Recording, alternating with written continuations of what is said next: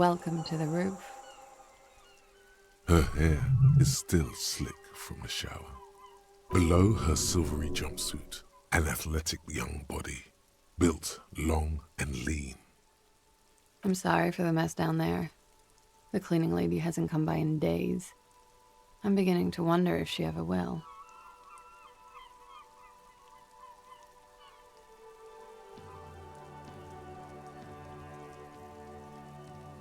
Nice.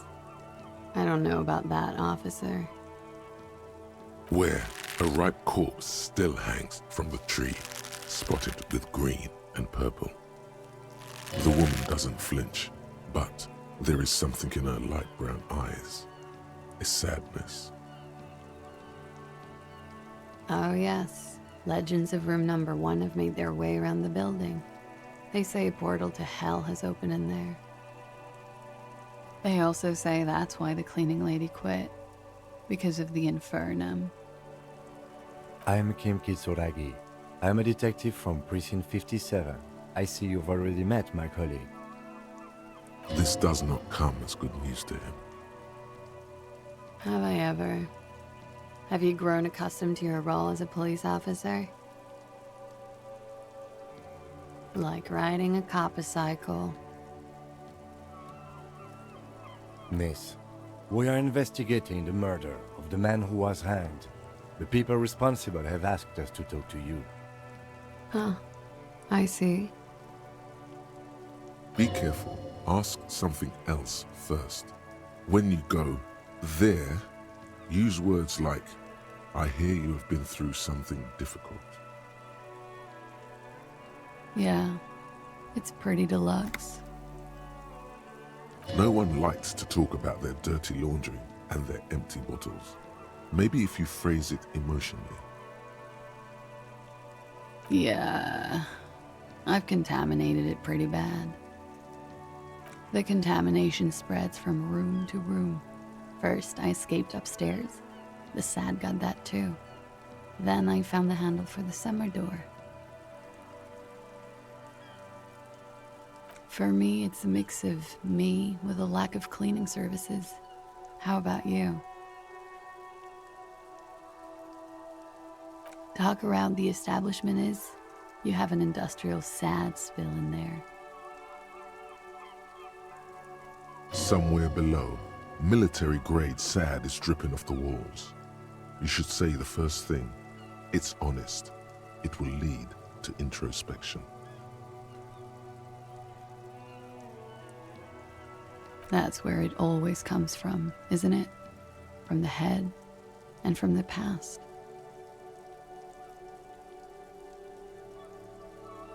Yeah. That, yeah, is the kind that consoles and sweeps under the rug at the same time.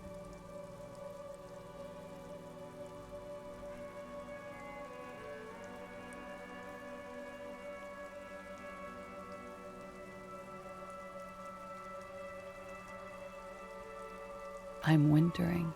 How long have you been staying here? About 4 months. I came in November.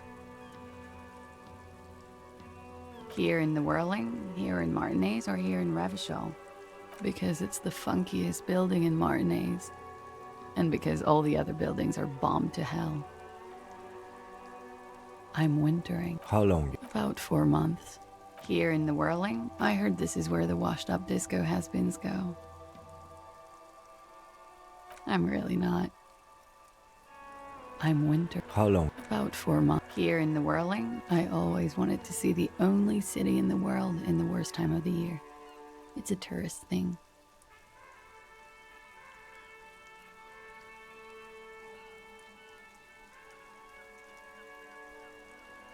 It is. The lieutenant makes a note if he finds the answer unsatisfying. Thank you. I've put a lot of time and effort into it. Technically, possession of narcotics is legal in Revachol, but you should still reprimand her. No, don't listen to the stiff. Be cool.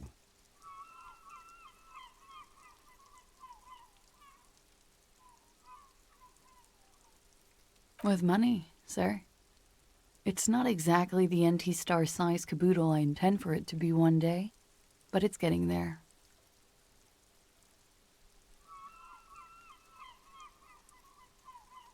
Comes in handy when you've done too many opioids. Is that something that happens to you often, miss? Better safe than sorry. Oh, yes. One of my favorites. It cures many ailments. Like not being able to stay up for 36 hours, not being happy. It cures those ailments. It's just a mirrored speed molecule, basically. Very funky. Okay. Watching herself reflected in the bedroom window, tall and sparkling and draped in smoke.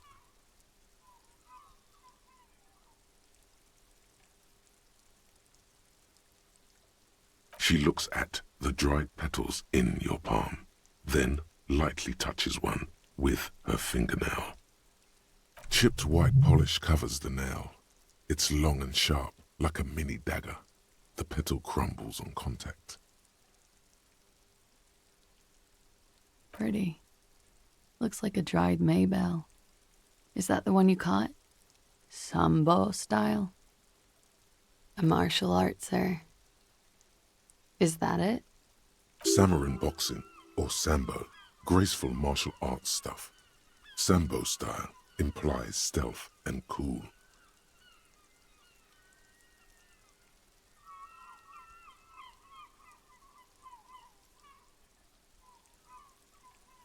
Why was there a flower on the roof? I don't know, officer. Because of the wind? Or an admirer? Admirers? I'm too old to be a debutante. And this place is no fashionable society.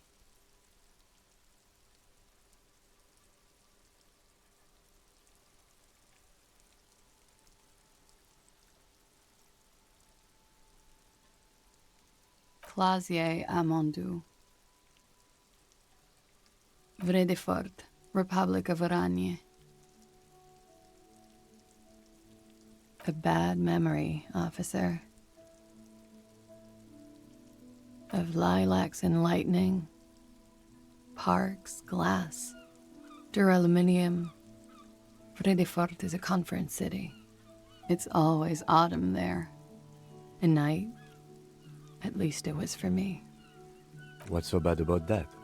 Nothing, if you're no longer there. The conference centers are filled with people who get angry at you if you do something wrong. Sooner or later, everyone does. I'm 28. Something stupid. Wanna hear what's stupid? Somewhere in a one-room apartment on Boogie Street, a young man shows Patrol Officer Tilbrook his genital warts, asking if they're cancer. His partner, Emil Mullins, can't be there. He's in another apartment with another man who's showing him a dead dog under the radiator. It's dead, Mullins says. No, the man replies. He's warm, Mullins replies, because he's under the radiator. No. More stupid. Oranese lit. Oranese literature. It's what I studied at the university. Fear of failure, fear of death, how it sucks to be Oranese. All national literatures are. Only the name of the nation changes. If that's true, then Revacholian lit would fit you like a glove. Nothing. I do nothing with it. Cool. I've made more money by just being than I have with Oranese lit. Many things. A roller skating instructor, a secretary, Miss Oranje 37. It's the world's most tired smile. Miss Oranje, now there is something you should linger on. It's a beauty pageant, held in the year of our century 37, in Oranje. It's a competition, For stupid girls, men look at them and choose the most beautiful. When you have the fewest deviations from the norm, I've been told it's a type of mediocrity that I possess.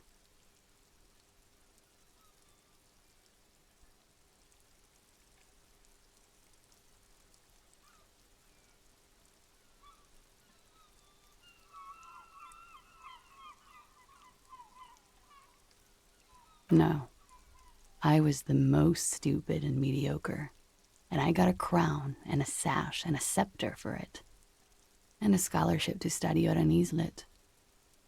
When you have the fewest deviations from the norm, yes, and for that I got a crown and a sash and a scepter, and a scholarship to study at an islet. I would offer you coffee, but it's garbage. Literally tastes like poison. I'm afraid you can't, officer. Why is that? Because it's buried in a sealed plastic bag at an undisclosed location on the coast, along with cash and airline tickets.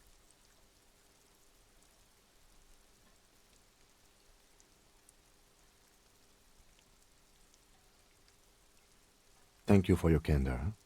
Why? They say so in your tourist brochure. Keep travel documents away from your person when west of the river. If I were to lie to you, I would come up with a more mainstream name than Clausia Mondu. It's a weird name. She seems to be telling the truth, sire. Okie dokie. If any of this made her nervous, it certainly doesn't show in her expression or her movements. The record. So official.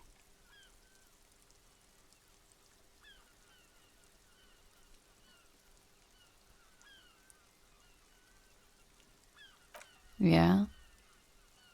All right.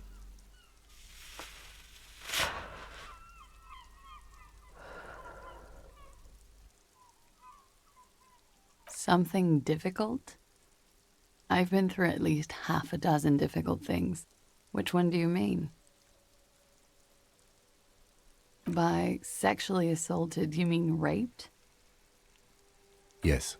It's a bit early in the morning for raped, isn't it? She sounds positively buoyant, vivacious, totally unbothered.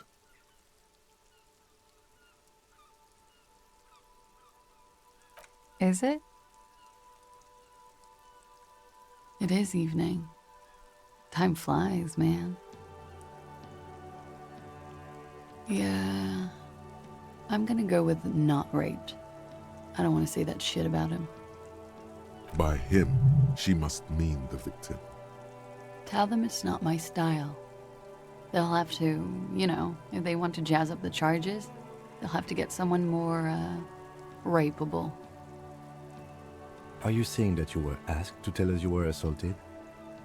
Not explicitly, but I understood what they meant. It wouldn't hurt to spice things up a bit. Some assault and battery, sexual assault maybe. It was clear the latter would be spicier.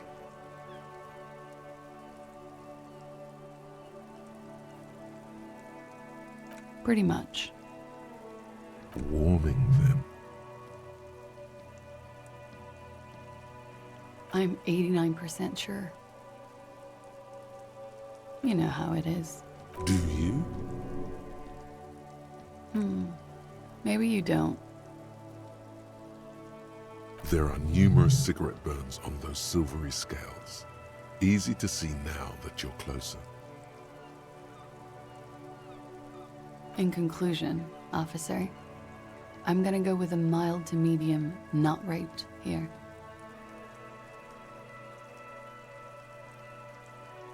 She takes a long, hard drag of her cigarette, then stretches her neck. You hear cracking in her shoulders.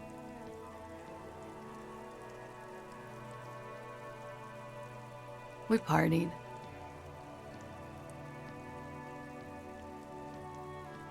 With all due respect, sir, I think we partied a little harder than that. Oh, it is. You're still alive. What did you do when you partied? We drank, sir. A lot. For weeks, basically. We had that effect on each other. We made each other drink harder. That's why I liked him. What else? Stimulants. Speed also has that effect, making you drink harder. And then drinking harder makes you do more speed. It's quite the combination. We also had sex. I guess you can say that, yes, a bit. Lovers is such an emotional word. But there was something there. We didn't have drugs for there to be. What did you do, me? Downstairs, at the bar. It was some sort of assignment. A military man, as you probably know. Had a cool hair scar. She appears aloof, but that scar part, the scary, is stressed and drawn out. What's that about? Apprehension? With longing. She misses him. When was this? A month ago? Something like that. Oh yes. I have multiple viewpoints. From the roof, out of the bathroom window, in my dreams. A bitter cringe. It hurts. You look to the lieutenant. He takes a small step closer. You called us, the RCM. Yes. I made it. And I would appreciate it if you didn't tell everyone. In Martinez, they call it snitching. Reporting crimes is confidential in Ravachol, miss. Because I couldn't handle it anymore. None of these people called. He just kept hanging there. Then they started stripping him. Tearing off his armor, demeaning him, throwing rocks at him.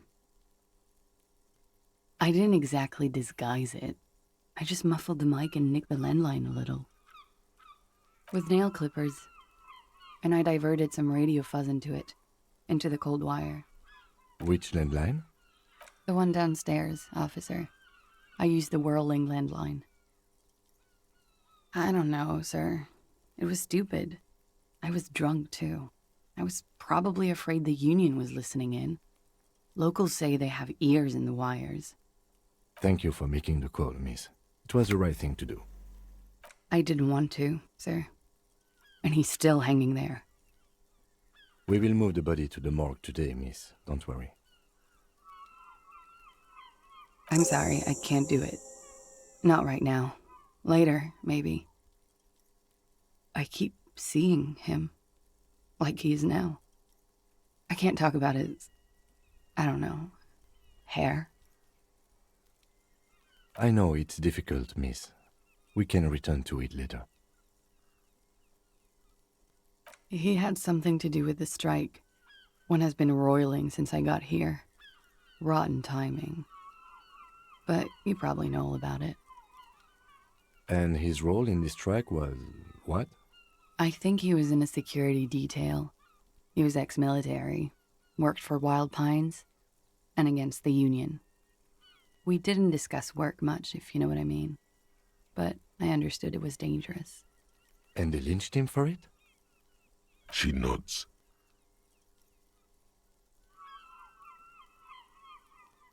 They're frequent guests. Downstairs, they have a booth for Union members. They're probably down there now. Over drinks. It's been a long, boring winter. A little, yeah. Like you partied with the deceased? No, not as hard. I'm sorry to have to ask this, but have you had a physical relationship with any of the Hardy Boys? I have. Which ones, sir? I don't remember precisely. Titus, obviously. But as I said, it's been a long winter. Could that have been part of the reason they hanged him? I hope not. Actually, I know that's not the reason. I'm careful about that kind of thing. not crossing the wires, you know? But that's probably where they got the rape idea. Men like that? I don't know. It's the way their imaginations work. I suspect it's what they'd like to do to me. She changes balance from one foot to another, crossing her legs. She breathes a silvery sigh of relief and weariness. The air on the roof feels humid. Should we head by downstairs, officer? We may have things to discuss there.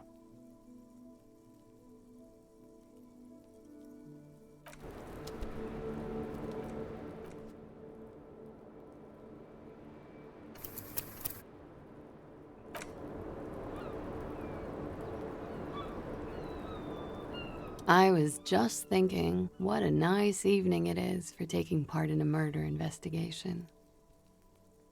Not my favorite topic, but okay. How about we, change the subject to something more lighthearted now? Yes, you're just one room away. Very personal.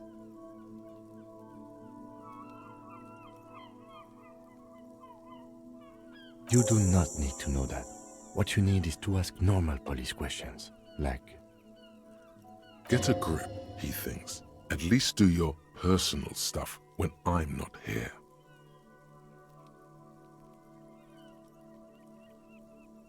Why not? I'll be here until 11 p.m., drinking coffee, most likely.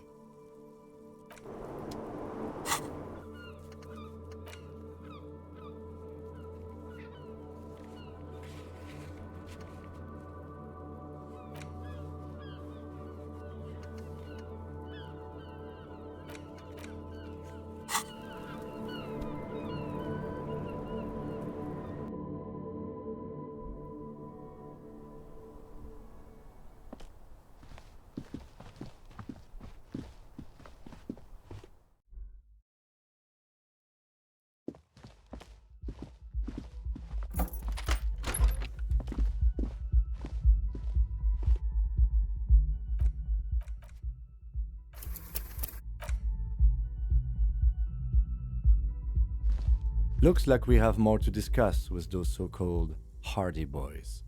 Half their reasoning just went out the window. Nothing will make them respect the RCM, but it will disrupt the game they prepared for us. We just stripped off one layer of whatever it is. Her decision to not corroborate their story was definitely not part of the plan. What else could she have done? Lie? She saw there was no way to lie and get away with it. If not you, then me. It was a smart move from her. You think so? Being candid is the best way to lie. The appearance of candor with some facts thrown in draws attention away from whatever one chooses to omit. She may be trying to control the pace of the investigation. Anyway, we should move. I suspect our inquiries will bring us back here soon enough.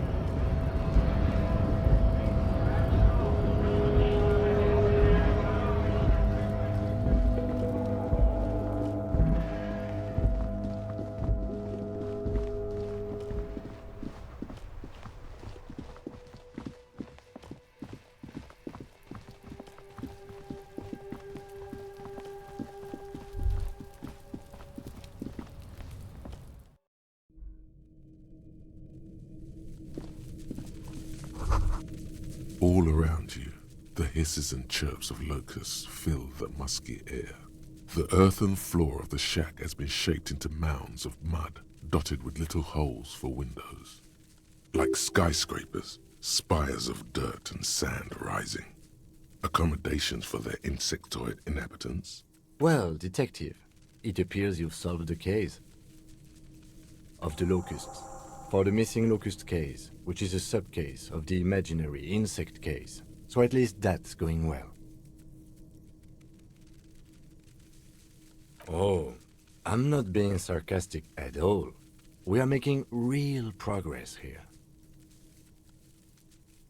If anything, the presence of the locust points to the opposite. The phasmid did not take the bait from the traps. It was Kuno. The phasmid doesn't exist. But what do I know? I'll let you handle the Kuno side of things. You are doing just fine.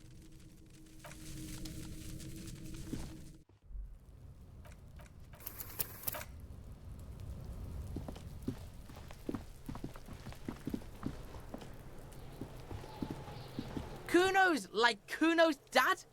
Kuno doesn't give a fuck about anything. Yeah, Kuno took the bugs, so what? So it wasn't the phasmid.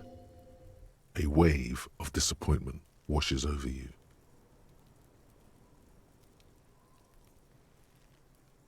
It's not Bugtown. It's the city of locusts. Locusts aren't just bug shit. They come out of the sky like a fucking shadow. Shit descends. Stop! You stop. It's like their fucking night. Locust City, Night City, City of Rage. There's a tug of war over the name of his fantastical city. It's almost too big for his imagination. The girl forces herself to watch again, the corners of her eyes twitching from discomfort.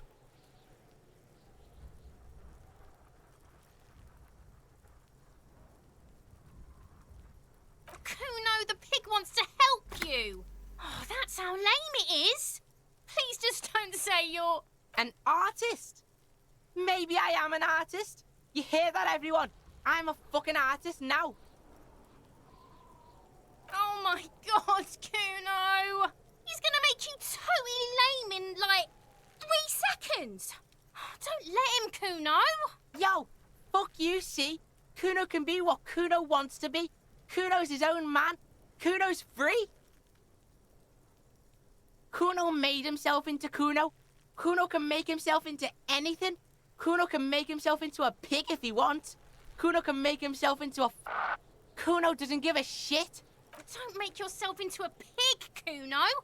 You'll have to take me away. So that's what this is about.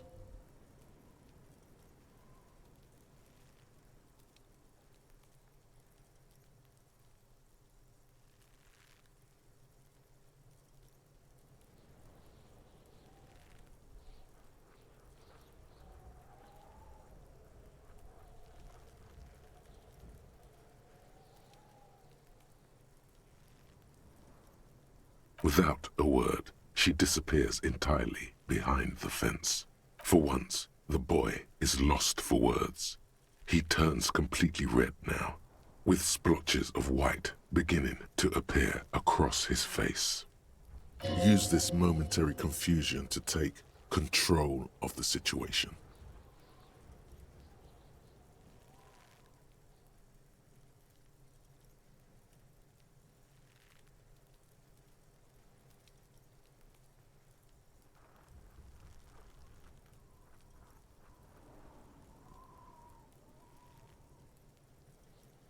I don't give a shit. I don't need the locusts anyway. Shit is all lame now. She was right. The girl's face appears again, above the fence, just long enough to make eye contact with Kuno. It don't mean anything. It's shit. Kuno just likes to focus. Kuno likes to concentrate on shit. Build shit when he's zipping hard. Fuck. Pig, you really shouldn't have fucked with Kuno City. Now it's all fucking lame. Kuno's gonna let the fucking locusts die. The fuck are they trying to catch anyway? With the traps? He recognizes the name. Bitches think Kuno doesn't know shit. The fuck out of here. Kuno's tired of this shit. There's silence between the two children. They're not saying anything to each other, nor looking in each other's direction.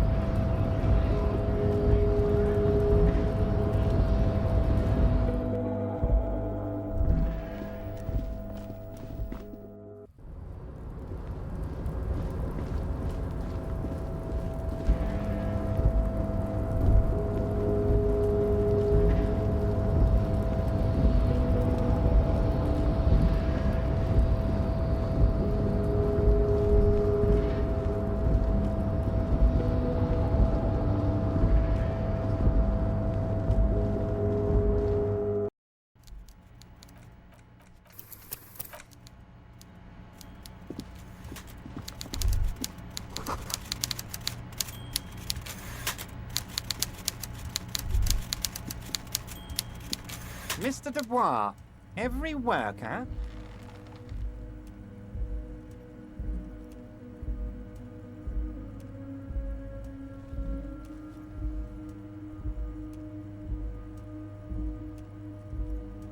That's right, Mr. Dubois. I see the socialist democratic fervor now burns in your heart, too. How can I help you today?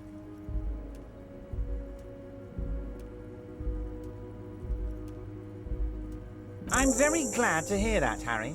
One question. You didn't actually happen to stumble in and see what's inside the apartment, did you? He's trying to figure out if you're lying. There is no way to sway this man in any direction. He is unsuggestible and unswayable. Just tell the truth. Just as I thought. Culturally antiquated mug collection. What a weasel. Pissing on Everart's Rainbow Coalition. He was testing you, and you succeeded. Now let's get down to brass tacks. It's time for men like me and you to figure out who's killed who and why. Real police work is gonna start happening now. I promise you, Harry, this is gonna be good. By now, I'm sure you've figured out who the dead man was working for. The bad guys. Wild Pines. Sent to scare us. Another violent measure of the top hats against us flatcaps. Harry, this strike is the culmination of many, many mistakes made by the Wild Pines group. They tried to shut the strike down by sending in armed mercenaries. You mean our victim? A security contractor? Can you imagine that? Workers standing in peaceful protest, united in the spirit of fellowship, and they send hired killers to mow us down with machine gun fire? He performs a motion as if spraying bullets from a machine gun. I'm talking beasts. Hardened killers from proxy wars in Yisut, Semenine, Saramoritsa. You name it, they've done it. Raping, killing, burning villages, killing little children for the Senorita Pineapple Company, Harry. Everything they did there, they brought over here. They want to turn Revachol into a third world slum. Honestly, the only thing they didn't do is kill the village elephant. No, Harry, the elephant is metaphorical and so is the village, but the mercs and their brutality are very real. Now, I haven't personally witnessed the brutalities out there. I have the luxury of staying in my container, you see. If I need to go somewhere, they just move my container. Yes, I'm an old man, Harry. My legs aren't what they used to be. They lift my office with that big crane. It's actually very fun. You should try it. But enough about me and my fun container. The killers the company hired, I think there were 3 of them, all hardened commando types. One of them got downright suicidal, getting drunk, violent, a little rapey. Even their own negotiator couldn't control him. That's your boy, the one who likes hanging out and trees. By negotiator, you mean Joyce? Harry, what you need to realize is, we dock workers are not pushovers. We got grit, Harry. This whole neighborhood does. Push us hard enough and we push back. And when we do, we push to kill.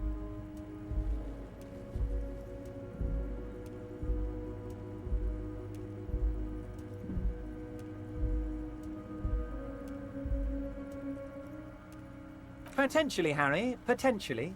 We got arm wrestling champions, rowing club people, ex-coal miners, tough guys, all ready to spring into action for their home base. There's a militant wing inside the Union, a group of people whose duties don't involve manual labor, but peacekeeping in the neighborhood, making sure everything runs smoothly. They're like you guys. Idealistic people who want to make sure bad things don't happen. And if they already have, well, punishment must follow. So these idealists killed our victim? One day Titus Hardy, leader of this peacekeeping faction, comes up to me and says, "Boss, socialist democratic fervor drove us to take it upon ourselves to kill this beast that was burdening the land." He probably worded it differently, but that was the idea. Sure sounded to me like they killed him. I gave them 2 weeks paid leave and told them to lay low to avoid retaliation. Aren't you worried we might arrest them for this? Oh, I'm not at all worried about that. These are not the kind of men who get arrested. They're Martinez boys, tough and gritty. I'd like to see the man who takes them in. Besides, I sent my lawyer girl to look after them. If he's just boasting, then it sure doesn't feel like that to you. He's not worried. How do I know? Let me tell you about these people. That's their MO. It's what they do. Last winter, some poor workers in Terminal E went on a little strike. The company sent in Sediment, a security contractor. The strike was over the workers' right to wear protective footwear, Harry. These guys turn up and start beating people. Tell you what, Harry, I wouldn't be surprised if we got the same mercenary company after a little rebranding. And I'm sure as hell not surprised to see an army of scabs under my gates. So you believe the scabs were organized by the security contractor? You said it.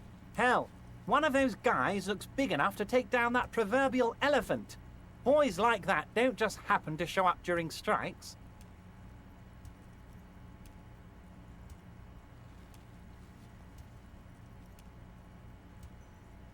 Of course. You're always one step ahead of me, Harry. I'm no genius. I'm in this position because people like me. Tribunal? That sounds serious, Harry. We Union men should be shitting ourselves. I wish you hadn't told me that. I'm gonna lose sleep over this. Let's change the subject. He's clearly happy about the tribunal. Oh, Harry, what do I really think about the tribunal? You're trying to climb to second base with old Everard before you've even courted him properly. He wants you to do more things for him before. Oh, Liz is a bright one. I paid for that law degree myself, thinking it'll probably turn her all fancy. But hell, Harry, she came back a firebrand socialist. Sometimes she scares me with her zeal. Oh, they are simply fine young men, all 7 of them. Exemplary union members, always working to advance their position in the local socialist democratic movement. Core members. Old Theo used to run them, but things really kicked into gear when Titus took the reins and named the group after himself. Gotta love his initiative. Interesting. Who's second in command? They're almost all of them great guys, born leaders. Whatever happened, I'm sure they only had the best interests of Martinez and Revachol in mind.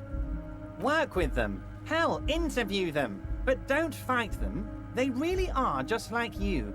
Men who like beer, women, and some order on the streets. But of course, it's the least I can do for my good friend Harry. I'll do it right after we've concluded this talk.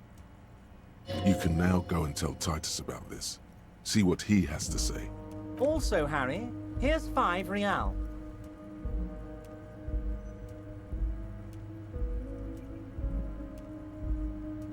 I'm not giving you anything.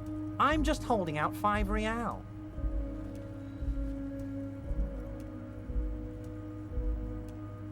Oh, I wasn't offering it to you, just holding it out there. But I'm willing to share information. Was there anything else? Was it a good talk? I'm not sure we made much headway here. I was hoping we'd bust the case wide open. Heck, I even wanted to tell you what I really want to achieve with the strike. I don't know what happened, Harry.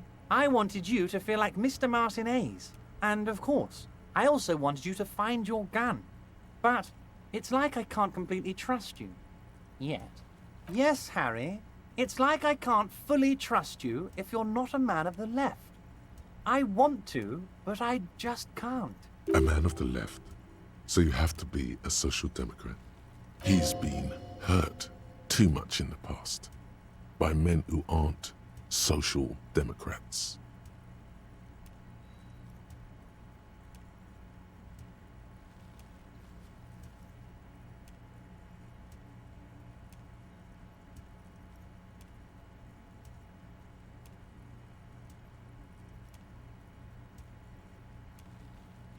You're saying it, but I don't believe you.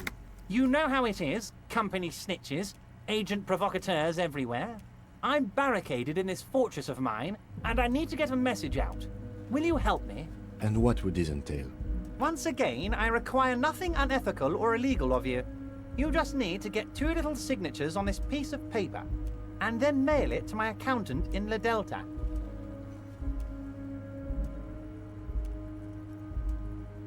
It depends. I don't think what we just got from Mr. Clare was very useful.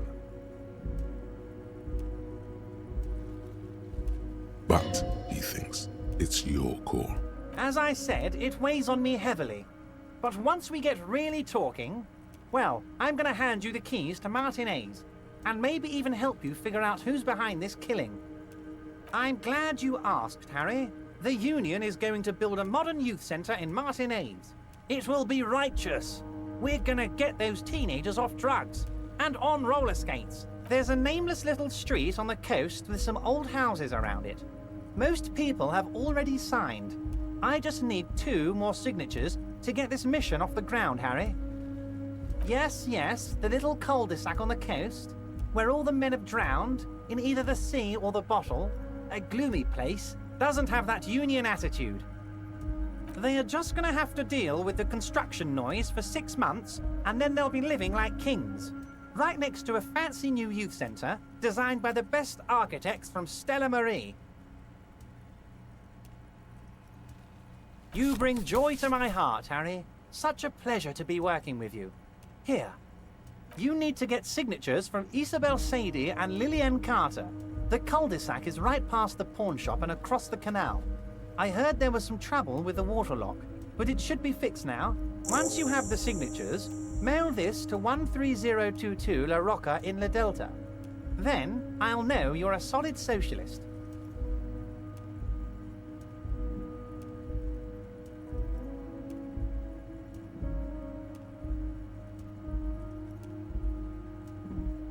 Most certainly, Harry. By all means, Harry.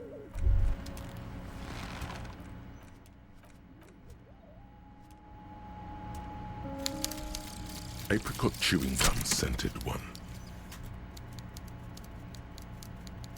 August 2nd, early late summer.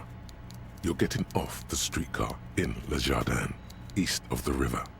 Her father and mother are middle class.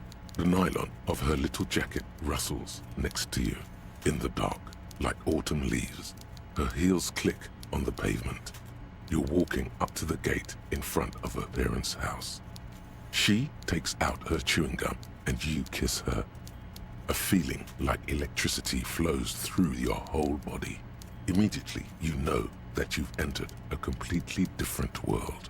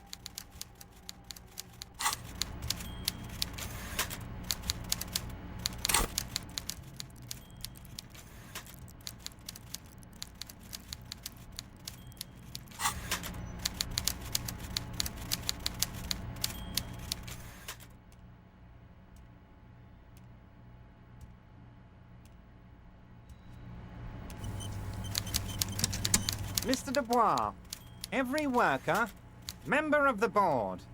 How can I help you today?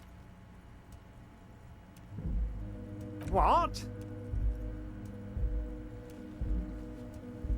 Oh, how could I forget your little side project? Well done, Harry. Well done. Don't even tell me what it was. But good job.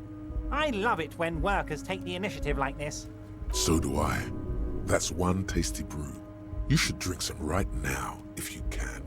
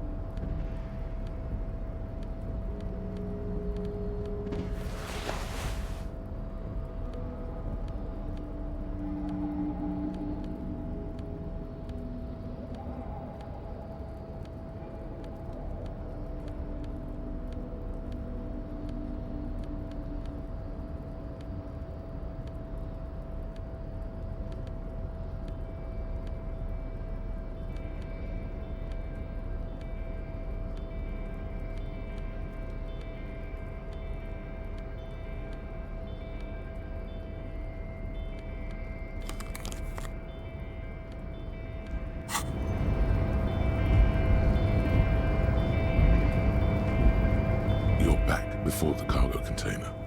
Its draw has not lessened since you were last here.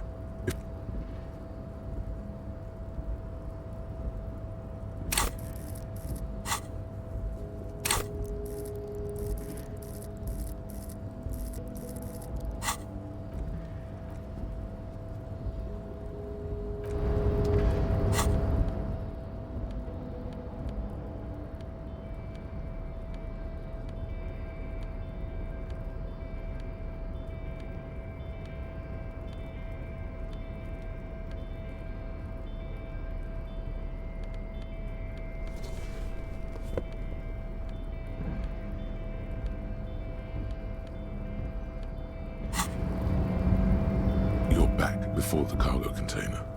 Its draw has not lessened since you were last here. If anything, it seems to have grown slightly.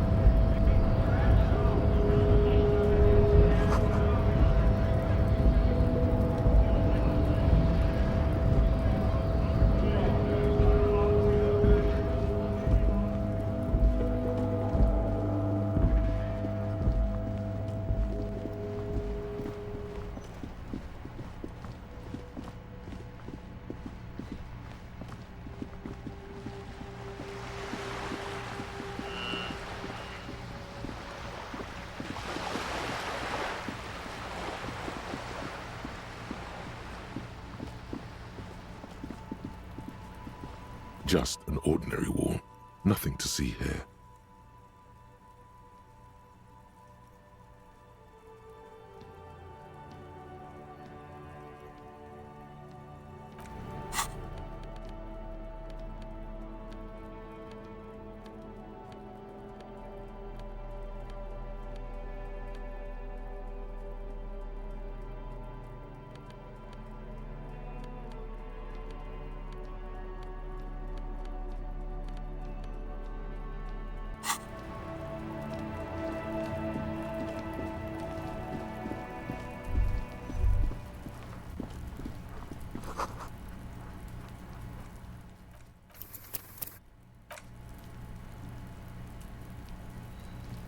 The door is closed again. Nothing. You hear someone inside, walking from room to room.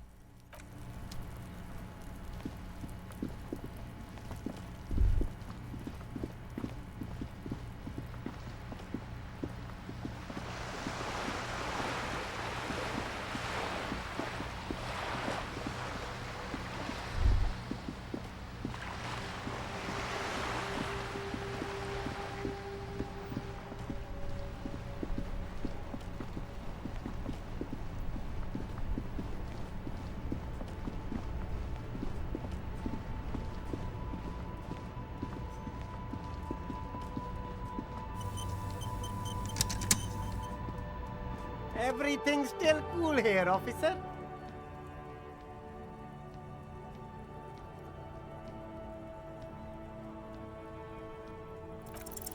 No need.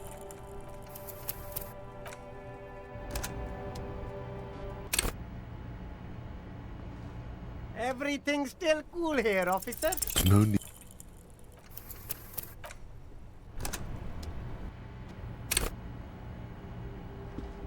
Everything's still cool here, officer. No need.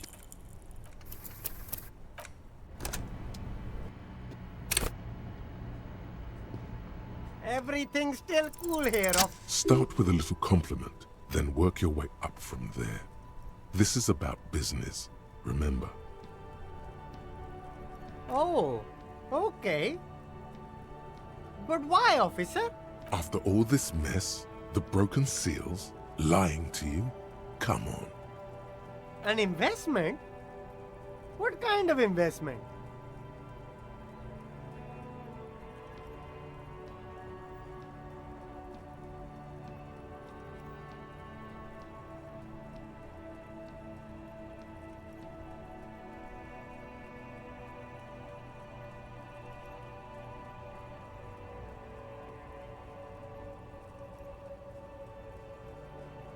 I guess it can't be any riskier than speculating in exotic derivatives. How much are we talking about here?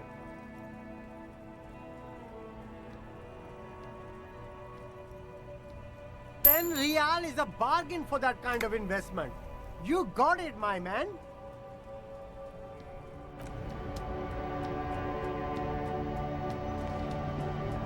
You keep coming back. Save the economy?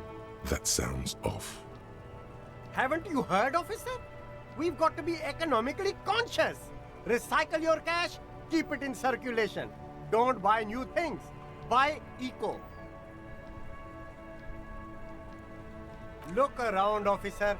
You see all these premium goods just sitting there, not getting bought? We've got to keep the flow of goods moving. Is this really the economy we want to leave to our children?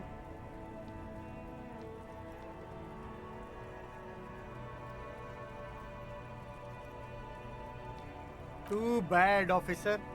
Kids make it all worthwhile. Without kids, who's going to be around to enjoy the economy? Don't let me stop you. Open the box and browse a little.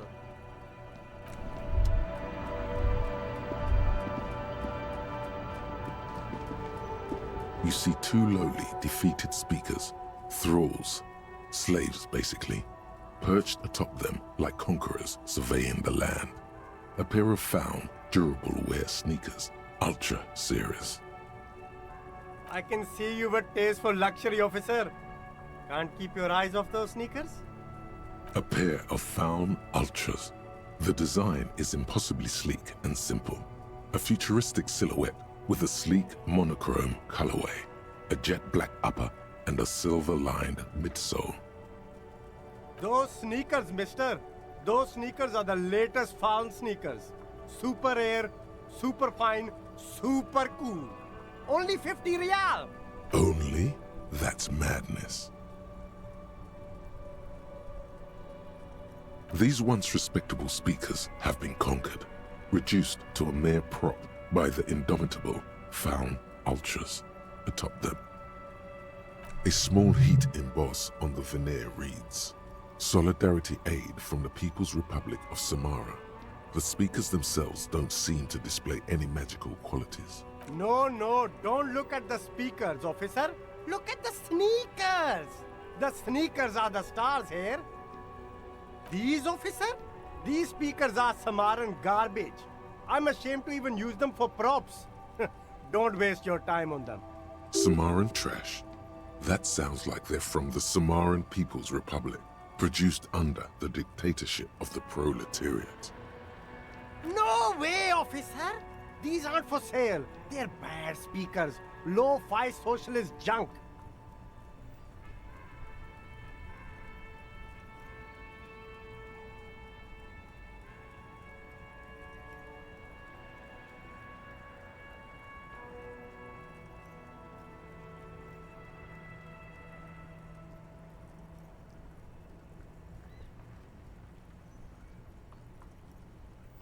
No, officer.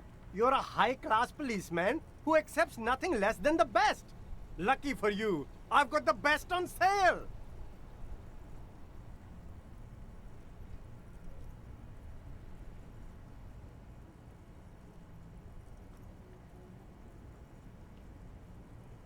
Well, if you want them, but see, they are the pedestal for my sneakers. If I let go of the speakers, where will the sneakers go? I can't leave premium lifestyle sneakers on the ground. If, on the other hand, you wanted to buy the sneakers too, I could maybe throw in the speakers for little extra. 50 cents?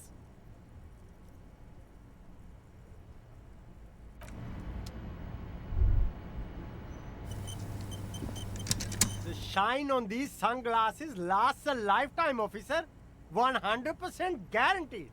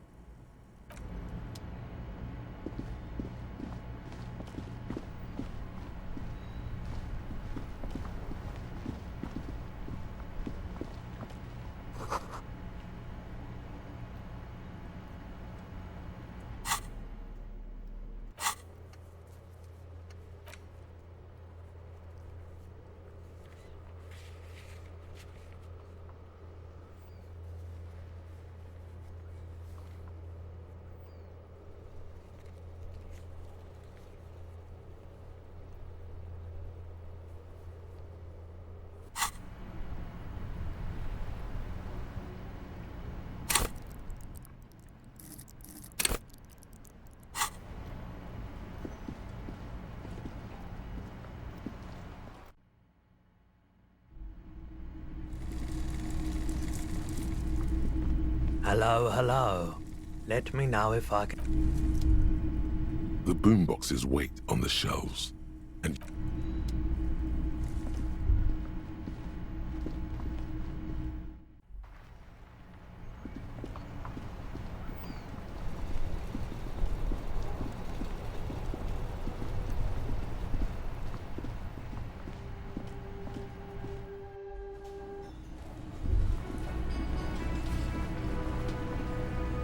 Yes?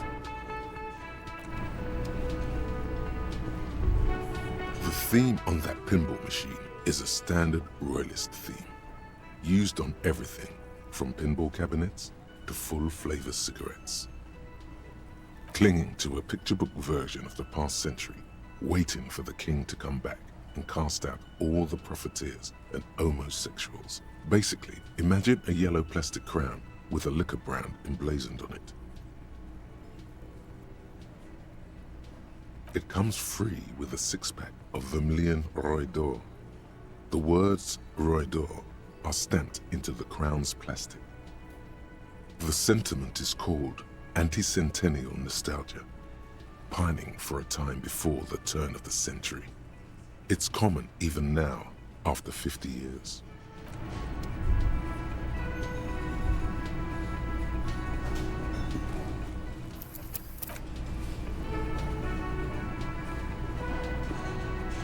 Hello, officer. I think I almost have it. A new trap design, that is. I know you're skeptical, but I have a good feeling about this. So it was just a child. Thank you for telling us, sweetie. This is good news, right? It means we can try again. She acts chipper, but something's changed in her tone. A hidden worry. Yeah, you're right. We just need to restock the empty trap. Then we'll need to inspect the traps one more time. And then maybe... He has a 38-degree fever. His resilience has given way. Darling, I told you to take it easy. You're getting sick. Maybe it's time to go home. You're right, you're right. We can come back next season, when it's warmer.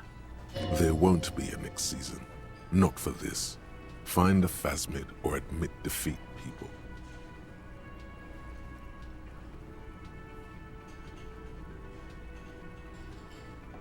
You can? Fine. It's better than having these people get pneumonia on the coast. But after this... He wants to see this tale through, as much as you. Otherwise, he'd have stopped this already. But he cannot let it drag out after this. Really? It's too much, officer. What Morel means is we're grateful for your help. Here's a fresh batch of locusts. They should slide right down the funnel. And thank you again. We will definitely mention you, should this lead to a discovery. I'm not talking co-discovery, of course, but... Wow. Co-discovery. You'd be famous. You'd show them all. This does tingle the pleasure center. This would show them all. We need to get you on that list of discoverers. No question about that.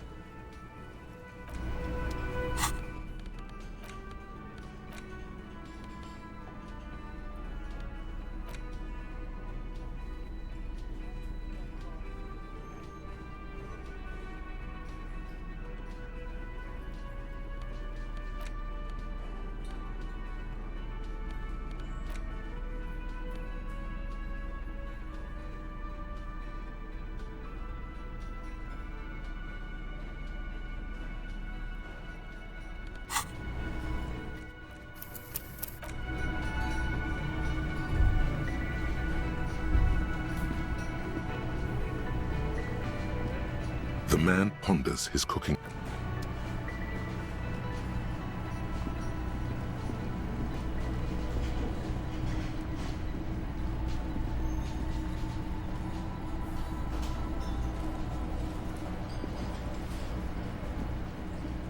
I've got nothing to say to you.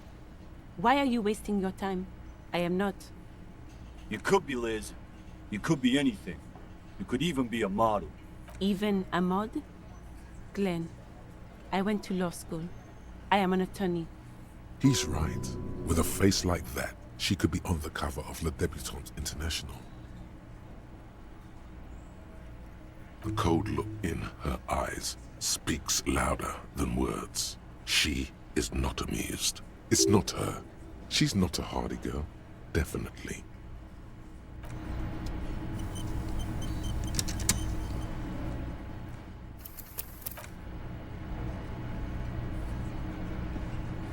It's you again. What is it?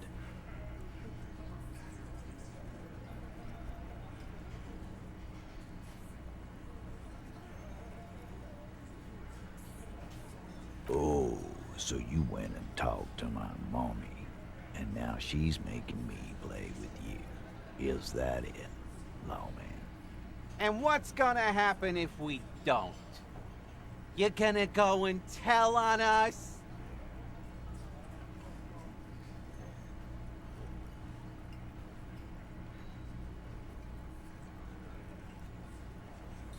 Yeah, I heard him. Now fuck do you think I'm doing here? You'd have your ass handed to you if it wasn't for the boss man's word. Let me state this very clearly, Capo. Hello, officer. I'm Titus Hardy, and these are my boys. Hardy boys. How may we assist you? Explosive laughter follows. To his men, Titus Hardy is a golden god.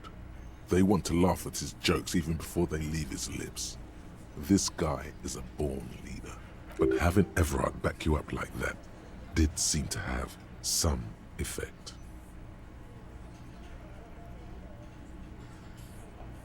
Again? Seriously, man. Fine. Yeah, whatever. Fuck! I knew that fucking whore couldn't be trusted. You've hit a nerve. Titus is furious. No, more than that. The loyal Titus feels betrayed. For the record, Titus Hardy did not explicitly specify the victim as a whore, nor did he say anything about trusting her. Oh, shut up and stay out of this, Liz. He raped her.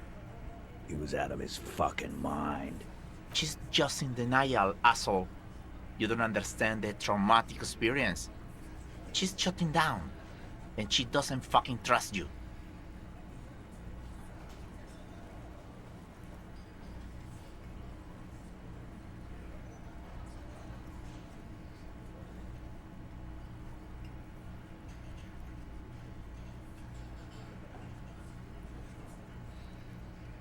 Yeah, she's crazy, you know.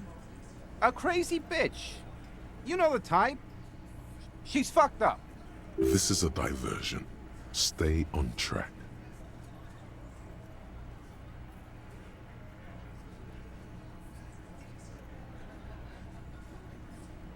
Lawman, I'm at the end of my goddamn rope with you.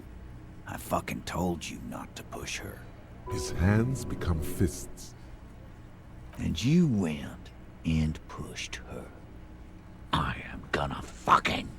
Titus Hardy. Success. Titus backs off. Fists down, everybody. Goddamn, no one tells you to put your fists. Everett personally sent me to take care of this. If this goes south, we'll all be in the shit. But you, Titus Hardy, are going to be buried.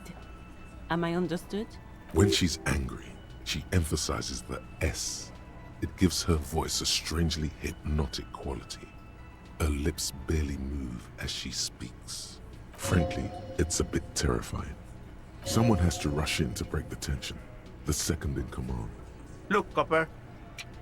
We know that that fuck was a rapist and a killer. We got him confessing to it on tape. Show it to him, T. What's the harm, right? Here, jerkwad. Listen to this shit. And then come back and tell me the soldier of the apocalypse was an innocent man. What's on it? We call it the door gun a mega mix. You'll know why. Won't you listen to it? You think we go into this shit deaf and dumb? You RCM aren't the only ones who know how to bug people. There's no university degree for that.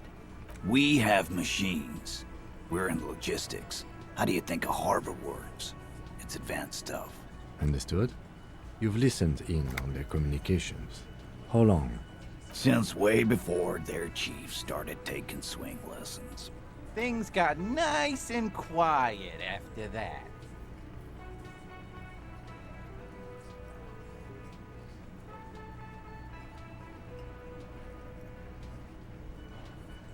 It's not advanced.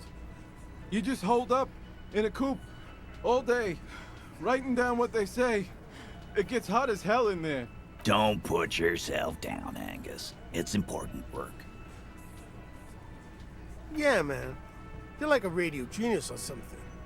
Those notes are some in-depth stuff. Indexes and shit. I'm sure we can find a tape player.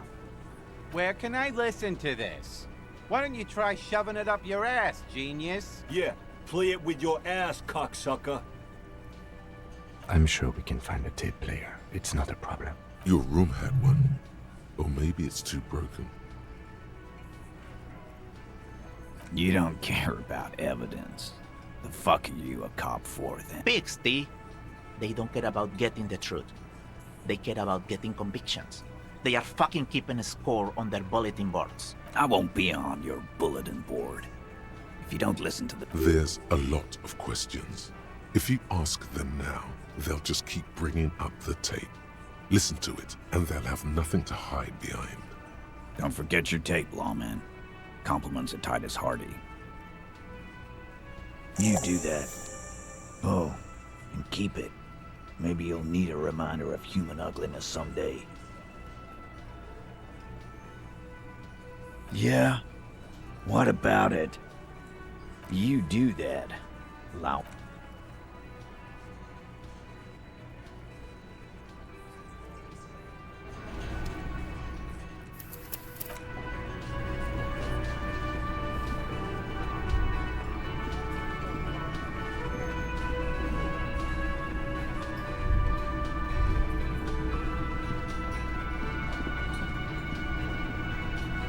Hi again, gendarme.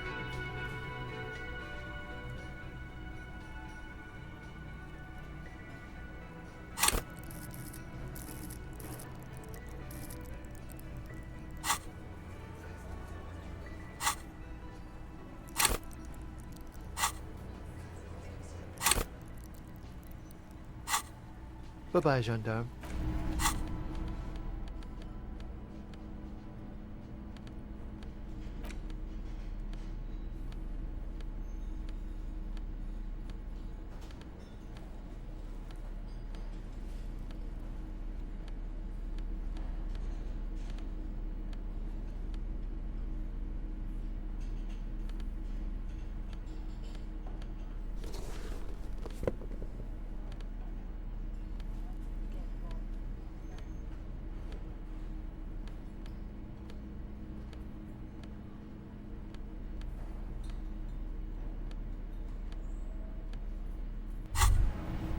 Hear that? Magnesium. That's what you're lacking. The lack of magnesium has you slouched. The magnesium levels in your blood are dangerously low. It's about the low magnesium levels and not the high alcohol levels. Yes, and it's critical. Look at yourself. You're practically devolving into a fish due to the lack of magnesium in your bloodstream. You need to get so magged up.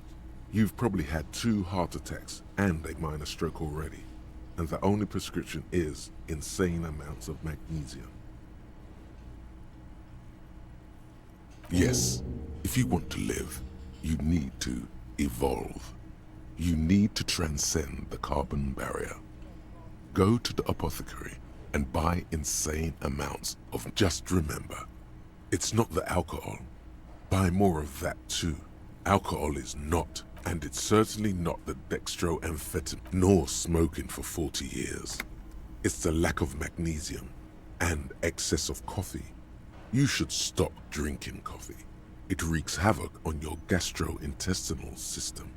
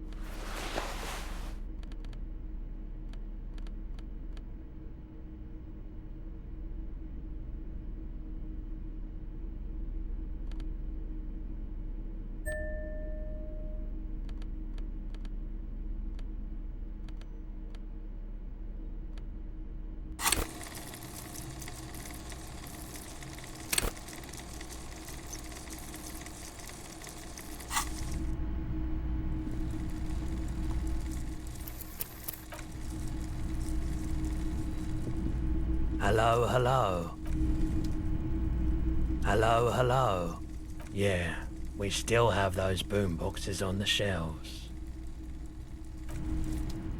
The boomboxes wait on the shelves, and your boombox, that gold and amber Harmon Waushi, stares at you longingly with its tape reel eyes. Sorry, man, I can't be giving out freebies. Never have, won't now. A discount? I do have to keep the lights on, man. It's 12 real. Just don't ask him for the smallest amount. You'll insult him. The others will work.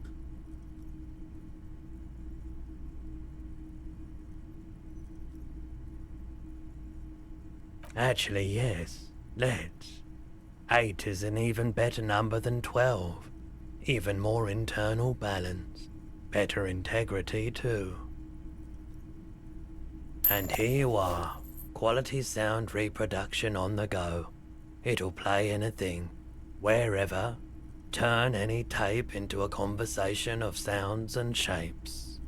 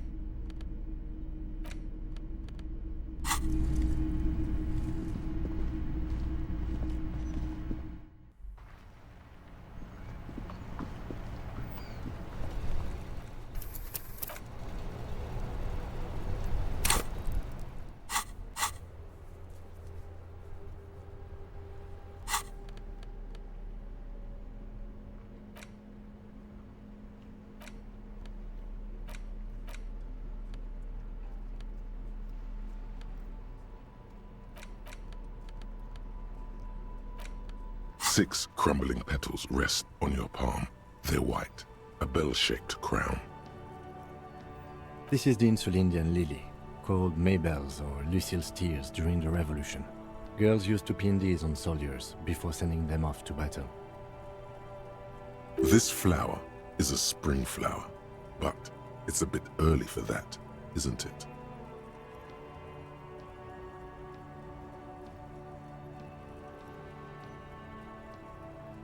The revolutionaries, so the communards and the anarchists. White's their color, but the custom started in the suzerain's army, so it held meaning for the kingsmen too. It's about girls and boys more than sight. Girls sending off boys who are going to their deaths, then also dying themselves in the ruins from dysentery and consumption. It's a symbol of the Civil War. Yes, but not this early, not to my knowledge. It looks dried, preserved. Maybe, maybe not. We'll see. The petals feel dry and fragile in your hand. Water flows under the channel bridge, dark water. You rub your sides for warmth, but there is none. Inland, above the Martinez distributary, the channel that brought wastewater from the silk mills of Jamrock, and then dead bodies during the war. The wrinkled fingers of an old man crush flower petals, then sprinkle them in the stream like white salt.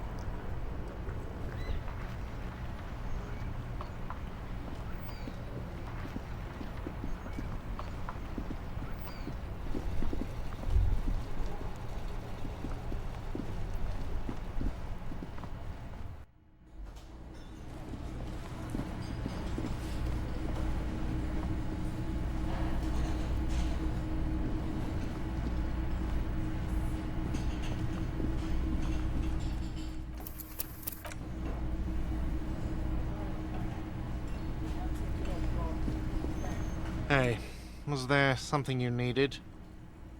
Well, well. Bringing him that new bird sure made a difference in his attitude. Got the 20 real? Good. You got the room for the night, but remember, you'll...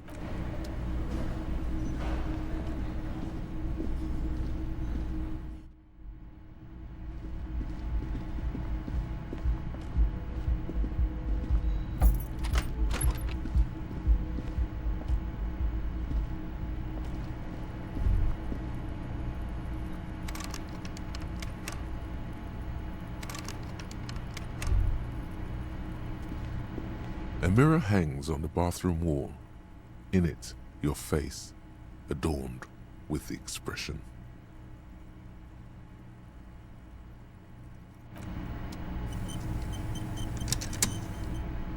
A mirror hangs on the bathroom wall.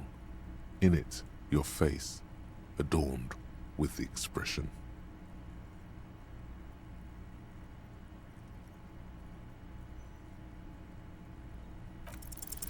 It belongs in the new, the third decade of the current century. Enough time had passed from the failure of the revolution that, for a fleeting moment, free market economy seemed like the ultimate, uncontested way of life for our species. Things were good. It was smooth sailing. People made gold and champagne-tinted interiors and facades to suit the times, calling this the new style. But more importantly, disco happened.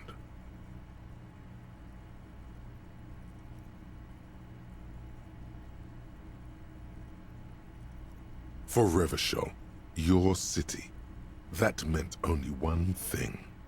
Guillaume le Million. Out of the dazzling swirl of disco music, in an open-air boîte de nuit, somewhere in Revachol West, Guillaume's blonde mane appeared on the screen. He sang some bullshit. Then he made the expression.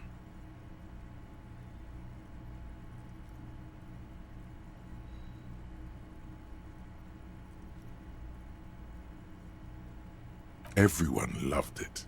Maybe you thought some of the stardust would rub off on you. Maybe it did. Either way, it's all gone now. Only the grimace remains. The click is used to spur on a horse. It also features heavily in Guillaume le Million's regional mega hit, Don't Worry, Your Pretty Little Head. Sometimes you like to add finger pistols to the mix, because, unlike Guillaume le Million, you are a police officer. It's your nifty little way to say, I'm armed and dangerous.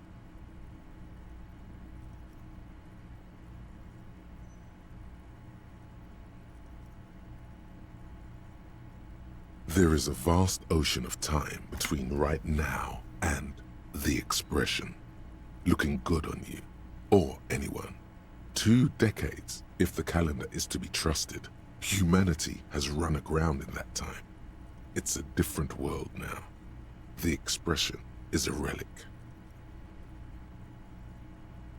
You have some understanding of the near history of disco, plus the trivia you've picked up along the way. Episodic memory, however, remains in the dark. It may never return. You should prepare yourself for that. It doesn't have to be. You can swoon over Guillaume and his champagne-corked smile whenever you want to. Maybe some of the stardust will return.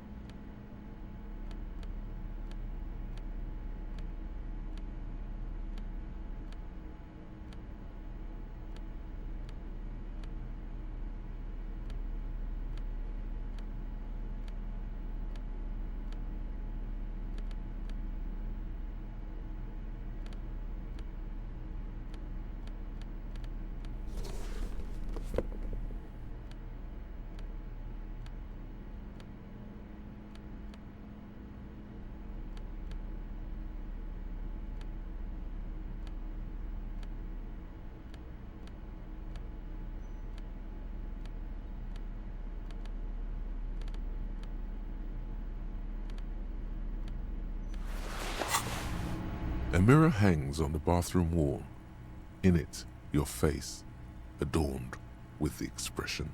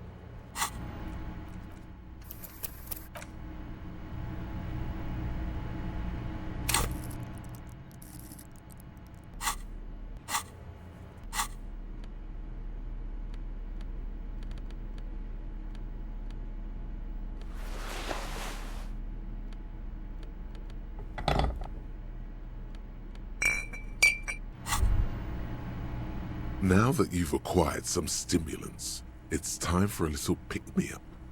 Time to detect.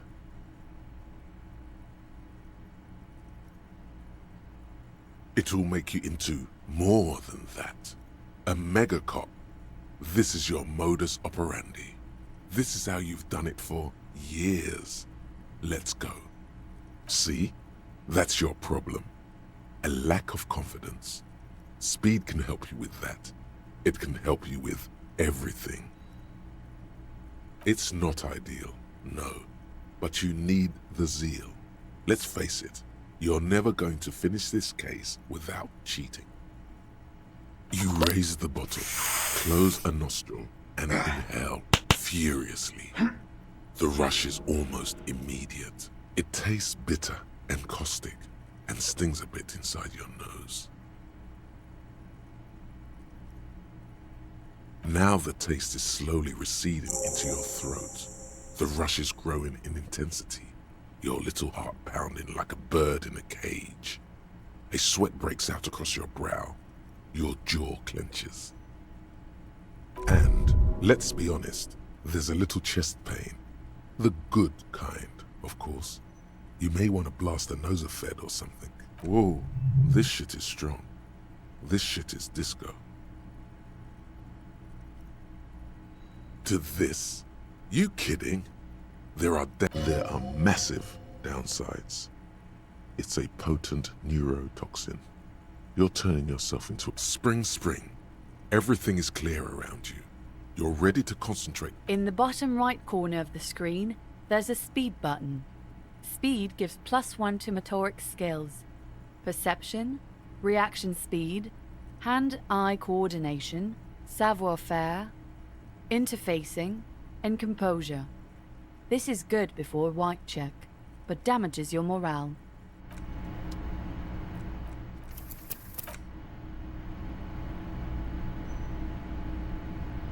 A mirror hangs on the bathroom wall. In it, your face, adorned. The chain cut.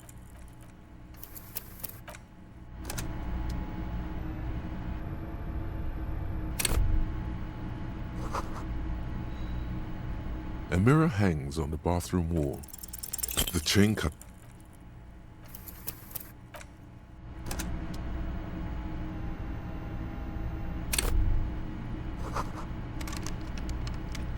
A mirror hangs on the bathroom wall.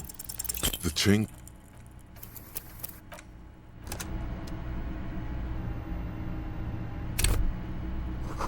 A mirror hangs on the bathroom wall. The faucet is quite terribly mangled. You handle the chain cutters deftly, applying just enough. Told you that you needed those chain cutters. Everything is connected. Everything has a purpose. The mirror begins to clear slowly without you having to wipe it.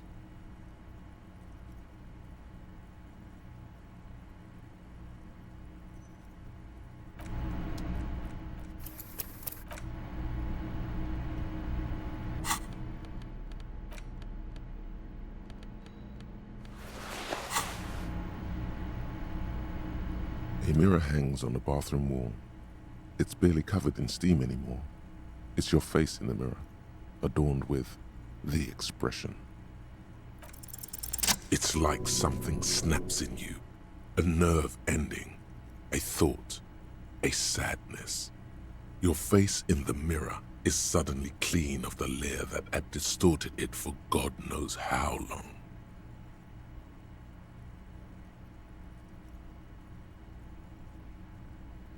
Just like that, it's over.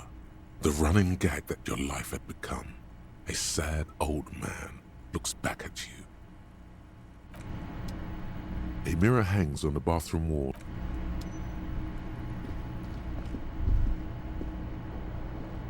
The fan stands still. The switch must be broken. The lights are off again. The lights are on.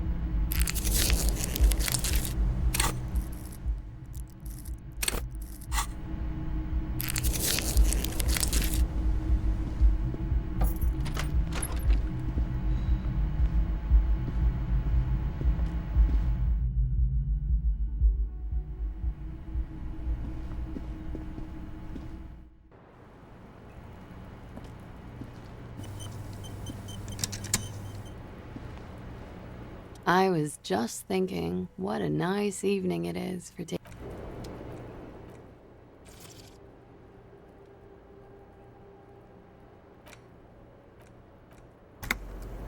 I was just thinking what a nice evening it is for taking part in a murder investigation.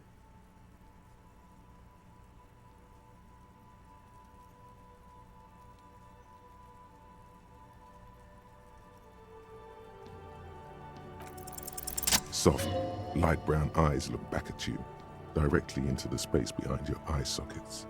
You see the smoke rise from between her painted red lips. She's beautiful. I have bad news for you. You know these guys? Who? Me?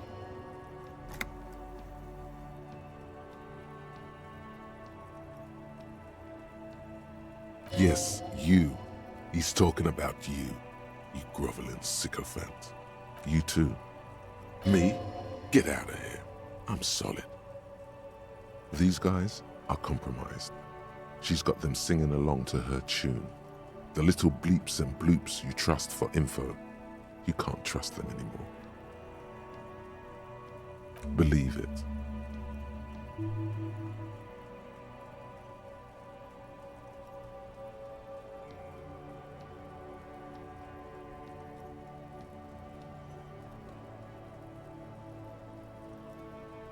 There's no way of knowing. At the moment, I'm afraid it's best to assume.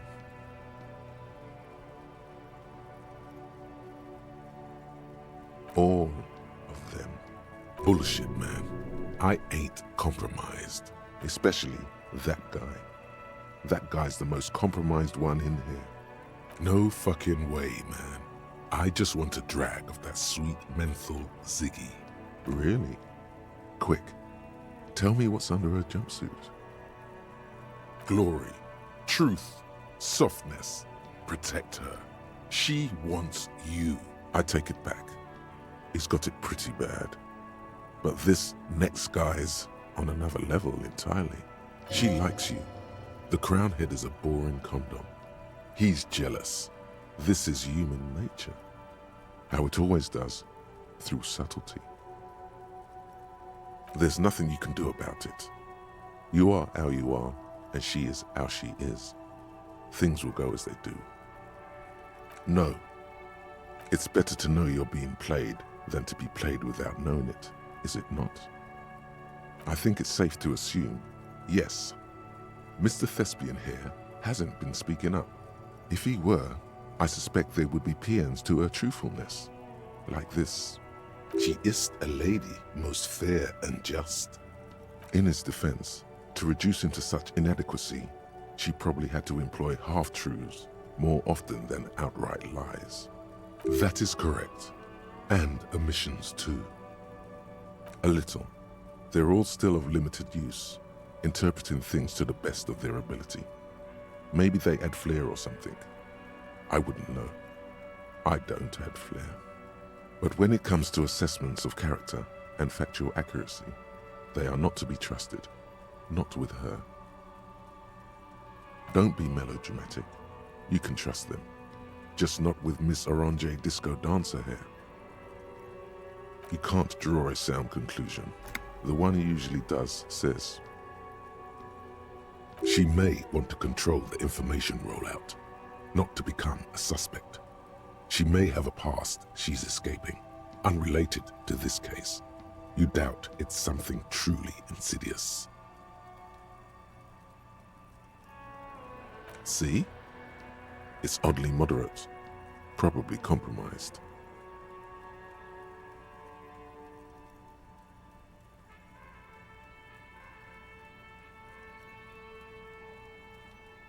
Don't worry. It's only been 4 or 5 seconds. You've got this.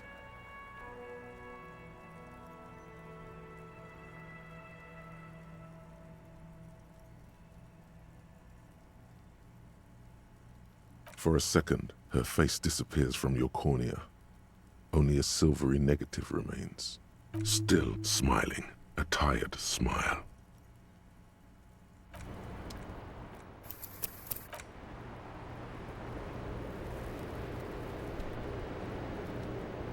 I was just thinking what a nice evening it is for taking part in a murder investigation. Ah, yes. The night before I saw you in the hallway and reminded you you're a police officer.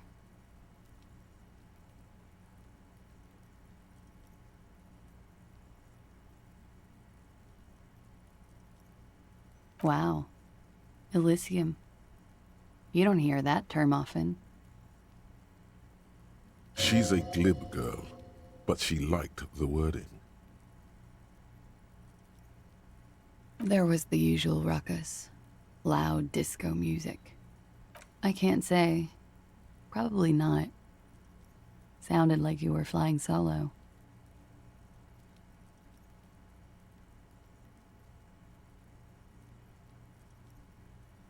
Oh, yes. Various artists. Ostentatious orchestrations prime among them. Oh, that? Yeah. Whoa. The less said about OO, the better. OO were huge where I come from. I was very young then, of course. Like 7. Life gets hard, but we go on.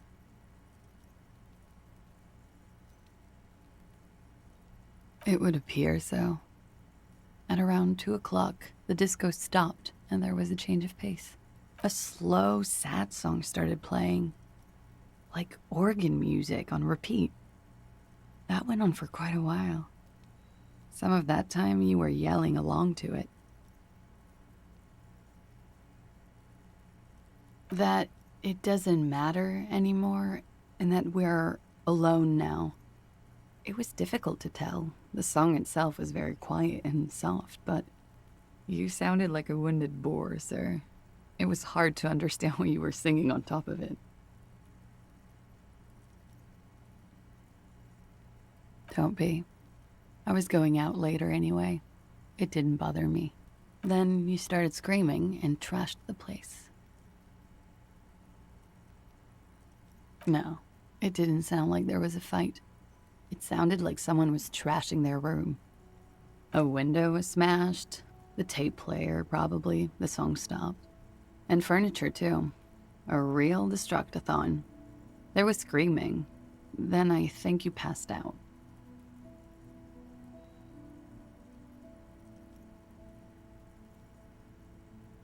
There was. I think you screamed that you didn't want to be this type of animal anymore. I may have misheard, but it was sort of memorable. I went out afterwards. Everything was quiet by then. Around 4 or 5. And that was it. No problem, sir.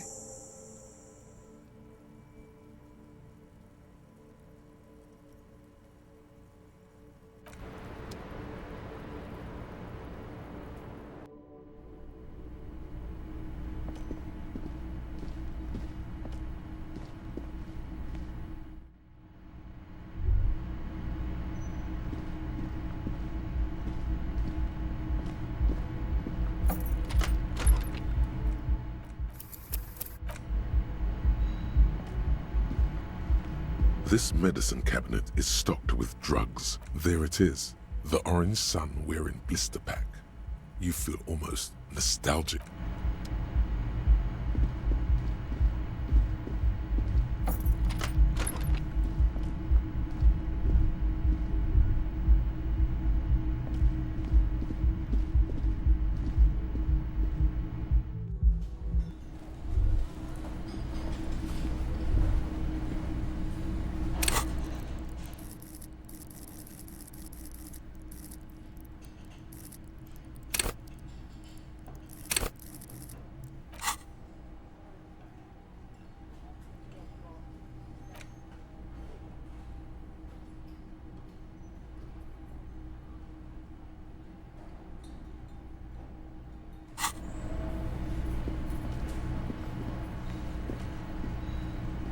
Hi again, Gendarme.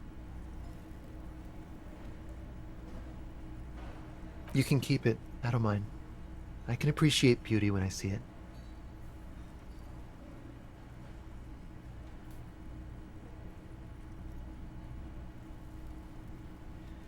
is it now? Well, enjoy it. Bye-bye, gendarme. Hi again, gendarme. It's the...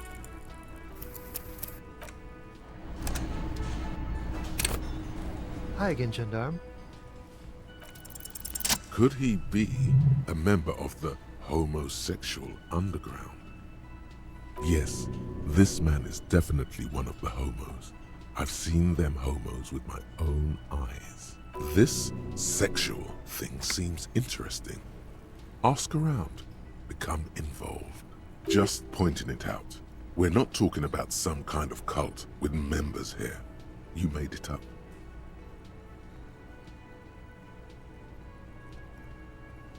The homosexual underground? Why, yes, I am, officer. Why? Do you want to investigate? Oh, it's a pleasure group. A sub rosa pleasure group congregating in cellars under the cover of night. Saturday night. Sometimes even Friday night.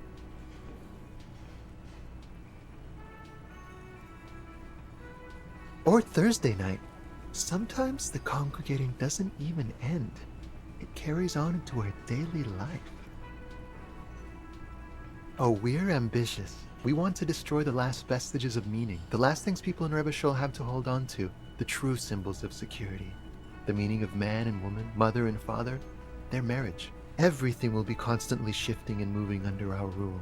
The future will belong to a circus of identities just spinning around, surreal and unreal. You won't even know who you are anymore.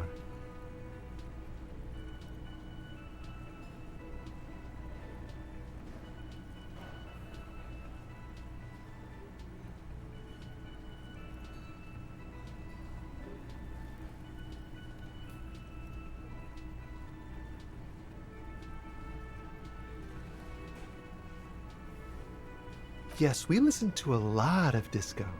Some say we engineered disco to spread our vision of a vertiginous, ever-changing society, where all there is a razzle-dazzle of gold. We are going to change the family unit with all this razzmatazz and finger dancing. And with mysteries. Of course, the mysteries are also of sexual nature, very esoteric. You can't just get into it. You have to be born into it. One is either already in the homosexual movement or forever excluded from it.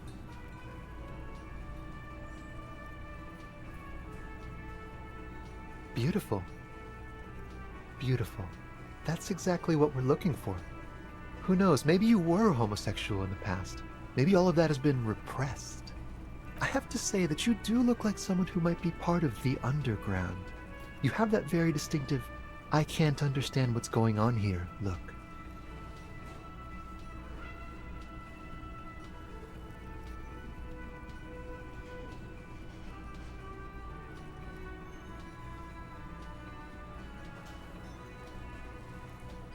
Do think about it, officer.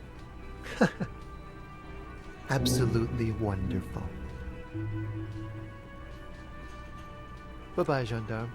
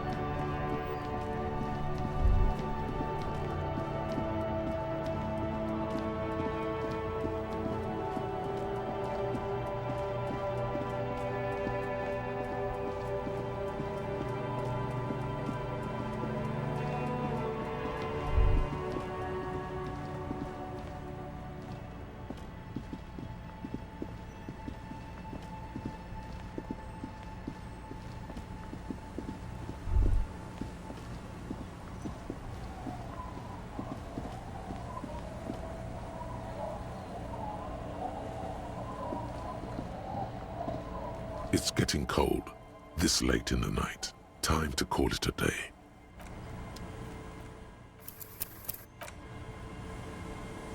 It's getting cold.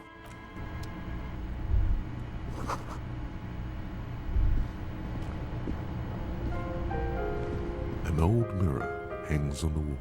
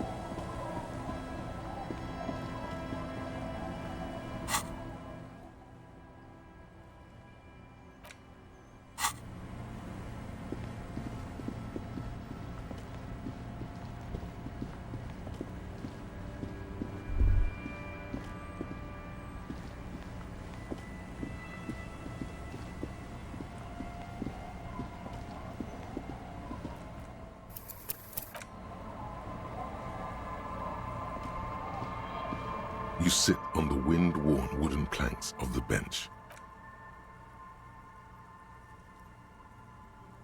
Time passes. You wonder how your gun is doing. Hopefully, it's okay. You're really starting to regret the poor way you handled your own sidearm.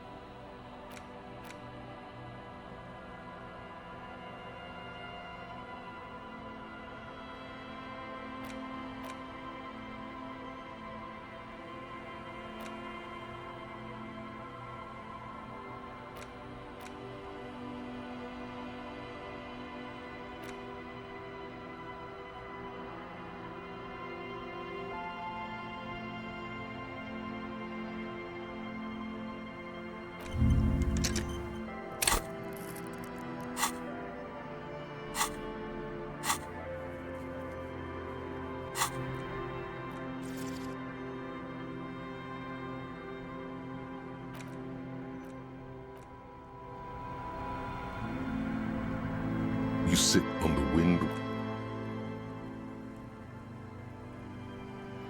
Time passes. You wonder how your gun is doing. Hope. This case is unsolvable. You should just give up right now and apologize to the whole town. Time passes. The bright sun blazes. It's getting late. Time to head to sleep. Best. The Jamrock Shuffle. In a way, yes, you are treasure hunting. Most officers from Precinct 41 do what is called the Jamrock Shuffle, cracking open containers.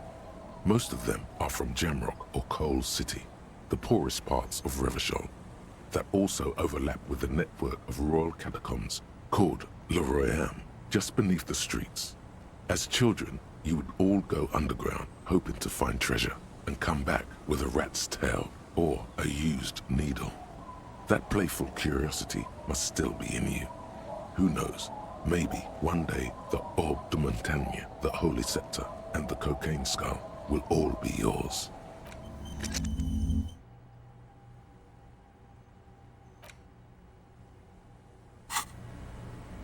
It is the dead of...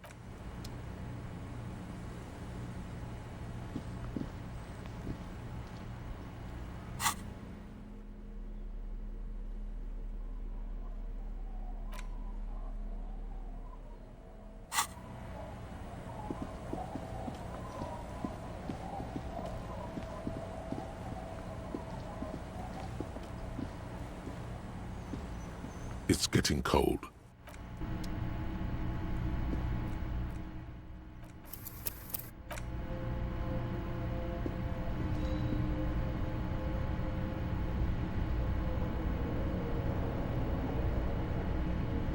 The bed is comforting, if a bit run down. Still, you've earned a rest. Across the room, the heating system hums its soft lullaby.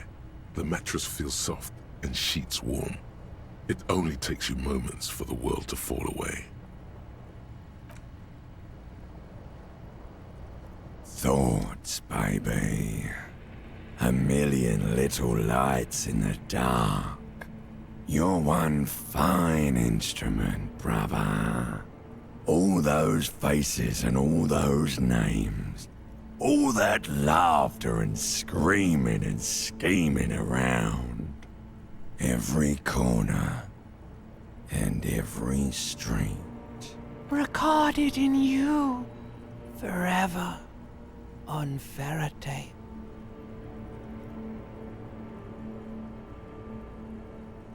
On and on it goes, for untold hours. At the disco where you first asked her to dance. Rising, rising, above the dark curvature, the great wingspan of sleep, studded with stars.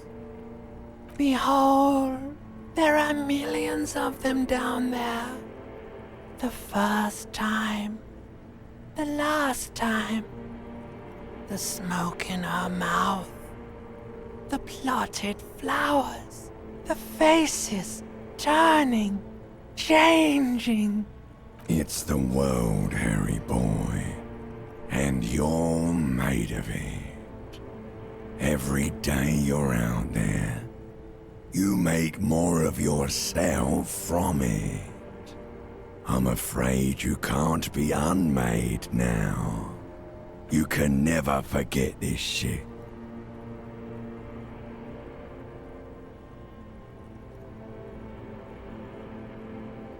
Beautiful.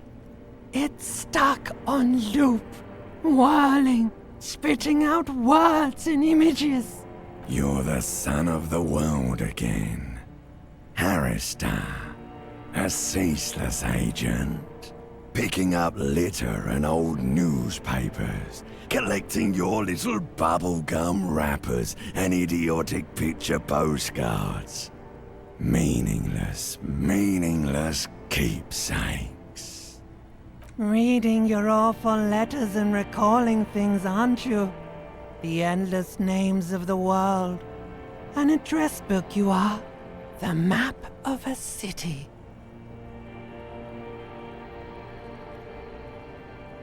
It's too late.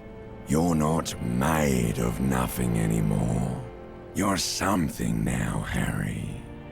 I tried to drown you in the black water, but you re-emerged, kicking and screaming, running. And for what? For the working class. For the money, baby. For the greater good. Solving your little crossword puzzles. Doing your tasks. Crossing names off lists. Trying to become some sort of world detector. It won't make it okay. It won't put smoke back in her mouth.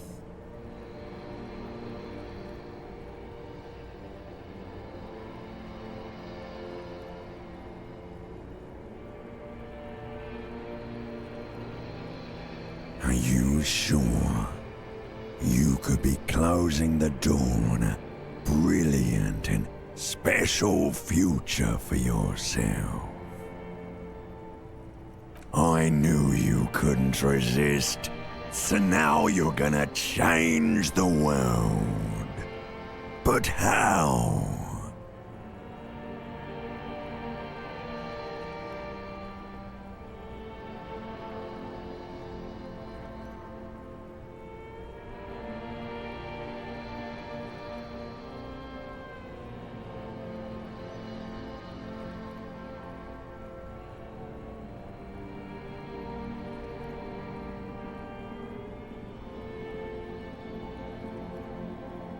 There he goes again.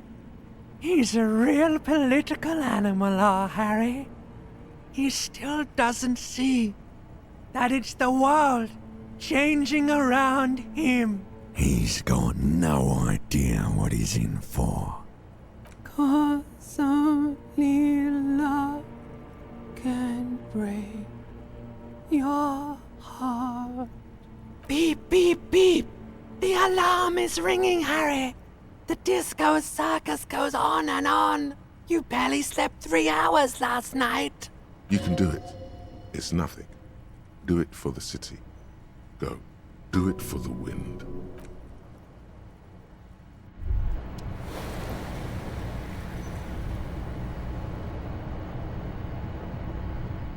Hey, Moneymouth. Indrak, the impeccable hustler provider of the 7th generation. It's showtime with Savvy.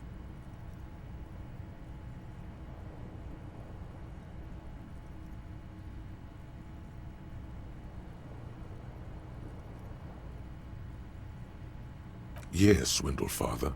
Papa Bernier. Look, this is serious. No time for distractions. It's time to make money. Lots of it. That's right. It's time to stop muttering about your economic self-interest and actually do something about it. Yeah, I heard you back there.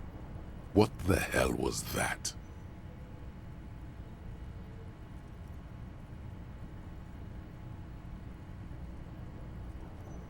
No, don't you ever be sorry.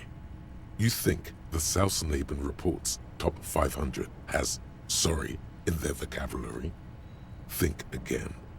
That's a loser's mindset. Take heed of these wise words. You're in charge. Sorry is a beggar's plea, reserved for those beneath you. Listen, if you really want to make it in the big leagues, you need to reconceptualize your entire portfolio. Collecting tear and moaning about taxes is not going to cut it. You need to become a millionaire. Now, how do you become a millionaire?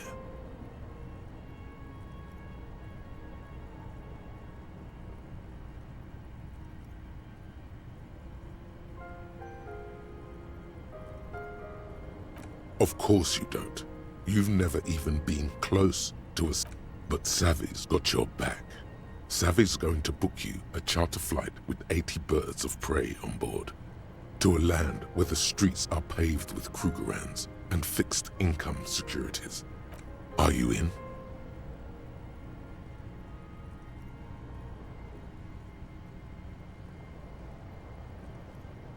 The spirit of ultra-liberalism, your charm, your spin, your winning hand. Attaboy, welcome to the final grind. Here we operate with money on a much higher level than the ordinary citizen. We feed it back into the machine. Stop saving, start spending. Let's start by getting you into the lucrative art market to diversify your assets and increase your ROI. Speaking of which, know any artists? You're right. She has the poise of a struggling artist. Very tangible. You can feel the poverty on her. Plus, she has paint. Go and support her like the state never could. Everyone must know that you're a big fucking shark around here.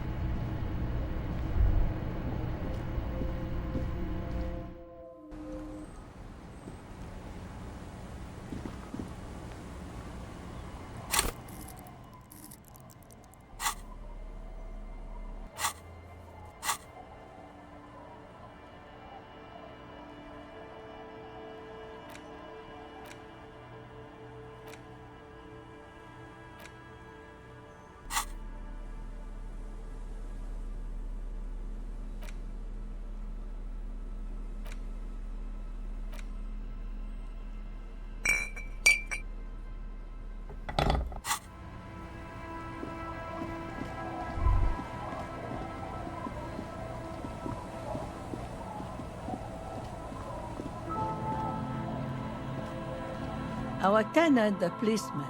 I hope the waves don't keep you up at night. What can I help you with? Our tenant, I can wash it for you. But it's going to take about a half an hour. Hell yeah. No, we must run around. I could use a breather before another rainy day begins.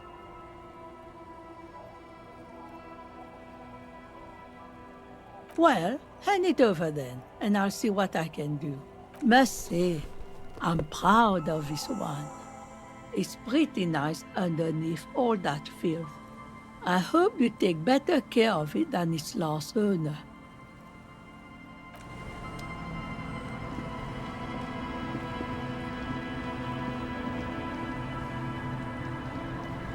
The waves are beginning to die down. Look at those little bastards.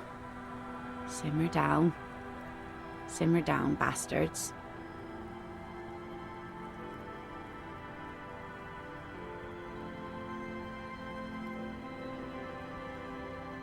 Oh, that's good to know, I guess. Why is it in the sea?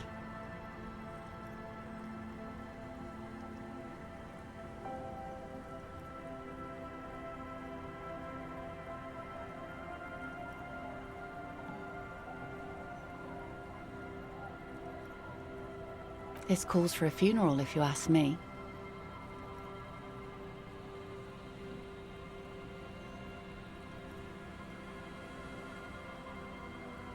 Hi. Feels deserved, don't you think? Falling in the line of duty like that and all?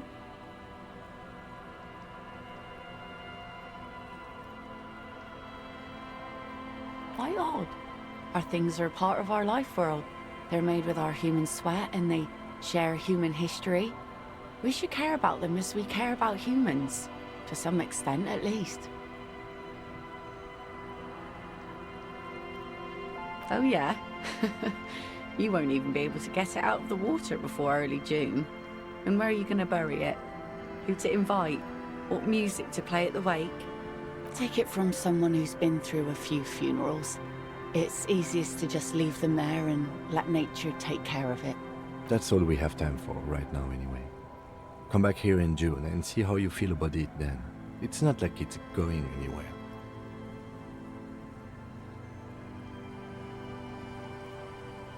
Yes, that is a pity. But for now, let's focus on the things we do get to do. Like the murder investigation, for example. You like the Capri funeral idea?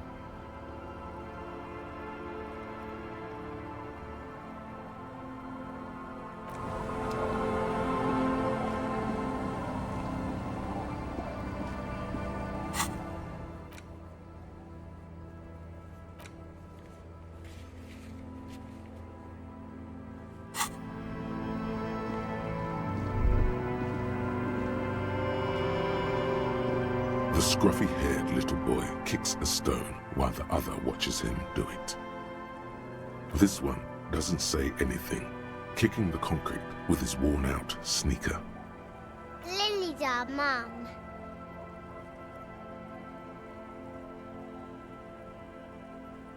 The stone kicker laughs suddenly.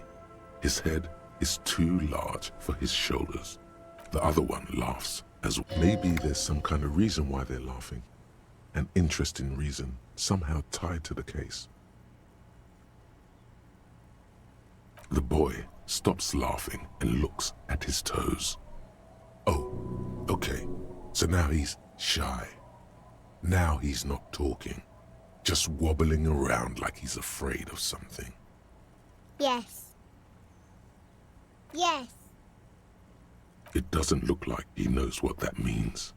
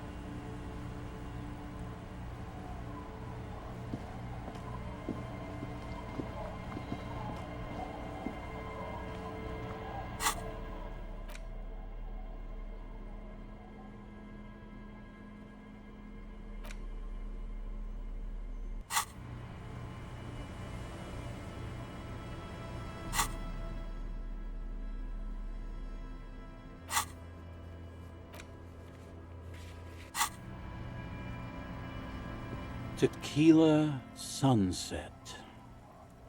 My jacket? A look of consternation crosses the man's face. He looks at you, then at his bottle, then back at you. What the fuck are you talking about, Tequila? Falm? That's medium concept stuff, not my style at all. I can't believe I'm saying this, but maybe you should lay off the booze. It's fucking with your head. It becomes abundantly clear to you how this man managed to lose his keys, business, friends, and girlfriend. I'm calling it. It's neurological.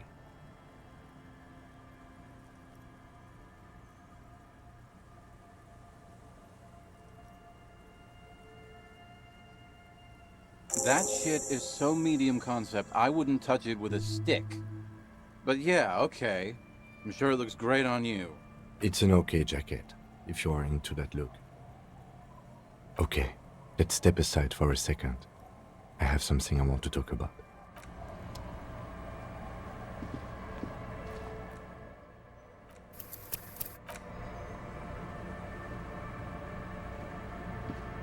I've been meaning to have a little chat with you about your sense of style. It's, well, a little eclectic, don't you think? How would you even describe what you're wearing?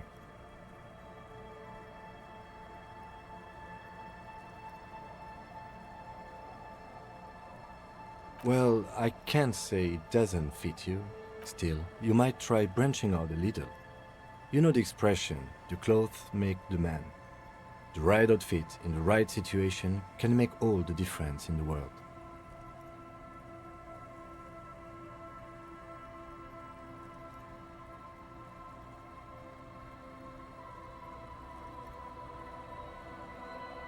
Let's not get ahead of ourselves, detective. A warm smile. Anyway, we should probably get back to the case. Let's go.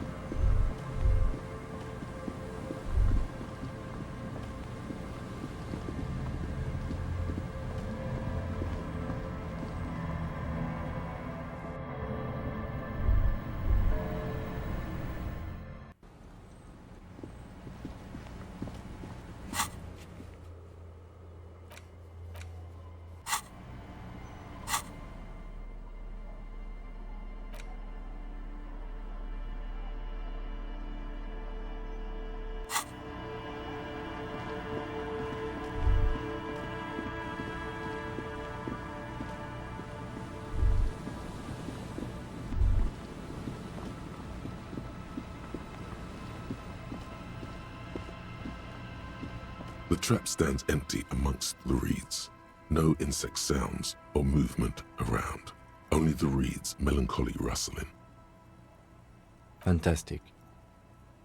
The locusts, dazed from being transported, slowly begin to acclimate to their new surroundings. They're not really going to get the chance to get comfortable here. Good, now that's done. When do you think we will return to our impending apocalypse of a murder investigation? Don't answer that. It was a rhetorical question.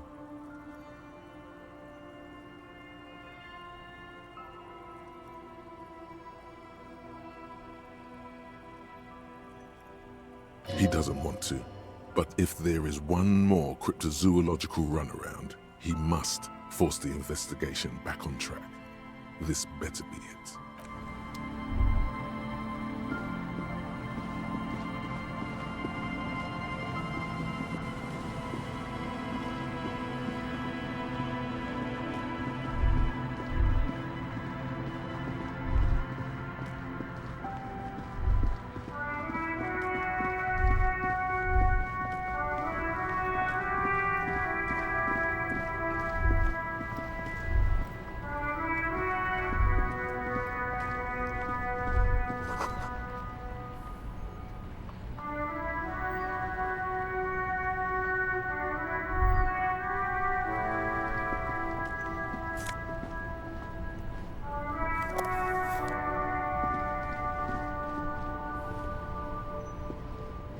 Oh, look.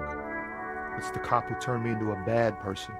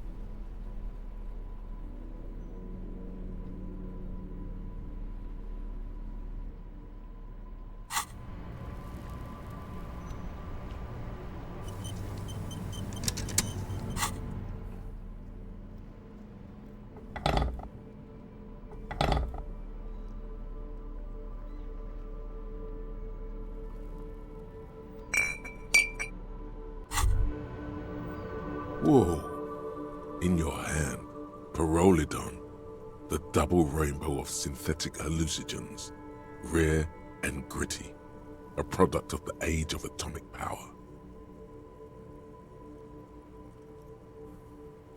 What a funny little cap. Don't let the scary medical warnings throw you off. It's an inadequate antidote to radiation poisoning, but a potent antidote to boredom. It's not gonna give you radiation poisoning, stupid. Pyrrolidon is a perfect match for a badass junkie cop who's looking for a little heat. You need to lower the radiation levels, your stomach thinks. Slurp it. The container is warm to the touch. Or is that just the anticipation? You screw the lid open and look. A little slit on the side lets you just slurp it up. Like an oyster. Come on, slurp it. What is he? Your mother? Is Kim your au pair? Slurp it. Slurp the morsel of danger joy.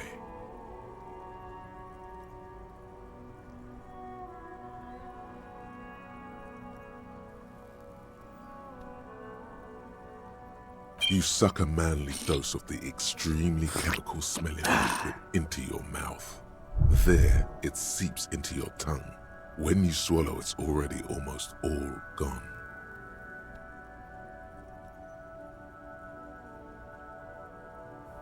It tastes like many things, all melting into one conflagration in the back of your throat. As you look around, the world slowly exists as it did before. Only now, gentle flames lick at its edges, as though it were a photo burning. Not really. It's just a metaphor. The effect of that otherworldly drop of liquid is slower, more subtle than that of real flames, yet just as warm. This warmth, it makes you want to share your discovery with Kim.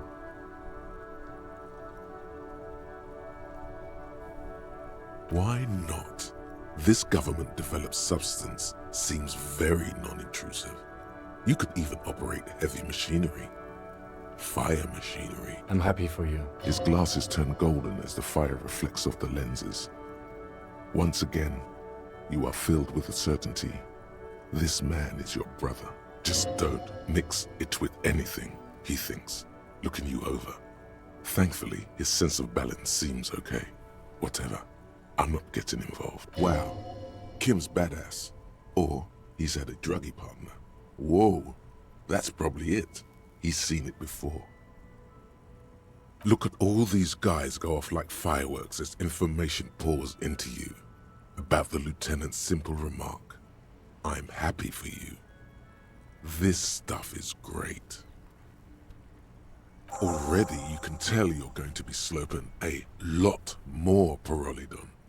This stuff is good. In the bottom right corner of the screen, there's a Pyrrolidon button. It gives +1 to psyche skills. Empathy, suggestion, authority, inland empire, esprit de corps, and volition. This is good before rolling a white check, but damages your...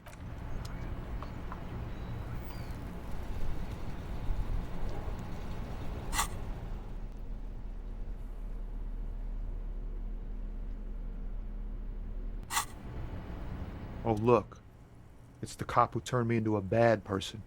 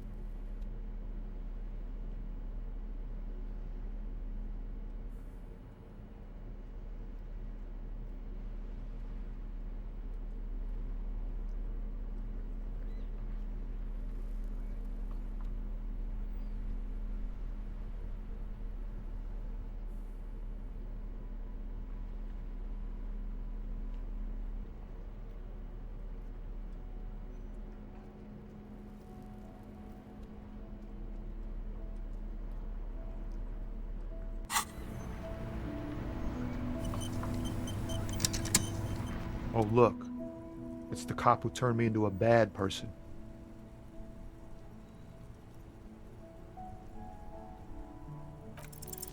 Easy.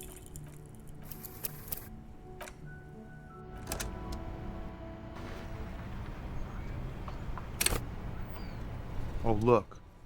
It's the cop who turned me into a bad... In his eyes, an unfamiliar longing, flecks of brown and gold. It's hard to say. His gaze wanders southwest, down the street that goes beyond the horizon. The road continues for miles, flowing together with other roads, turning into causeways or bridges, ending suddenly in dead ends, or ramping up or down highways. It forms a crisscross pattern across the land. Above the Jamrock Quarter, in the form of a raised motorway, and then the never-ending sprawl of Forburg, high above buildings, new and old, the air filled with the rumble of motor engines. To the old south, to the farthest outskirts of Revachol, through the checkered fields of farmland, upstream to the river Esperance, past Montmartin, the border approaches.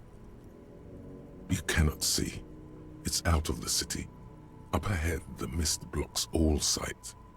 A gale blows across your cheeks. It is cold. Before you stands a tall lorry driver with sad eyes. Excuse me? A flinch jolts his frame. The question has touched a nerve.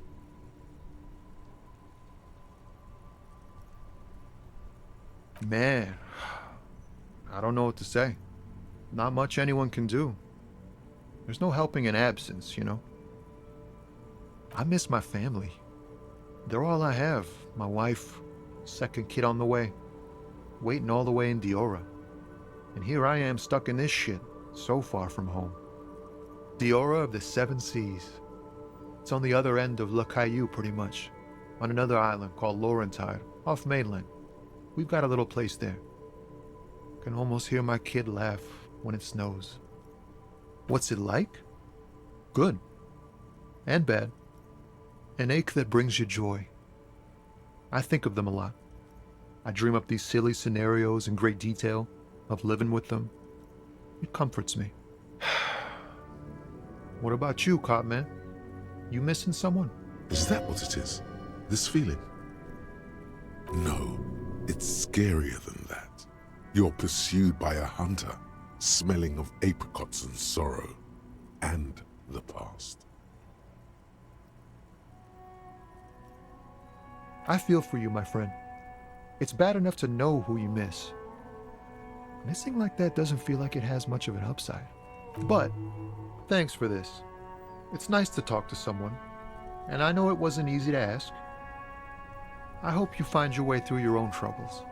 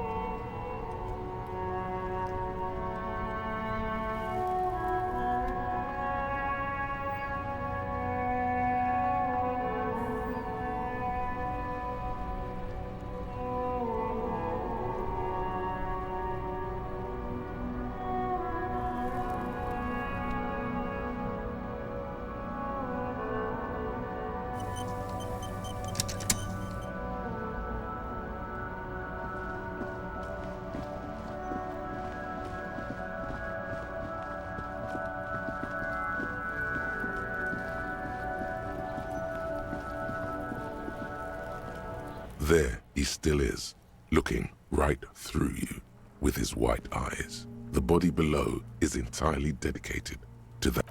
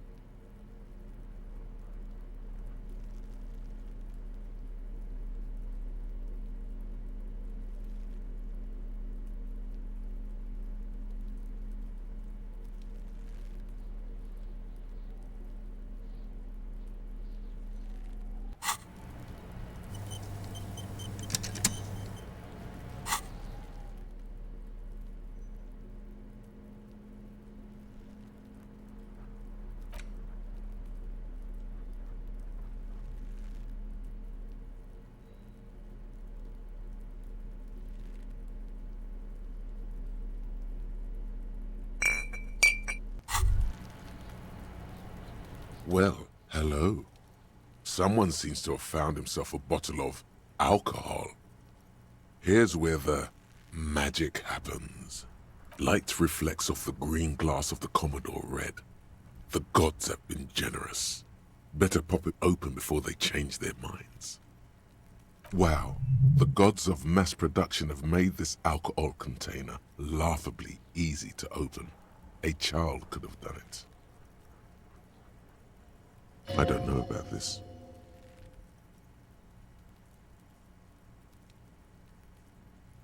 There's a satisfying pop as the cork jumps out, and the hair on your back rises like an army at attention.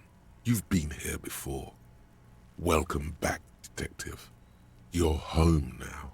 You see a flash of teeth, a young woman smiling at you near some railway overpass in your ruined past. She is gorgeous. And she is yours. Nothing. Some mental stuff. Nothing to be worried about. Physically, you'll be strong as an ox. A golden sun melts down your throat. Its rays filling your nostrils with sunshine. Your stomach melts from it into a happy, gooey mess. So does your mind. All the bad things are melting. You're you again.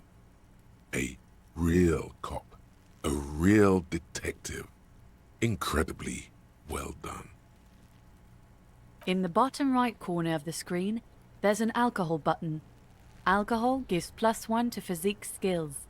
Physical instrument, half light, electrochemistry, endurance, pain threshold, and shivers.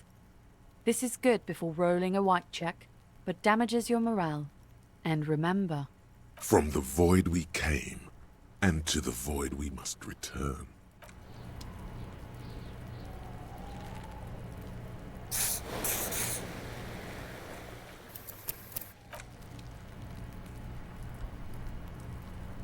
There he still is, looking right through you with his white eyes. The body below is entirely dedicated to that corpse smell. Emitting it is all it does now. As you breathe in, the odor comes over you. It's a smell of the mind telling you to run, and your stomach to wring itself empty. With your hands at your sides and your eyes squinting, you stand in it. The spell has no effect. You stand eye to eye with it, the odor washing through you. They do after 7 days, yes. We are deep in decomposition here. The man before you is naked, but for a pair of underpants and enamel boots. His skin is greenish, marbled with decaying veins and blotched by lividity. A fading web of tattoos covers his chest and shoulders. The cargo belt used to fasten him to the branch above appears industrial in strength. The material appears to be ceramic. Its clean white stands in stark contrast to the decaying flesh above the knee. The man wore thick polymer socks, probably for padding. A fine array of interlocking plates covers them. Delicate and fragile, they feel alien to the world around you, out of place somehow. They're armor, no boots. Technically speaking, these are sabatons. Ceramic plate, zirconium dioxide, most likely. This is where the make would be. Under the heel, fair weather. Fair weather model T500 VE. I'm guessing that's vitreous enamel. This is advanced stuff. Piece by piece. He's been out here for 7 days. It would be odd if they didn't. We should keep a lookout for these species. The armor could yield information. This is one thing he might actually know. If you wear those pieces, it will help me protect your mortal coil.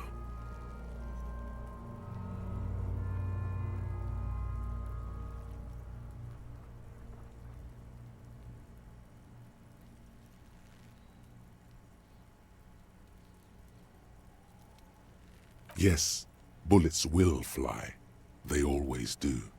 And the coil is fleshy and mush and permeable. Cast it in ceramic shell. Resist death.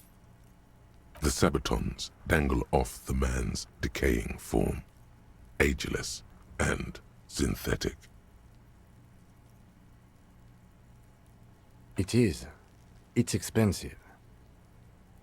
We've requested similar material for our tactical units for years now. The constabularies deemed it too costly. In that time, we've lost 6 men to semi-automatics. For a full set, about 4 years of wages. For the northwest region of Revachol, an officer's average yearly income is 5,500 rial, unadjusted for rank. Not too much, yes.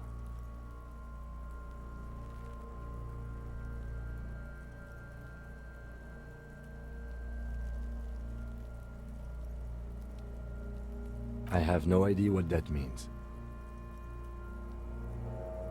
He worked for Cornell, like Joyce told us. This is military equipment, provided by a wealthy security contractor, with state ties, way above what we have. A small bell-like sound fills the air, like tapping on the side of a porcelain cup. Suddenly your biceps coil up, your elbow is sharp and cocked for a punch. Your fist connects to the boot with the same ding. The sound does not appear to get louder. The only difference is a barely audible click underneath. Sounds like the end of a long dice roll. Did you hear that? A click? This is a kinetic redistributor. It spreads the incoming energy horizontally, from plate to plate. When the plates connect, there's a click. That's the sound you heard. See these lines? Faint, organic lines cover the plates where they separate into smaller ones. These plates then divide into smaller plates until there are hundreds of them altogether, like whirls of floorboards. The design looks organic, influenced by highly resistant wood materials, like lignum vitae and ebony perhaps. If trees were made of porcelain, this is what their cross-sections would look like. The smooth, glossy surface fractures into ever more intricate interconnections, peaking on the right sabaton, where you notice the whirls are in the shape of a letter and number combination, E50, 100, 1000. Good. Can you read it to me? We have a make and a number. That's something. We can use the radio in my kinema when we're done. Either station can chase it for us. This feels dangerous. Are you sure?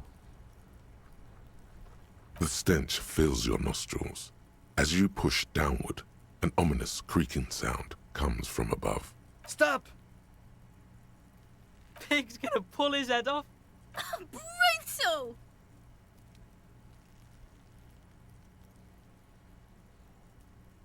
You're about to pull his head off. Do it, homo!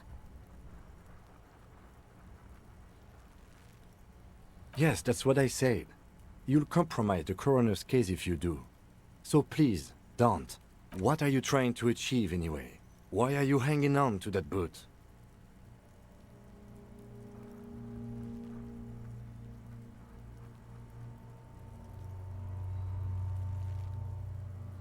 Try what exactly?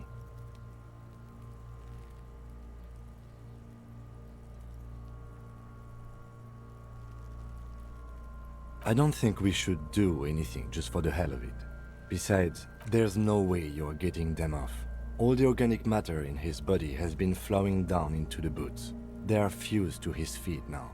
Why do you think the locals haven't scavenged them yet? There might still be a way to peel them off, but first the body needs to be down.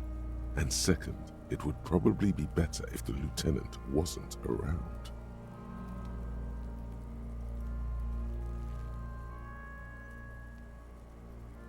The anticipation makes you crack your fingers. Feels nice. Nice and cracky. Processing will take care of them. With the situation in the morgue, it will yield nothing. But we must pick our fights. Should we continue? The cadaver slowly twists on the cargo belt, his torso covered in tattoos, and extremities blotched pink and blue. The hangman's knot is pulled tight by the weight of the corpse below. Yellow, hard-edged polyester cuts into his neck. Above, a sliding buckle ties the belt to the branch. This is a steel-reinforced cargo lashing belt, big brother of the regular cargo belt. It's used for tying cargo under 6-rotor airships. Oh my, there's something on the belt. A familiar word that speaks to the thirst within you. Vermilion, in yellow letters, along the length of the twisting cargo belt.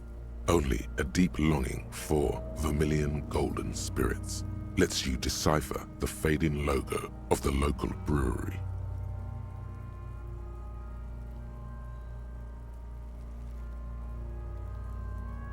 No, you should not get a drink. You should perform an initial inspection of the victim's corpse. We are on the rope part. Airlifting. I thought it was used on lorries for strapping cargo to them.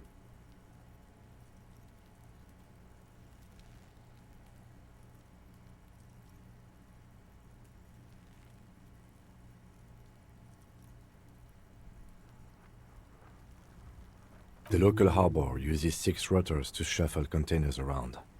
I get the sense they use whatever was on hand, without paying much attention to not incriminating themselves.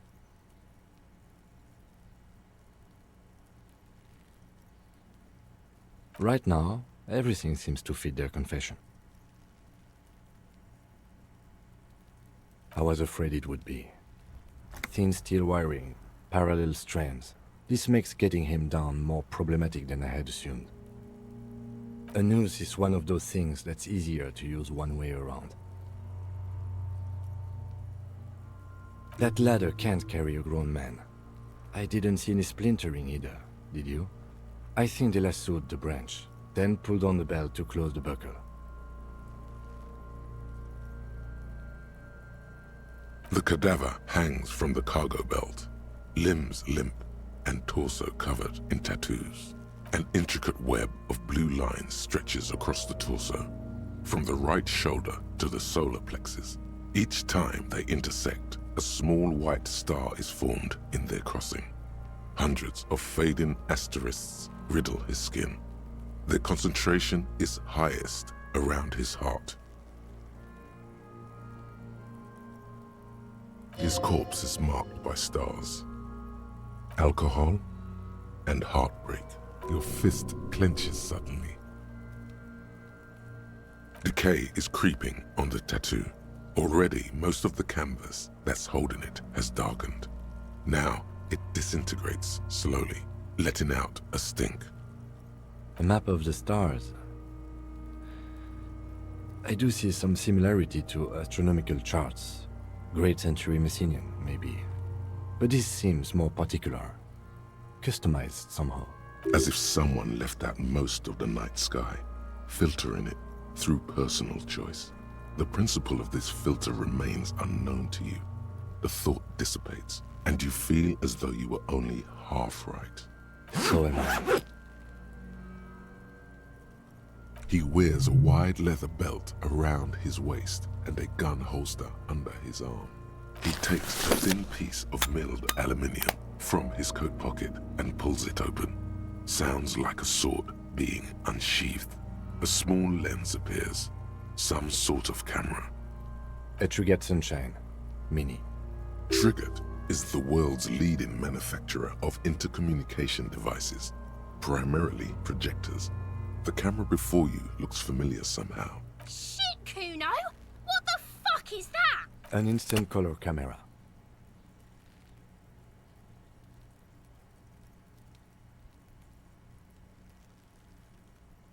This is the first time he openly acknowledges the kid's existence.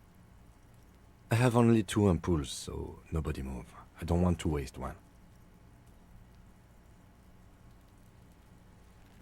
A sound, a shrill flash, followed by the breaking of a small ampoule of glass. You see streams of color pour onto the thick, glossy piece of paper, rolling out. In case we need it.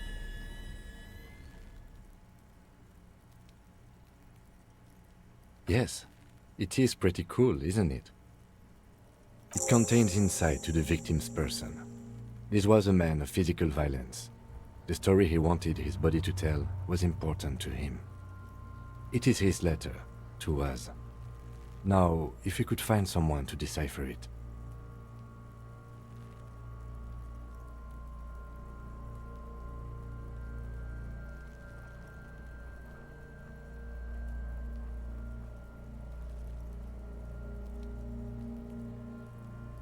Sure, just don't lose it.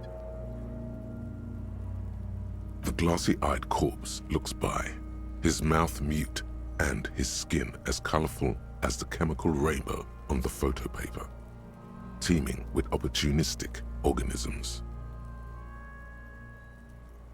His eyes are milky white and blind to the world, protruding comically from their sockets.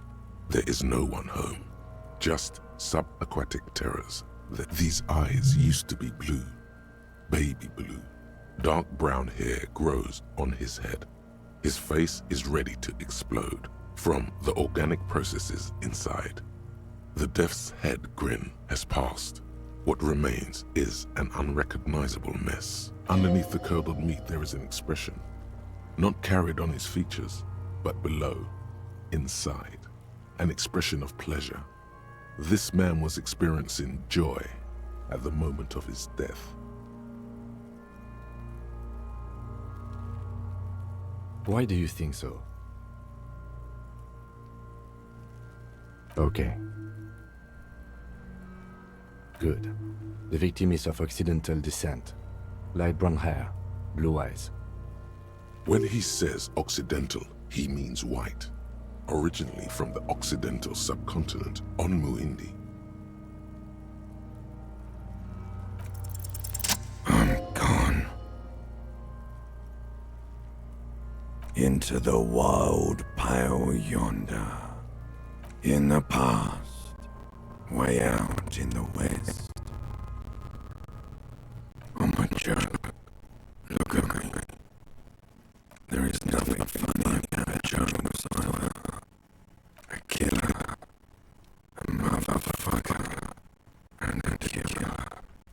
Takes to know one. Go ahead, Apollo. What do you mean?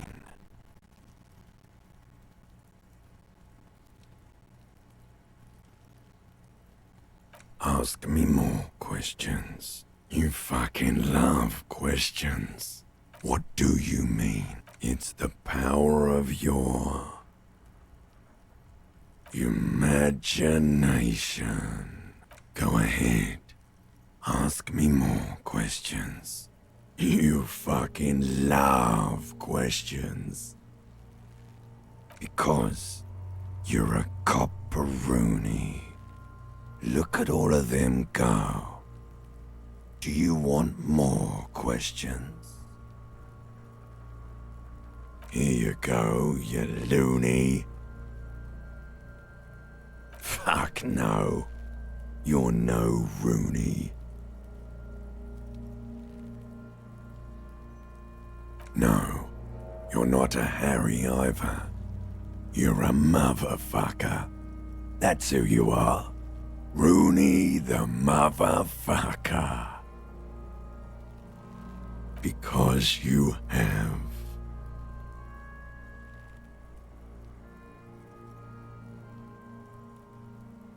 Maybe I was getting my rocks off.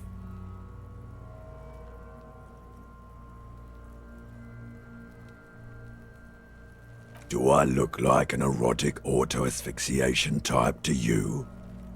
Captain Coppadromo, I fear we are drifting away, fixating on sexuality again. Let's go with a simpler question. Maybe I was getting my rocks off. It's a mishmash, Coppabolo. You think I'm Messinian, don't you? For you, this is how people from Messina speak like. Well, I'm not from Messina, am I? My hair is too light a shade of brown. Trust your inner racist.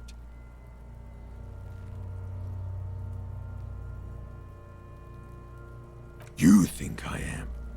You think I was a racist because this lump looks military and has tattoos. That's called profiling. I know what this means. More questions. Do I remind you of someone? A child born with Muller's disease, harlequinism, grown up miraculously. You sure I got out of that one? Coppellini. Do I remind... A child born with Muller's disease, harlequinism, grown up miraculously. There you go. Look at that bright kid. We're birds of a feather, you and I. Soon you will be just like me. Just keep drinking and having a good time. Feeling nausea, vomiting, tenderness or pain around the liver area, tiny red lines on the skin above waist level, more like days, Coppo. The clock is ticking. Your liver tells you so. Do I remind... A child born with Muller's disease. No, not quite. Be fair now. Sure I do. You just don't want to admit it. Come back later, Coppo. Amuse yourself with my frank manners and my memento mori features. If possible, also, see me in your dreams.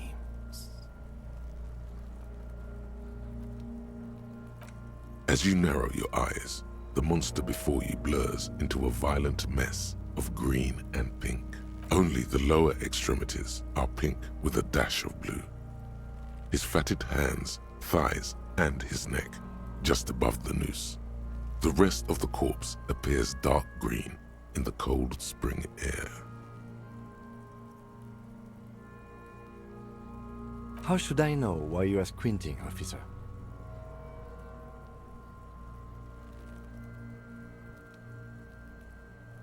Oh. You are trying to assess lividity. The monster comes back into focus, an explosion of color, coursing with dark marbled veins. His stomach appears pregnant with something. Black liquid streams down his thigh and onto his boot. So, what do you think? I agree. There are crow's feet in his eyes. He's laughing silently. His personality is no longer a part of the world. Totally dead.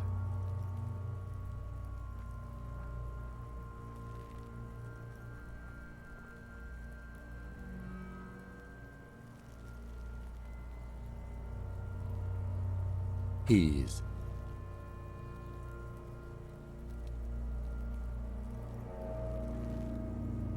I think he was upright immediately after death. Blood has gathered in his hands and feet, and his neck. The noose acted like a tourniquet, keeping the blood in his head. The hypostasis here is in tune with the hanging. That's what I think.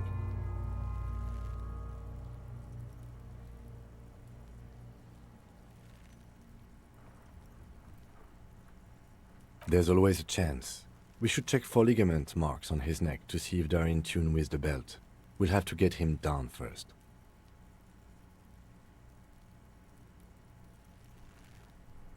A pool of blood and feces has eaten into the frozen mud below the man's feet. Purge liquid is dripping into it. The victim appears to have contained no more than half a kilogram of digestion at the time of death. The fuck he's saying? Talking about shit.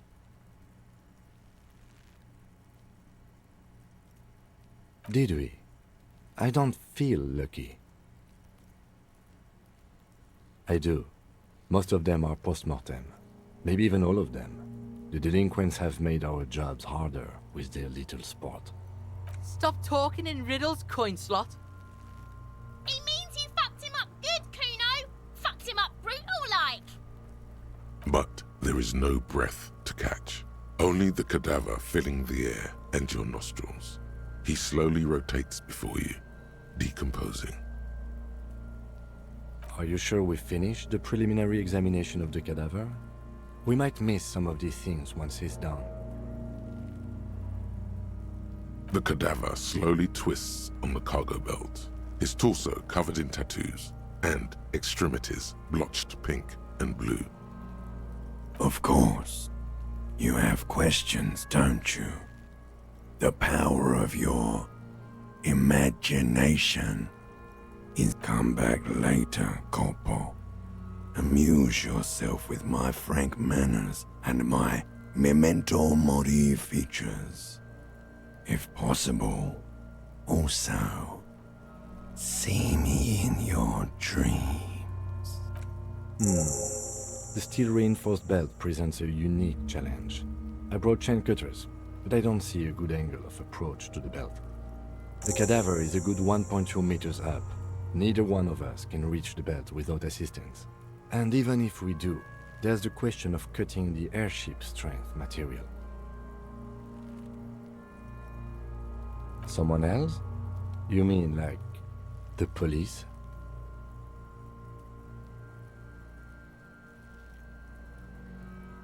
Sadly, yes. The whole RCM is out there right now, doing the exact same thing we are. Are we in a rush to help them? Not with this on our hands. I know it's hard, but I assure you, the others won't come to help us. And we have a growing sanitary concern here. We need to get him down, fast. Climb up there and saw the branch? There has to be a less risky way, with less falling down of trees.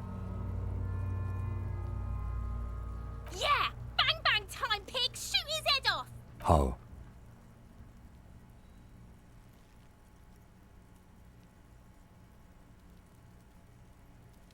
It absolutely will not, officer. That's not how physics work. It will maybe cut one thread loose. Yeah, now we're talking. Entertain a Kuno with some... They'll miss! The pigs will miss Kuno! The lieutenant is undecided. On one hand, he wants to shoot some gun. On the other, it's an awfully stupid idea.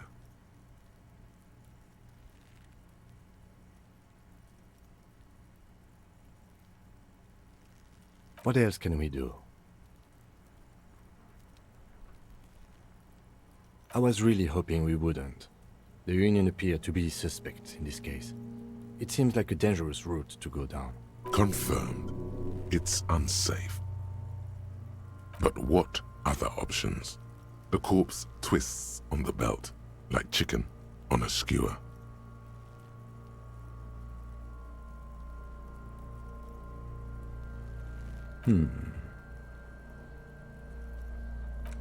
Yes, we do.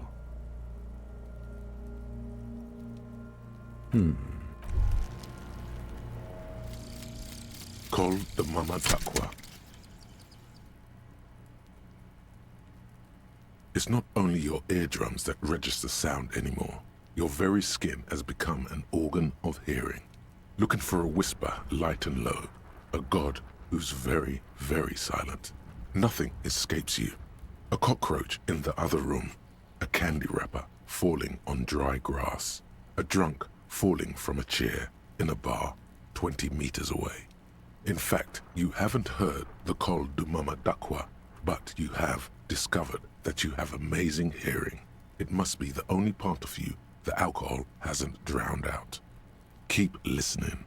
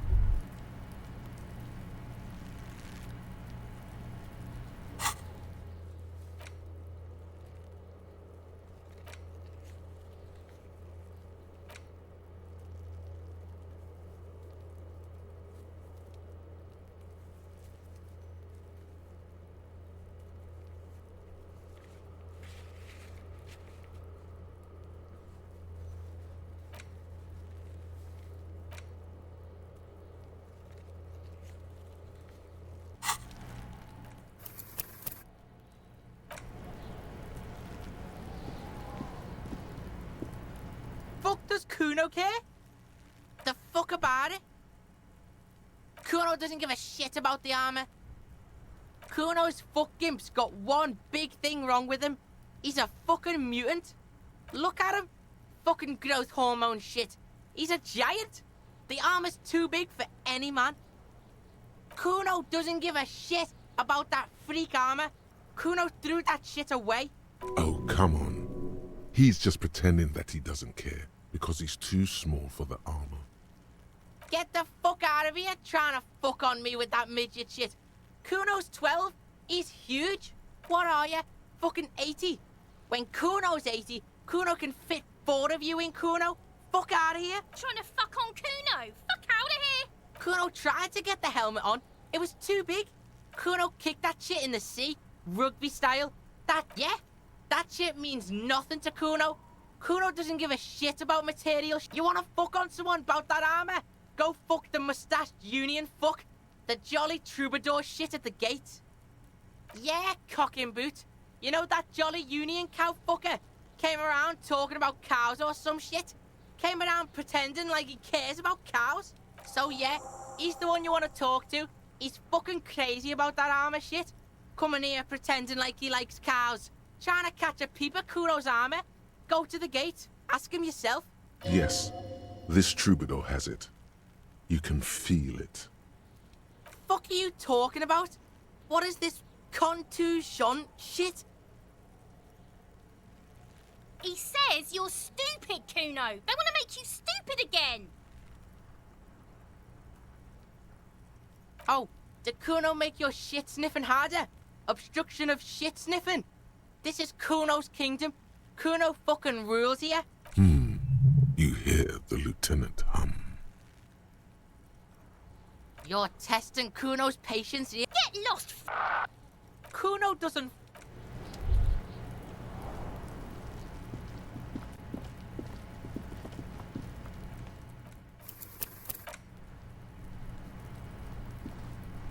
The man before you is naked. Yes, we do. He breathes out. Oh yeah, do this shit. Fuck it up.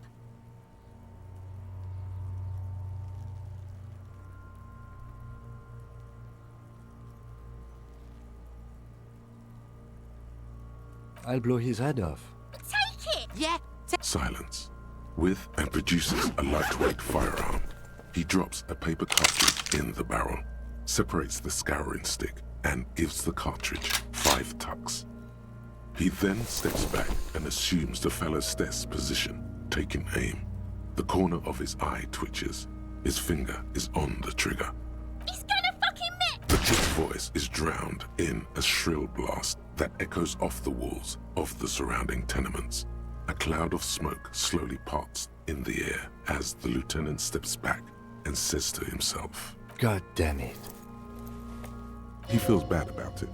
About his eyes mostly. Just having bad eyesight. Probably from a young age. Whatever you do, do not console him. Fuck you. Kuno could have hit it easy, but then Kuno's not fucking handicapped, is he? I have to say, it's beginning to look unlikely we can get him down without assistance.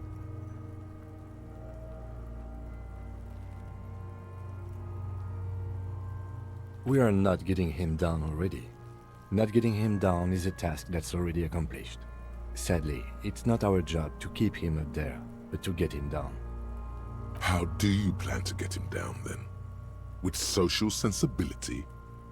Are you going to educate him down?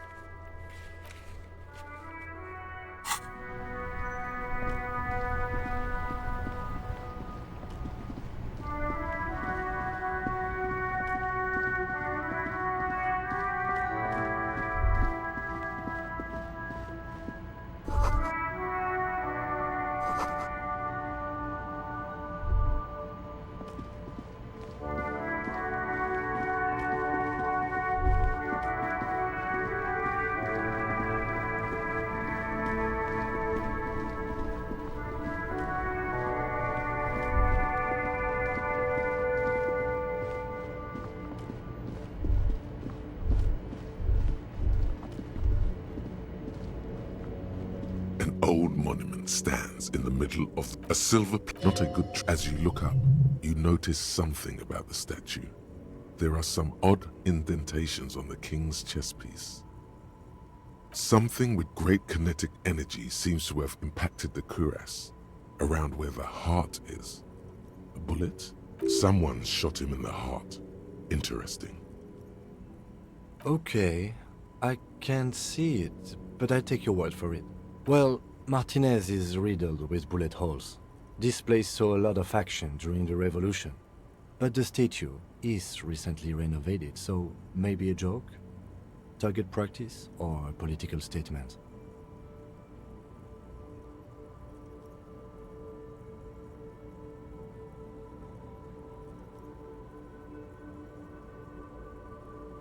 Why not? What this shows us is guns aren't too uncommon here, and people still shoot them, sometimes at kings. The king stands high above you, surveying the bay, mute and indifferent to your sightings. Something with someone shot him in the heart. Interesting. The monument stand.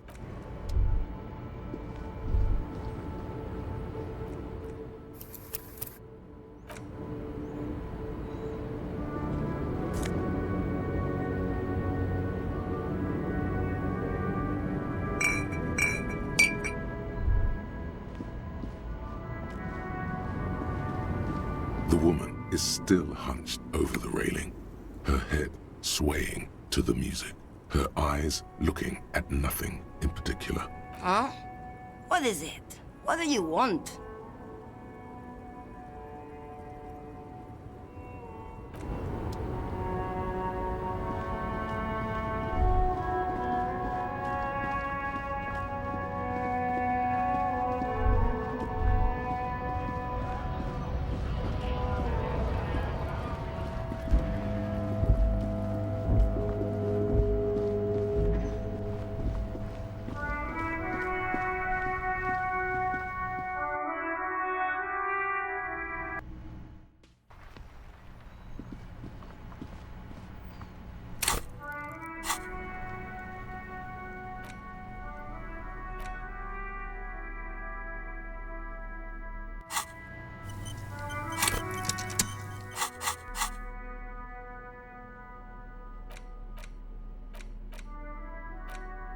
An intricate web of blue lines stretches across the torso of the hanged man, from the right shoulder to the solar plexus.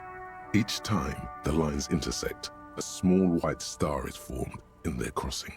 Hundreds of fading asterisks riddle his skin. Their concentration is highest around his heart. It still kind of looks like a map of the stars in the night sky, but something's not right. Gone. For you to discover. You've gotten as far as you will without assistance. Someone close to the victim might know.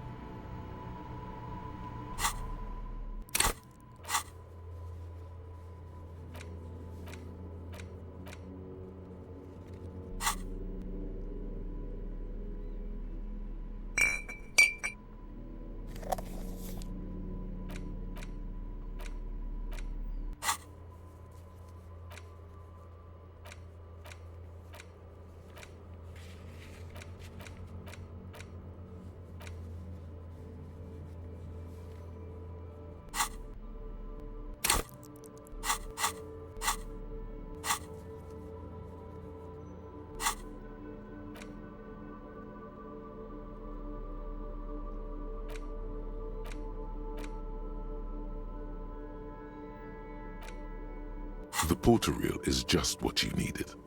The reel's attached to the apparatus with a satisfying click. The tape is routed behind the magnetic reader. You press the large button marked Commencer, and the tape starts spinning. There's a small delay before the song starts playing. It sounds like someone's moving in the room, getting comfortable. Then the organ starts playing a simple, melancholic tune, echoing in the hallway. A lone singing voice joins in.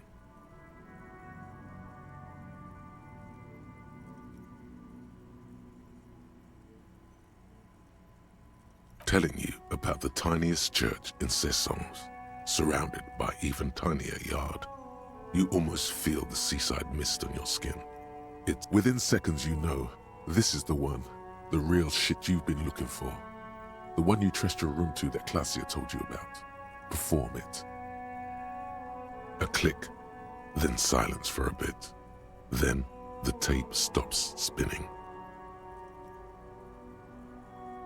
Of course you could sing this. You could take sad to a whole new level with this. And you already know the lyrics since you've listened to it like 1,000,000 times. Yup, they're all here. All 3 verses.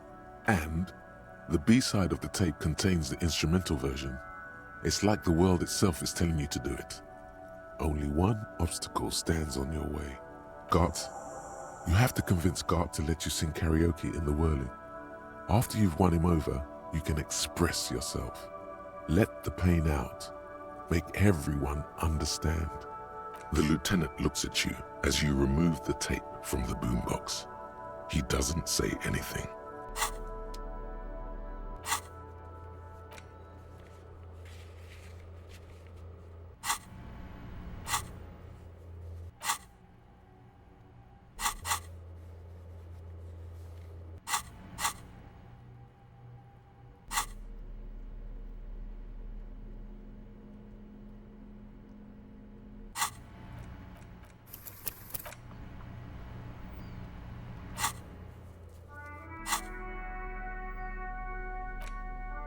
The porter reel is just what you needed. The reels attach to the apparatus with a satisfying click. The tape is routed behind the magnetic reader.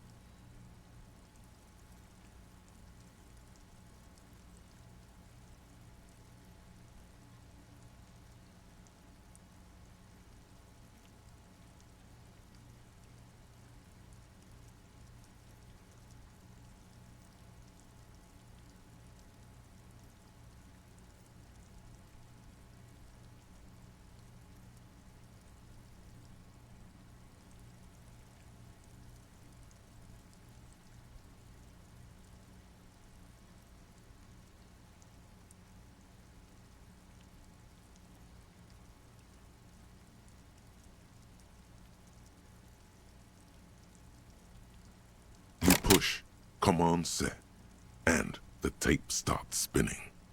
Violent static and machine sounds fill the air. This isn't Revachol. This is a fucking village. I can almost see the elephants. The harbor. That's the sound of a Kvalson crane. When this shit is done, I'm gonna tear that place up. Soldier of the Apocalypse style. Kill shit. Dogs and chickens too. Gonna run a room, Cordy. A real nice room. I don't give a shit. I'm fucking done. I'm done mentally. I'll fucking do them all in. Rape that disco cunt on the counter. You know, the dance a whore upstairs. Do it Kohoi style. Never did get that taste out of my mouth. The lieutenant presses the button marked Arrete on your porter reel. The tape stops spinning. End of recording. It seemed authentic enough. Probably recorded off the shortwave, then edited to seem more incriminating. He sounded like he was on patrol around the harbor walls.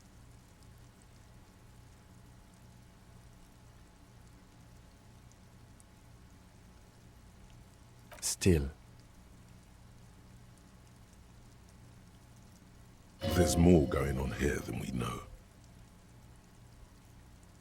Corty could be short for Cortenard, one of the other mercenaries, the one he was talking to.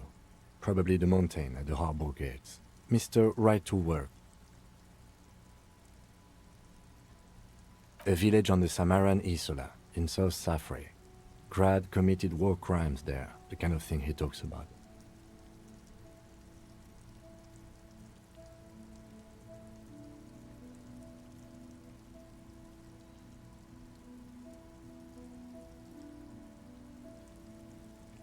Who knows? Maybe the tattoos would have an answer. Or maybe Kohoi is just merc talk for atrocity, slaughter.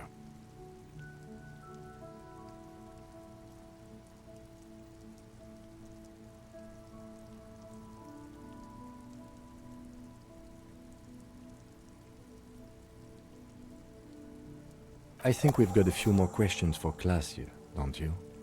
This seems to contradict her testimony, at least to some degree. As you take out the tape, the boombox tunes itself back to the cheery radio again, spewing out beats like it's a Friday night. The contrast feels chilly, inappropriate even.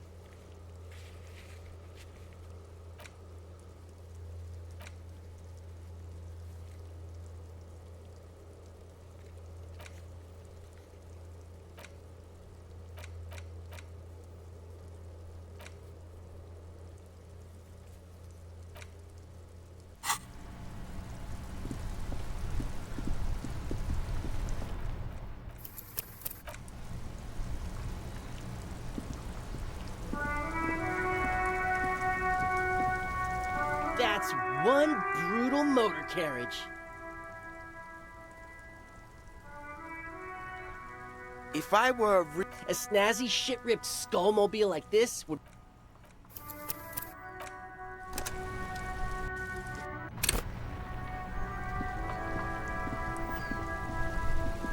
That's... If I were a real skull now, I'd jack it, paint it in palm tree livery, then bottom light it, neon style.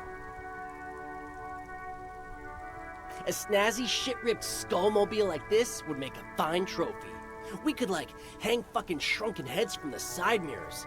Cops' heads. Scary tribal shit. Yeah, tribal shit. A cop carriage like this would have proper skull value. While I appreciate the interest you take in my brutal motor carriage, I have to stop you right there. The RCM takes threats directed at its property seriously. It's just theoretical work, Copper. No basis in reality.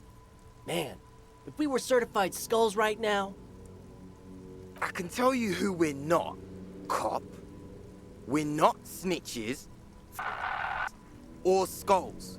Which is not to say that the skulls are bitches and... On the contrary. The part of this presentation you want to take home with you, cop man, is we're not part of the skulls yet. You don't know? What kind of cop are you?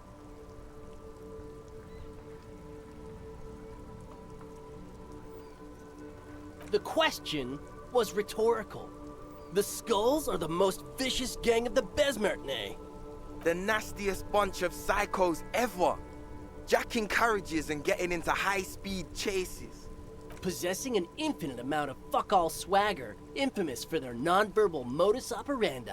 If a skull spots you, he will pull out his dagger and stab you without saying a word. The lieutenant's voice is as calm as usual, a testament to the violence and death he's witnessed through the sight of his firearm. They usually occupy the burnt-out quarter in Jamrock, or you can find them loitering around their brightly painted bottom-lighted vehicles. I can't wait to become a skull. Bottom lights are wretched aggressive. Murder? Yeah, sure. We'll gladly tell you everything we know about it.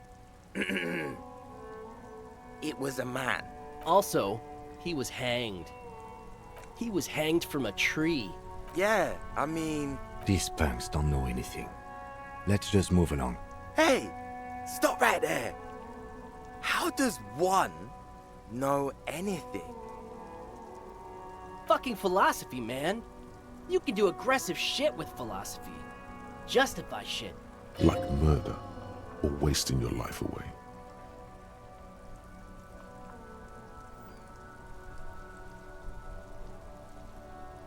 Oh yeah, Cindy's a right proper skull.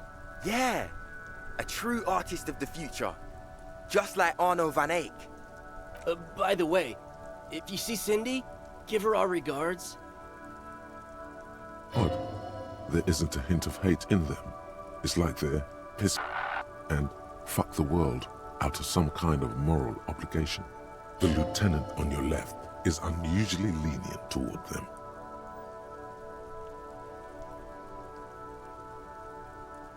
Old man, it doesn't matter. You'll be long gone before his greatness is recognized. A young woman kneels on a sheet of ice, as if looking for something lost ages ago.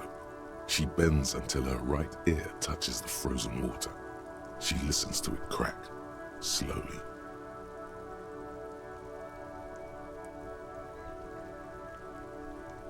Yep, old as fuck. Yeah, man. It's like at death's door. No wonder you know nothing about the future. You won't be there. The Union does their share of policing in Martinez, at least where gangs are concerned. That's why there isn't much organized crime around here. Apart from the unions themselves, of course. Don't you worry about that. We're gonna make up for the deficit. Yeah, we are. We're not franchise skulls. Well, not yet. Once we get our name out there, we'll have a chance to join them. Because we can be just as psycho and vicious. You'll see. Ah, you'll see for sure once we're in. It's the last thing you'll ever see before the void consumes you. You don't feel very scared.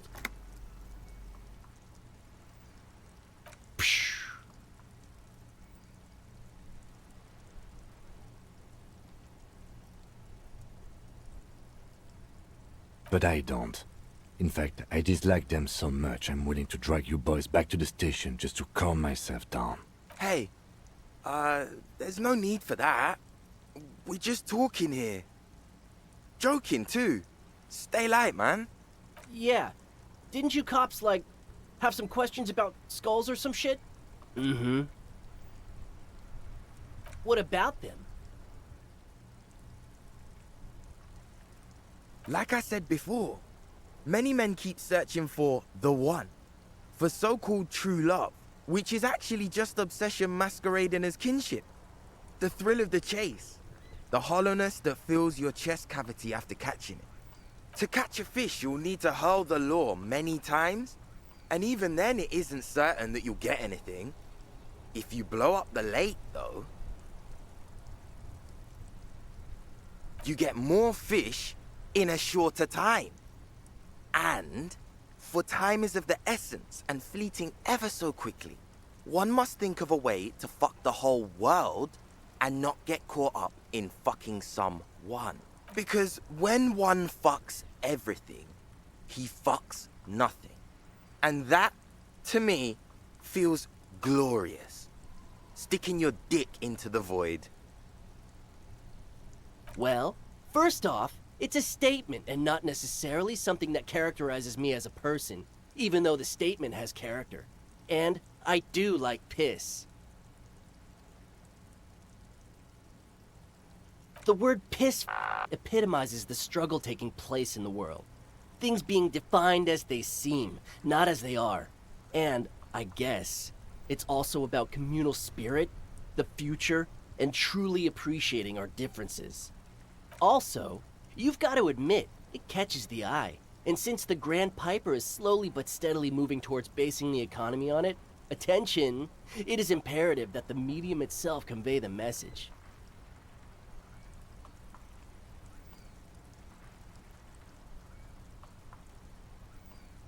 What I mean by this is, we are all piss and that the world is inherently meaningless. Is it a coincidence that here we have 2 badass jackets and 2 badass cops?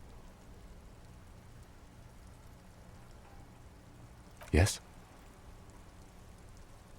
What is? What are you implying? I'm not sure I understand you, Detective.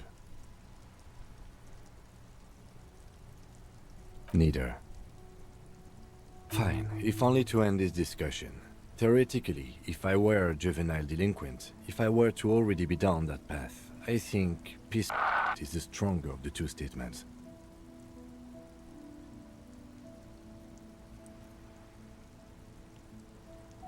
Seems about right, especially considering your heroic exit attempts.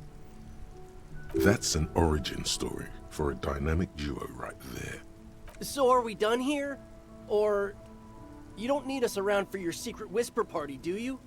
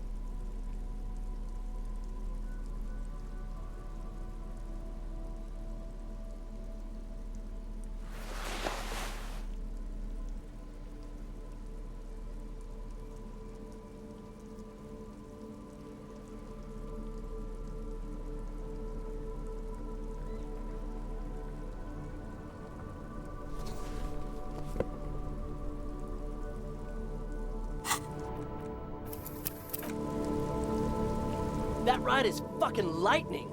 Hey, piss. Look who it is. Shrunken cophead material.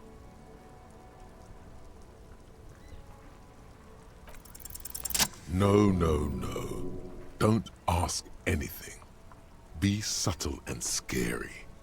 The boys dream about being skulls. Use that.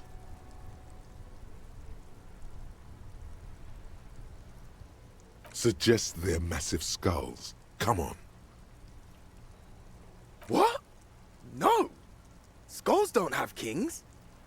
I think. And we're not even in yet. Yeah, man, keep your voice down.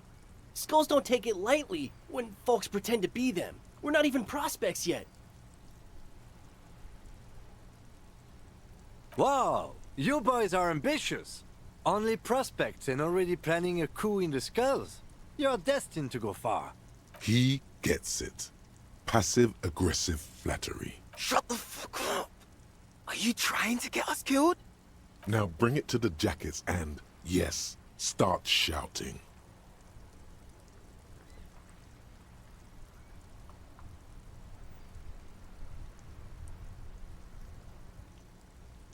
Please be quiet. What? What do you want? The jackets? You got it. No need for cruelty.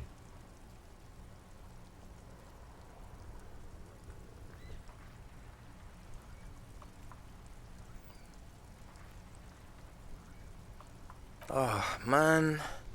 Okay. I get it. Skulls don't really wear slogans anyway. This was stupid. Fuck.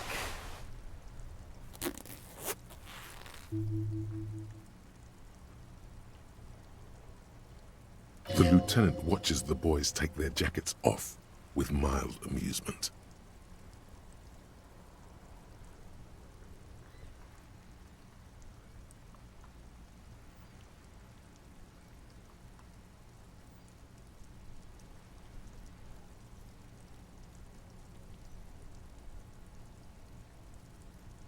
I'm absolutely okay with not having either one, thank you.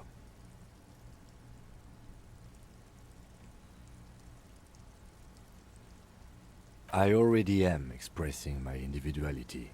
I'm not. I don't have a jacket anymore. Good. I wanted you not to express yours. Cold-hearted cop. Do. I'm fine with that. The jackets are meant to complete each other. If a man was standing alone on a street corner with his written on his back, it'd just be an individual that has taken a liking to urine. And fuck the world, all on its own, is, frankly, generic. I don't know, Eric. It's cold out. Yeah, let's get out of here. The cops fucked us.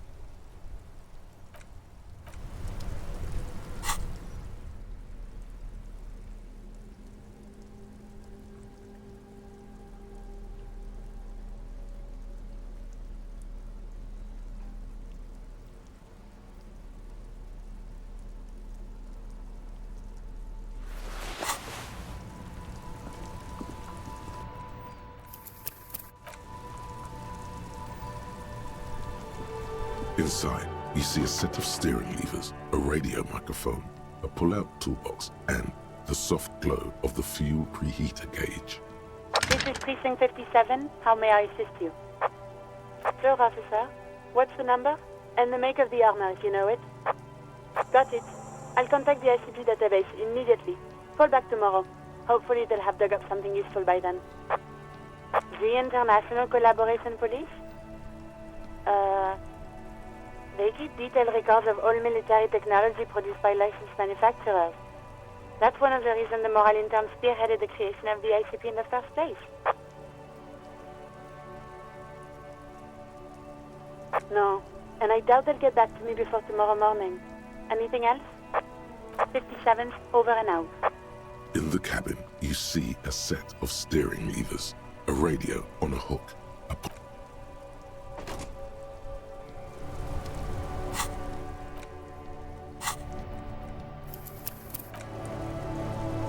Inside, you see a set of steering levers, a radio microphone, a pull... This is Precinct 57. Just a sec. Sylvie, yes. Hello? Oh, great. What else do you need, detective? No, absolutely not. Ouch. That's like 20 points of pride damage right there, buddy.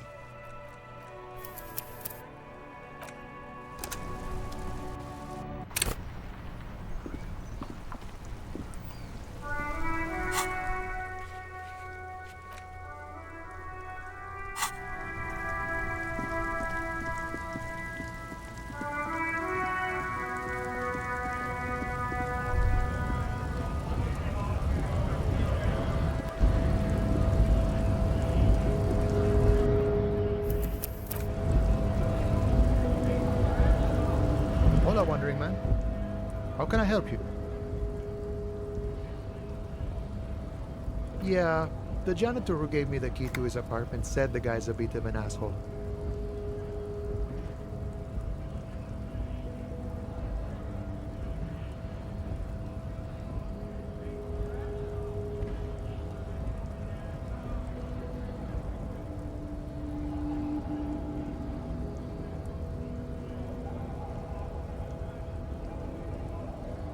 Yeah, it would be really bad if we got into an argument about it. Waste of a good noon. Or afternoon. Or night. Anyway, thanks for helping out, friend.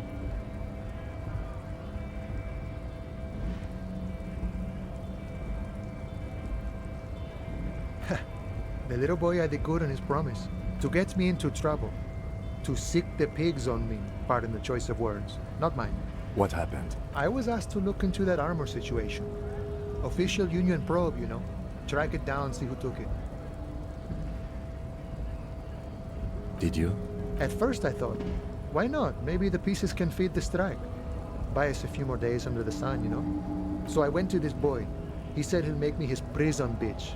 He's got eyes everywhere, and the cups in his pocket, and he's the king of Jamrock. Serves me right for doing menial footwork. I dropped that probe right then and there, and it still got me into trouble. One bad move is all it takes. I learned that people don't want to talk to a drunk Union man about some armor. What else? Not much. Technical stuff mostly. That was the interesting part. It's a minor nuisance. It's all good. He thinks, not yet. Better to get this business out of the way. Sweeter then. I did some research into this armadura. Let's say I have friends at the library. I didn't get into the material science, just how it comes off. How does it come off? In parts. 4 in total. The helmet was the first to go. The kid says he tore it off and kicked it into the sea. I believe him. The boots were still on the guy last I saw. Too hard to remove. So, as I count, there are 2 parts missing. The gauntlets and the cuirass. This is where I left off. Too much hassle. More like a job for some militia.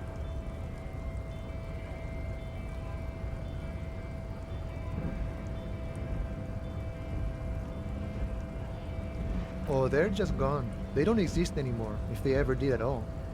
Forget about them. I did. All of it? There are junior officers out there, eager to prove themselves. I would leave some for them, but okay. Let's find all of it. A mesqui's epic then, all across Martinez. I hope it will be a real bonanza for you. No problem. If you see that kid, thank him from Call Me Mañana. Thank him for showing me the way. He is sincerely grateful he is not tracking down pieces of armor right now.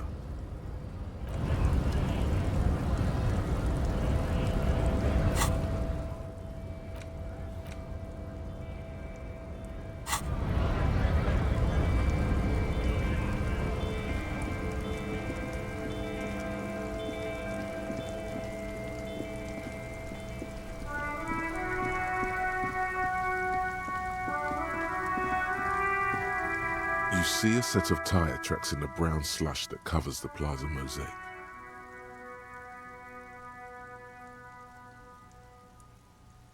Cop habit. You look at everything. Hard to say.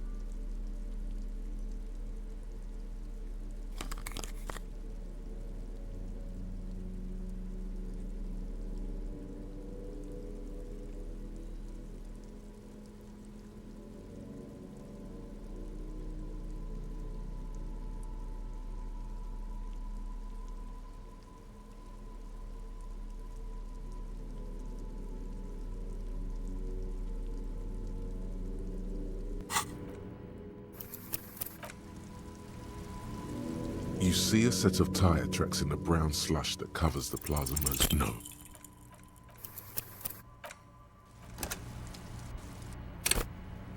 You see a set of tire tracks in the tire tracks were left here by an unknown event that took place some days ago.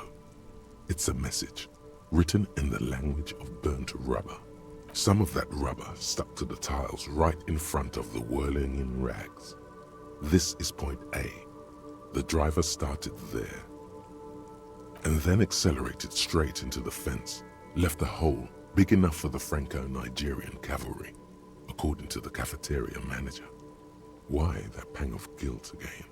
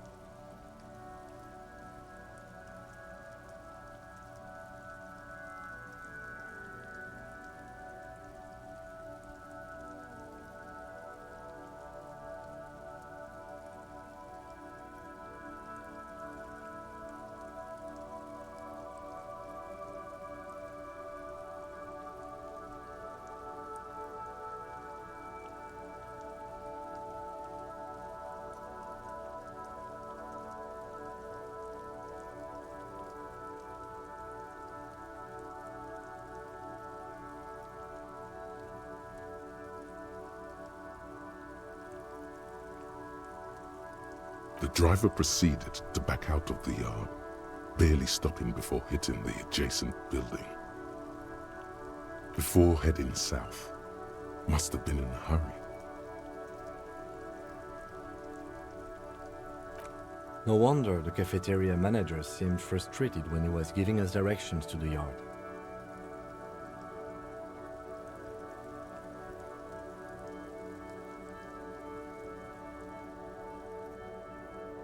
Well, you did provide us with a very convenient access point to the crime scene.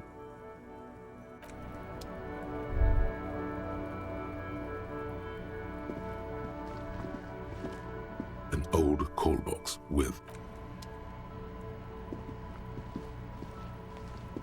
The tracks are as they have ever been, a bit more worn perhaps. Fortunately, the street sweepers...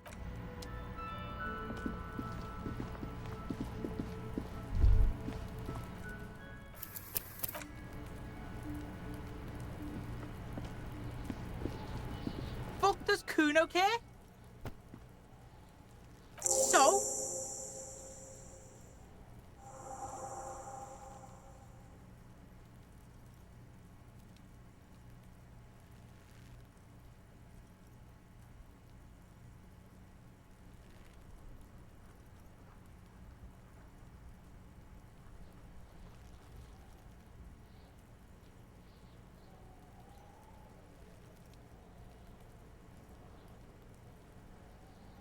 Yeah, so? Kuno did sick the pigs on him. Kuno's a man of his word. Kuno sent your fat ass running around like jello. Look, pig. Kuno sent you to rough some people up.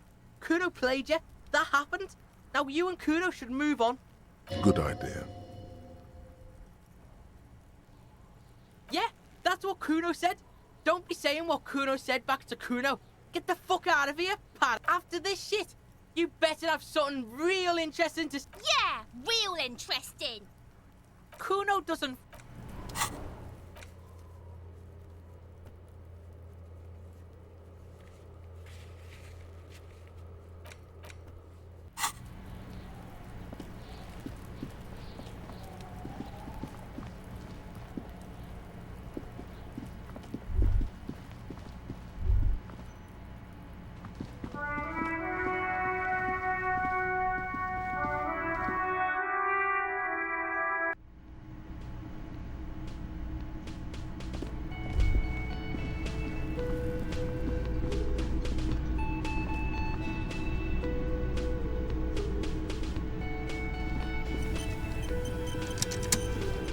Again? I can't believe this shit. I'm going to say no, just to see what you'll say to that. What'd you say?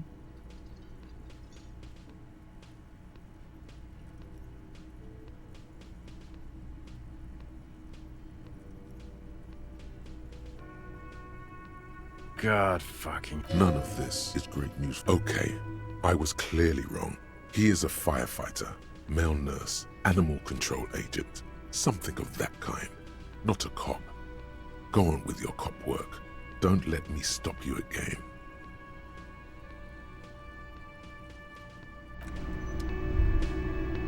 Yes? What is it? It means I'm a patrol officer, sir.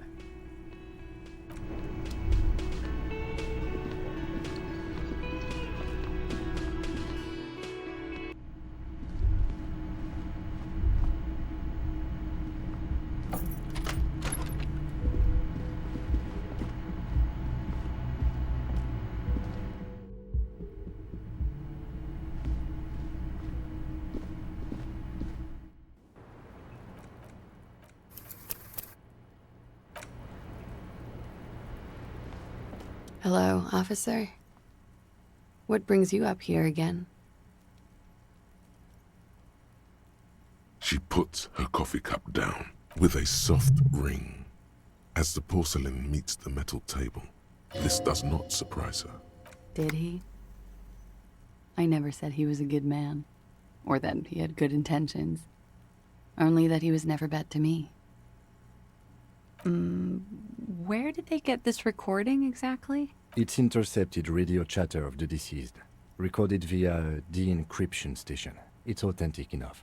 Does he say he's gonna do it Soldier of the Apocalypse style?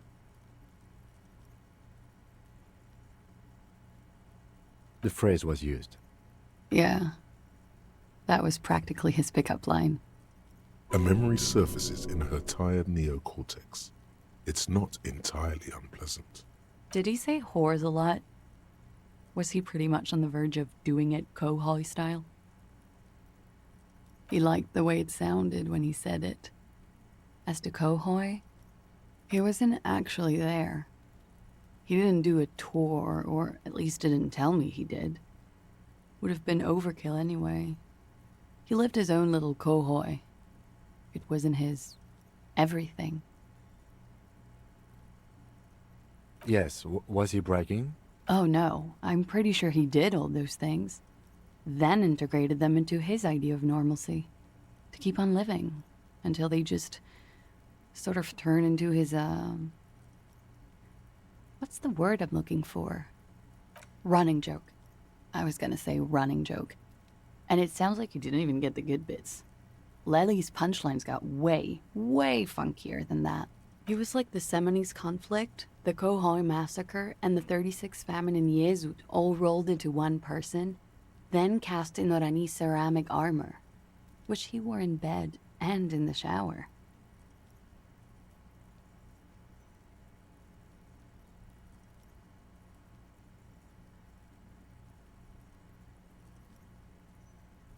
We're all scraping up any happiness we can find, officer. Going around with our little scouring sticks. You, your first love, Mr. Kohoi here. Did he tell you he had actually done any of those things? He and Martinez, I mean? No. We were too busy laying waste to our own nervous systems to direct any of the fury outward. He seemed happy, I guess.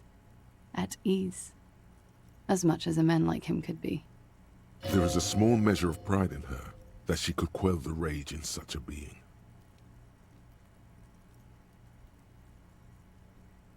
Thank you for clearing that up, miss. Whenever you're ready. I'm interested to hear what Titus Hardy has to say now. She takes a very small sip of her coffee and smiles.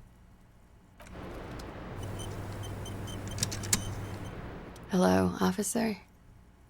Like, for example, his name? Actually, officer, I didn't know his name. I just called him Lely.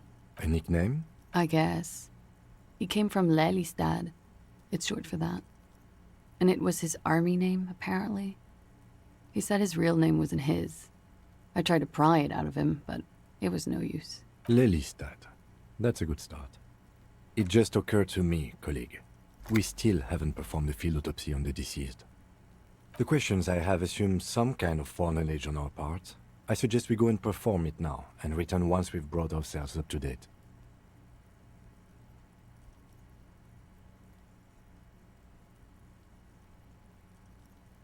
All right, but quickly. She has endured that sight long enough. It's time for us to do our duty. The young woman nods.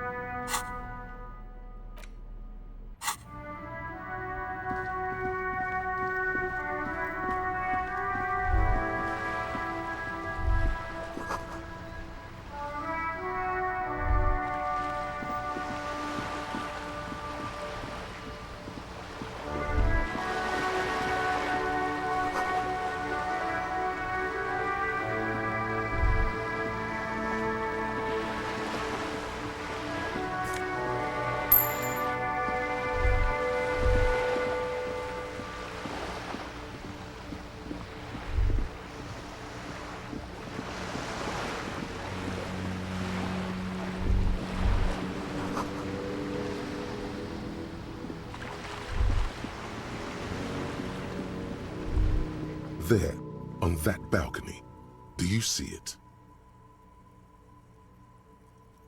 The Artisto. Now, hold up. You can't go into a bullring without a prep talk. It's baby's first sales negotiation, after all. Savvy's got to give you the do's and don'ts. That's a pathetic-looking bull. Where are the sharpened horns ready to puncture your gristle? Artistos are known to repel wealth. It bounces off their skin like rubber. The moment a reasonable business proposal enters their periphery, they go and get political. Nonsense. No one repels wealth. The businessmen just don't know how to entice them. What you need to do is lure them in with a strong one-liner. Get them on your side before you've even finished a sentence. Show us what you've got. Pretend you're facing the Skull Girl.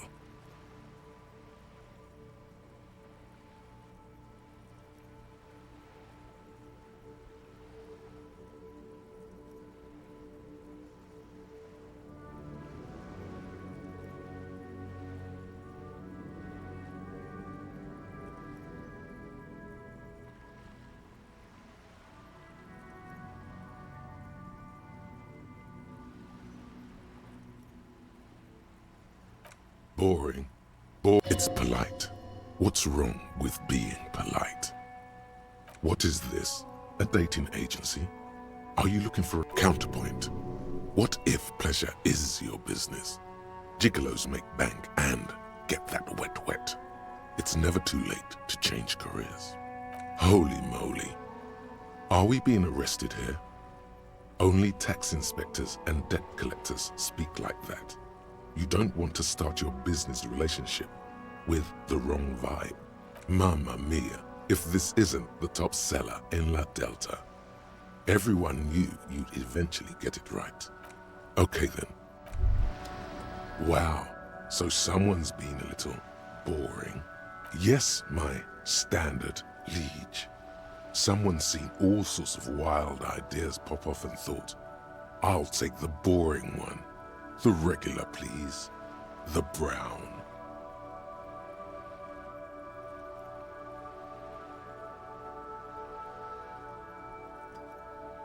You? I wouldn't worry about that. See? You're so regular and vinyl brown, he doesn't even want to talk to you about it.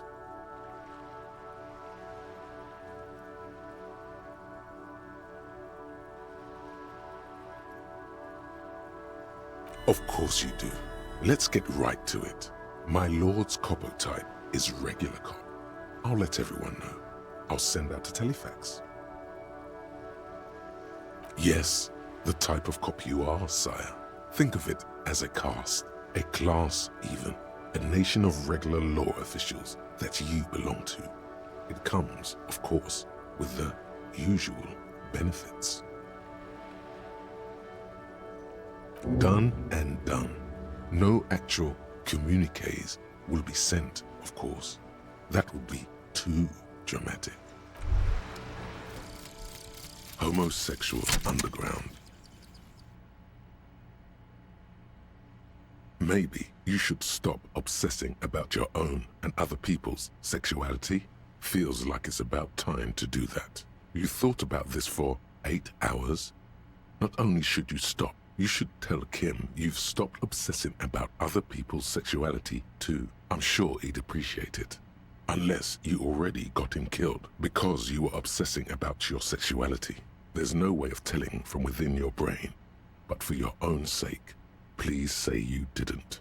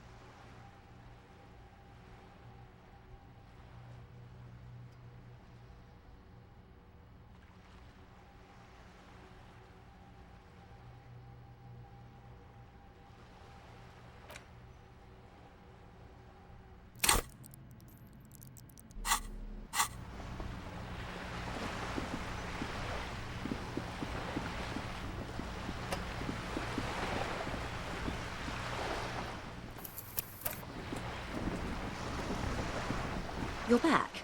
Good. What can I help you with?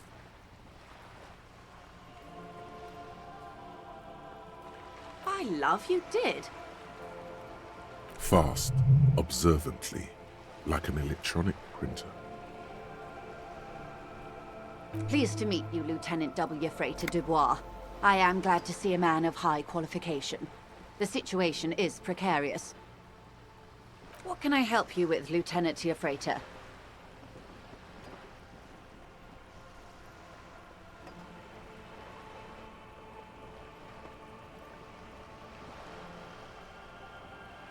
She reaches for the photo, takes it, then holds it in her hand for about half a minute in silence. She wears fingerless gloves. Her fingernails are cut short and fractured, like those of a working woman. It was taken with a trigette not long ago. This is the man's upper body. There were no more markings on his hands or legs. Her mouth is relaxed. The accordion lines near her mouth vanish. The pearls of her eyes move slowly on the photo's surface. Sorry. I was trying to see if I can read the web of interdependencies between these points. The stars. I can't. But that's how you read this story. The points themselves don't have letters, numbers, anything. Their size, location on the body, and distance from each other tells you what they represent.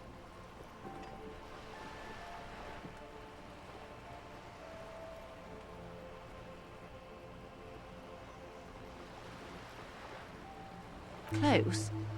Port cities. This is an Oronese map of the waterways, a sailor's tattoo worn by wayfarers of the Dolorian century. Over 300 years ago, the sailors would mark their bodies to map their travels.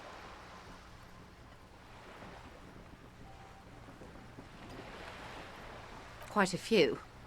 Vredefort, the Oronese capital, traditionally stands on the right shoulder.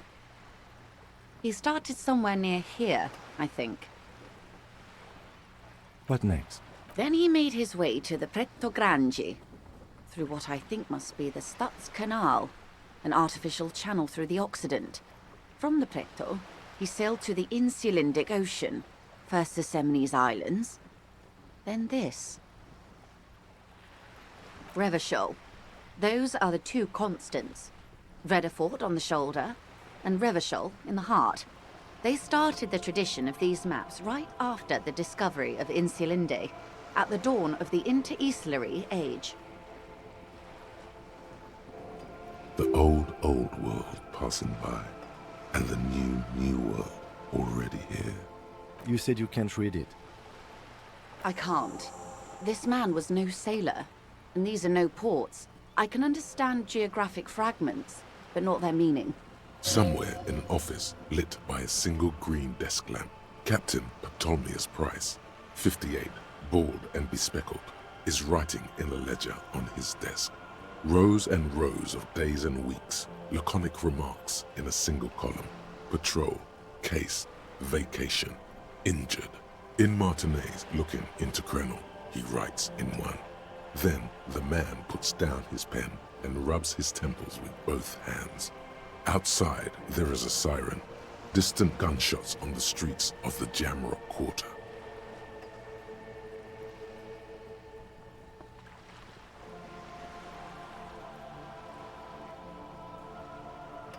That makes sense to me. We have no more use for a map of the waterways, just like we don't need sailors the way we used to. This is what the custom would morph into on the Occident. Mercenary tattoos. For all the boys looking for adventure, a blood spatter on the seas. The sailor's soul would use it to fly back home if they should die abroad. This is a sort of contraption to be reeled back in by. The silver cord, they would call it. Where is he now?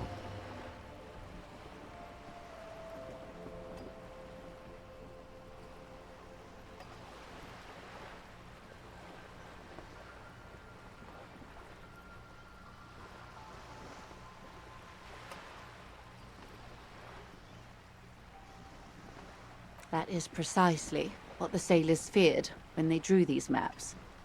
A fear of drowning within one's own corpse. His platoon members? The other contractors, though I do not suggest you go and show them that picture. This man was their friend and comrade.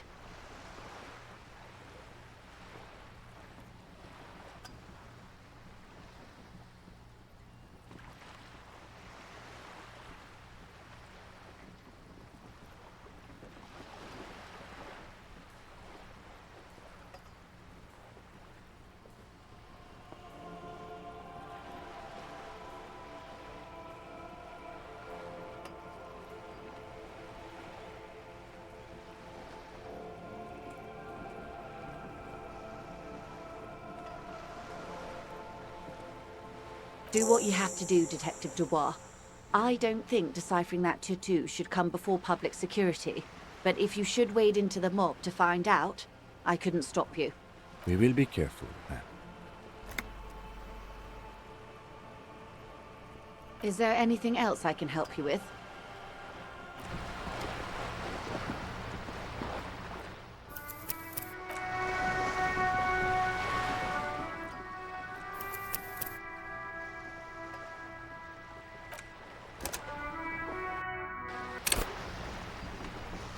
You're back. Good. What can I help? She reaches for about. She will. It was taken with a trigger. Her mouth. I can't. Close. Port cities. His platoon members? The other contractor. I am relieved you think so. I don't think deciphering that tattoo should come before public security.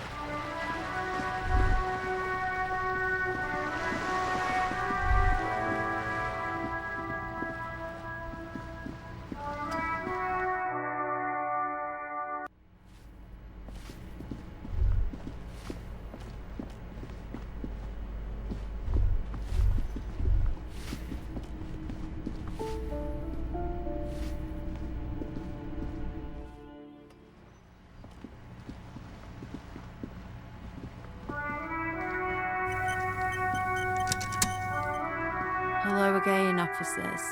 Have you come to admire my mural? I don't believe it. I've never known those boys to have manners. The bemusement in her voice doesn't fully mask genuine tenderness. They'll never be skulls, but their hearts are in the right place.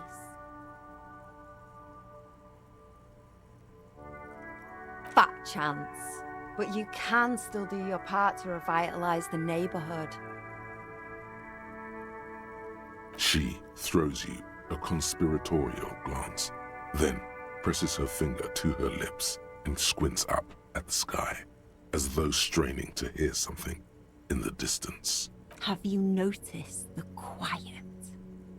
Every so often, you might hear a gunshot pierce the air somewhere in Jamrock. But in Martinez, no gunshots, no sirens. The people are languishing in boredom and complacency.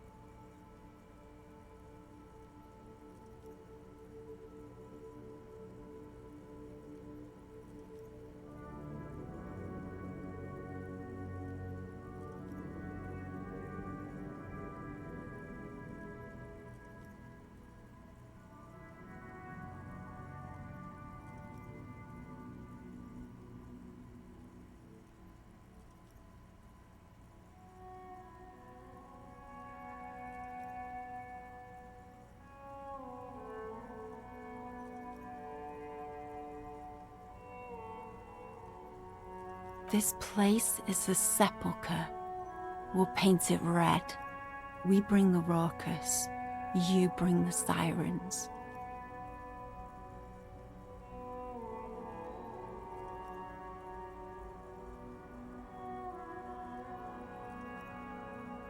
What do I care about some fucking tin eggshells?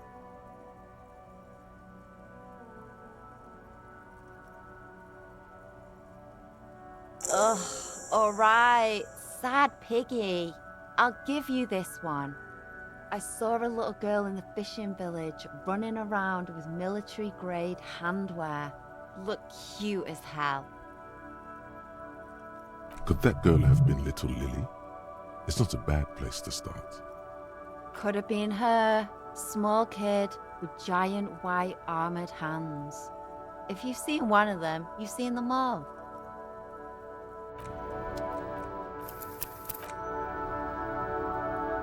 Hello again, officers. What's that?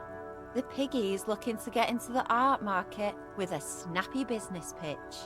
Watch out, or you'll be auctioned off and face the chop. The lieutenant straightens his back, waiting to see where this is going. She stares at you, fearlessly, waiting for a response.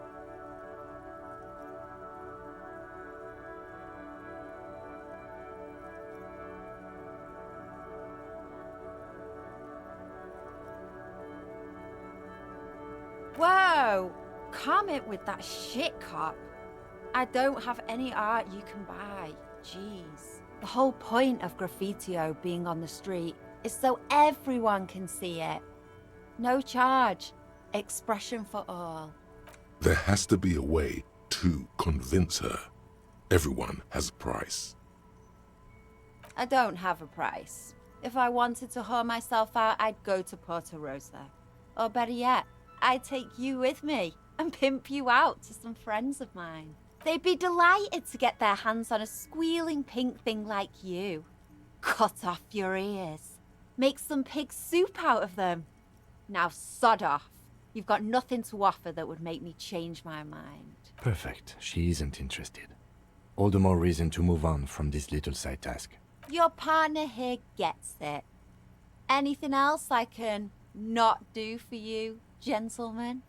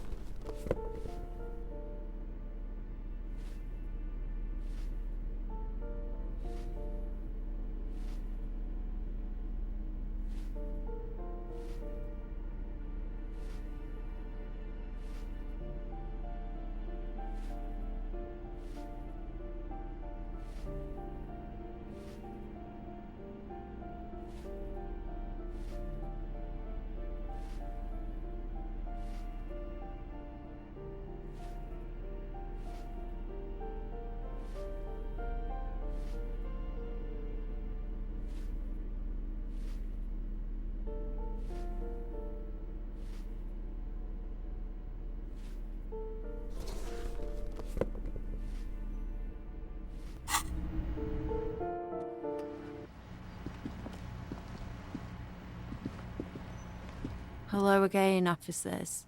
Have you come to admire my mural?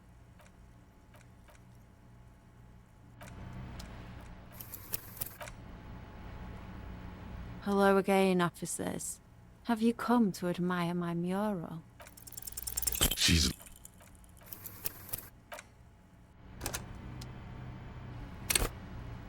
Hello again, officers. She's...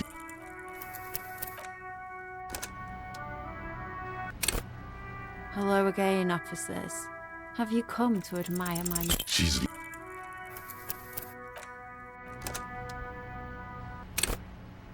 Hello again, officers.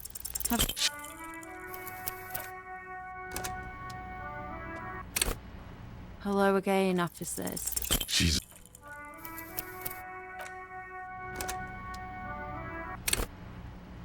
Hello again, officers. Sure, she's all draped up in ironic detachment, but everyone's gotta eat. Great. The little foray into the art world continues. Blah, blah. I already told you. I'm not for sale, piggo. Told you these artist types repel. Turn it around. It's the seller who wields the power in this relationship.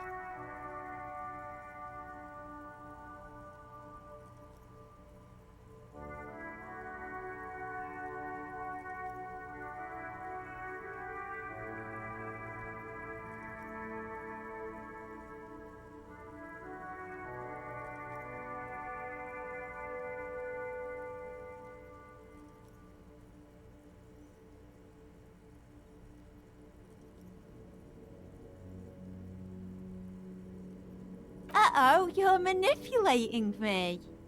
I do like a chance to rip off some stupid pigos. And I need a pack of cigarettes. And some paint. Okay, whatever, Piggy. Time to leech off each other like the parasites we are. Let me see what I've got. Even the lieutenant leans closer to it. Here. Happy?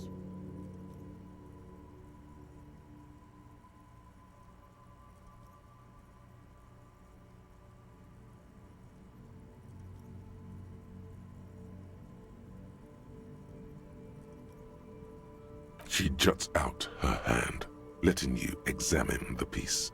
3 red splotches have been shot at a diagonal across the surface. Tinier spots of various colors fan out from the same point of origin. Well, Piggo, what do you make of it? It's one of those ink blot tests, an invitation to connect with the divine.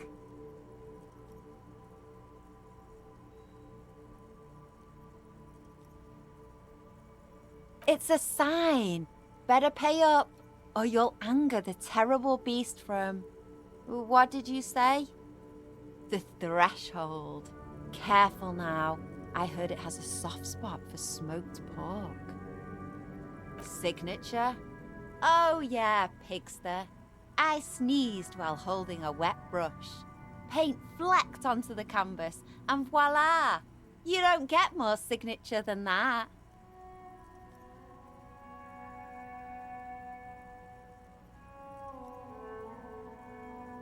Art issue.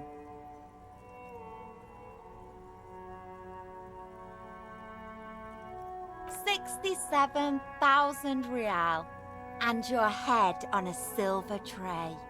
Remember, this isn't about the art or the artist. This needless purchase implies your excessive wealth. Art comes across as more tasteful than simply hanging cash on the wall. Lowball her, the wretched are used to rolling with the punches.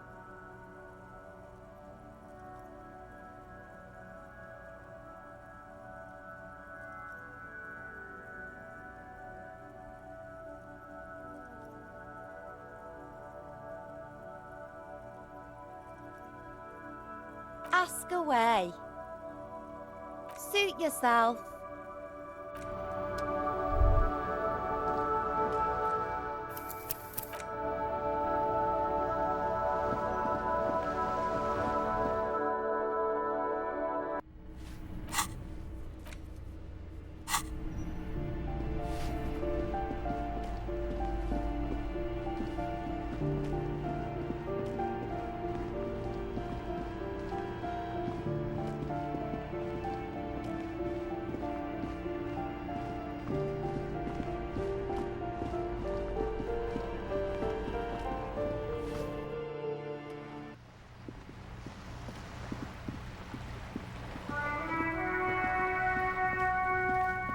Just an ordinary wall, nothing to see here.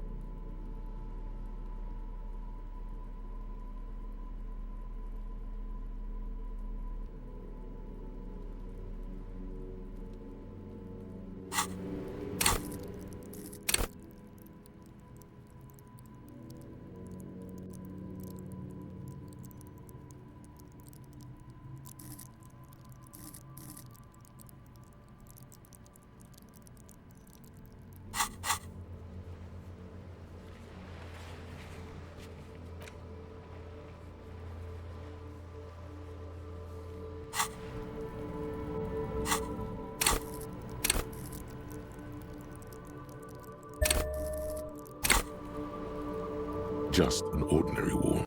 Nothing to see here.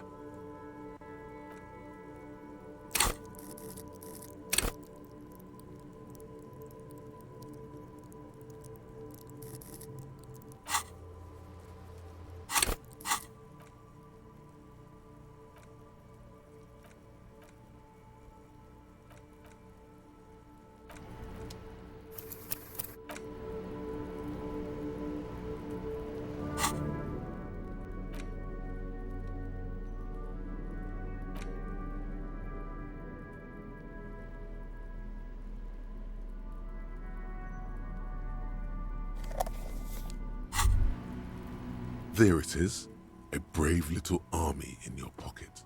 The 1st Smokes Platoon. 20 brave souls standing in salute, ready to step into fire for you, sir. You picked the best one. This soldier is fat and succulent. What are you waiting for? Light up. Re-become yourself. Get a load of this rock and roll cop hair, people. Johnny Thundercop fishes a cheap lighter out of his pants. With a flick of the thumb, there's fire. A primal satisfaction. Here we go. The lighter's dark green disposable plastic. Safety's off. In your case, the safety is always off. Repercussions. There's a high risk of glory, with a mild chance, cool genius. Smoking makes you into an intellectual. It will help you concentrate a bit. That much is true. It only lets you concentrate because you're in nicotine withdrawal. It only mitigates its own.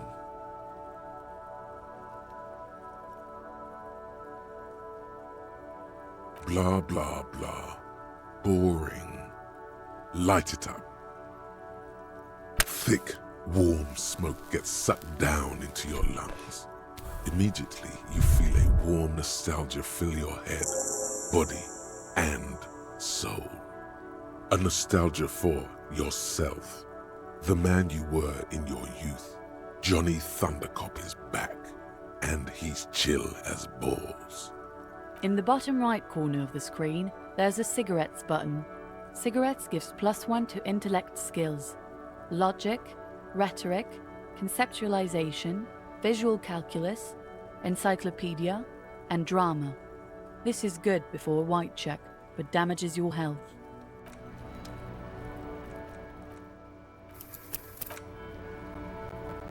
Just an ordinary wall. Nothing to see here. Because this is no ordinary wall. It is sublime. Look at it. The shadows, the colors.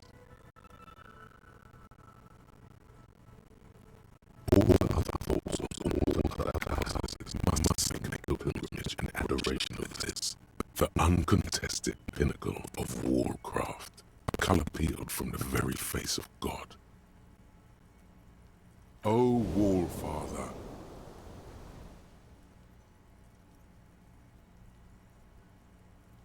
huh? He sounds tired of it all.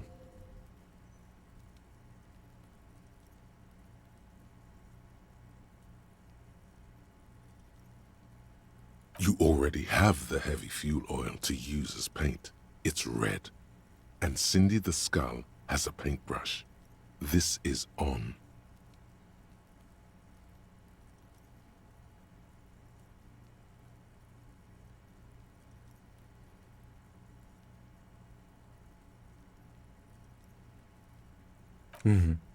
Sure.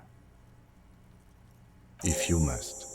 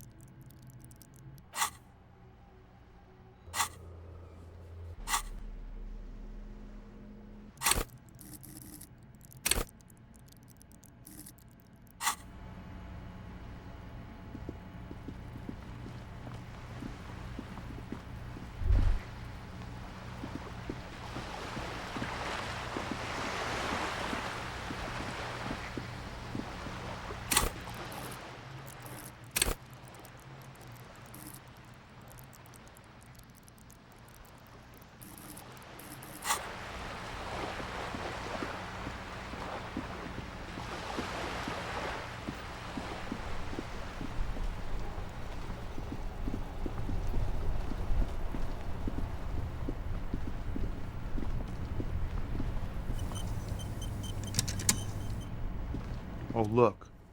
It's the cop who turned me into a bad person. You're bad.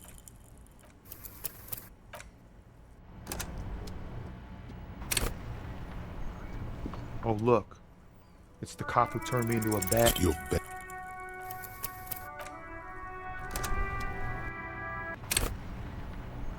Oh, look. It's the cop who... Your best.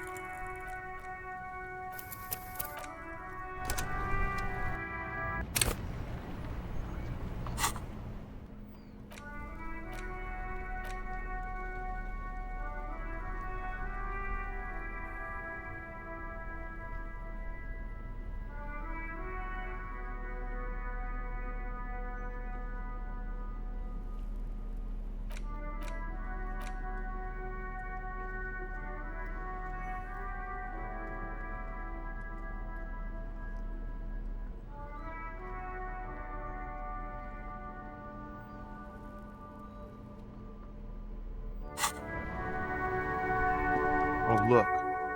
It's the cop who turned me into... Your best.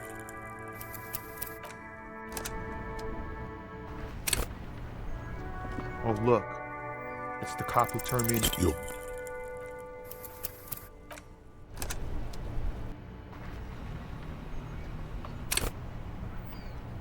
Oh, look. It's the cop who turned... Your...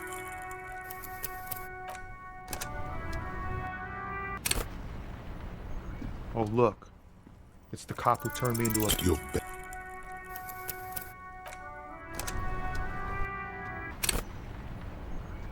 Oh, look. It's the cop who... Your...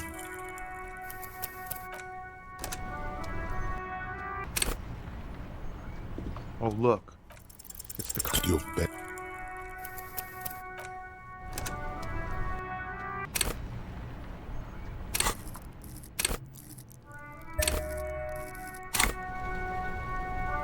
Oh, look. It's the cop... Wait. There's something here, stored away in some dusty corner. It starts like...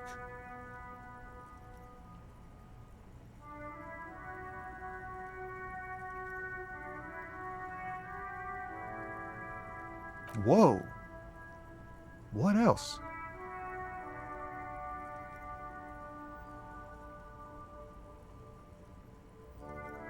Silent communion. That's good.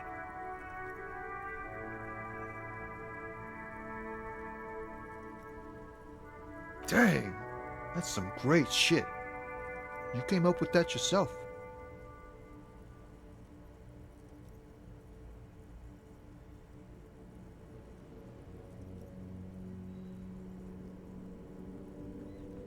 Did you?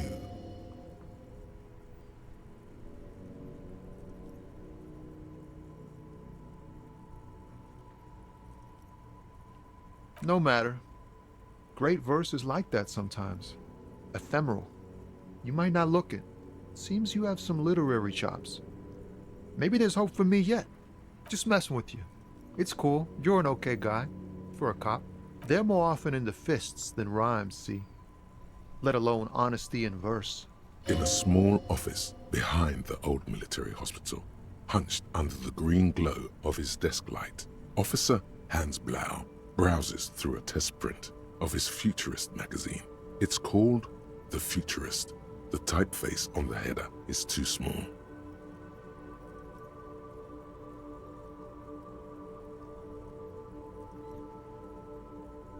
The lieutenant looks at you in silence, a curious look in his eyes, nodding slightly. Well, you've given me some hope, I guess.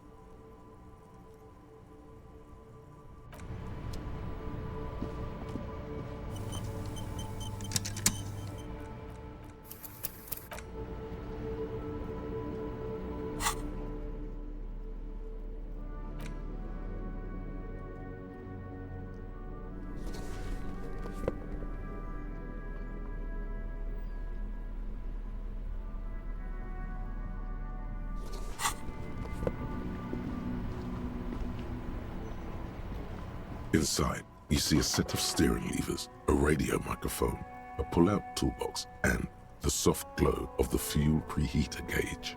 This is Precinct 57. How may I assist you? Just a moment, officer.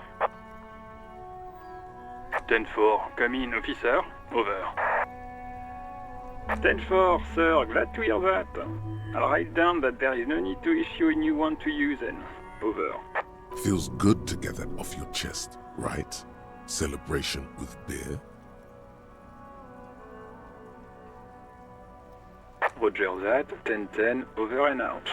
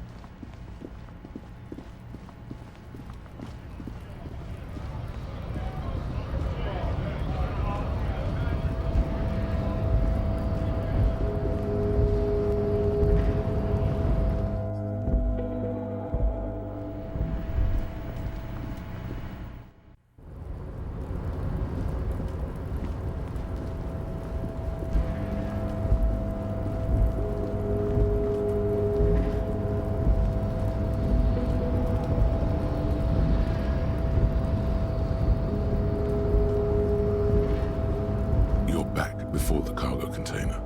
Its draw has not lessened since you were last here. If anything, it seems to have grown slightly.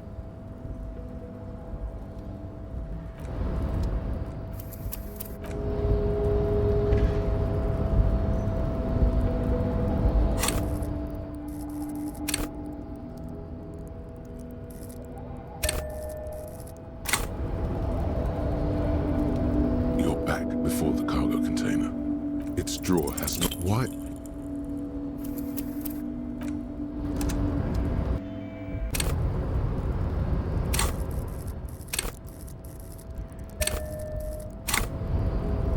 You're back before the cargo container. What?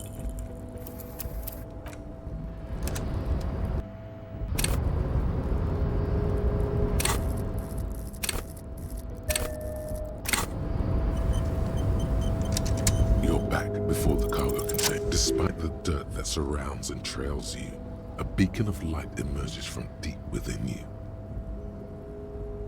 The door stands silent. Satisfied, detective? Try again. Just like that, you hear a click, then a rattle. Some mechanism unlocks itself inside the door. Ahoy! Come on in! You can't be serious.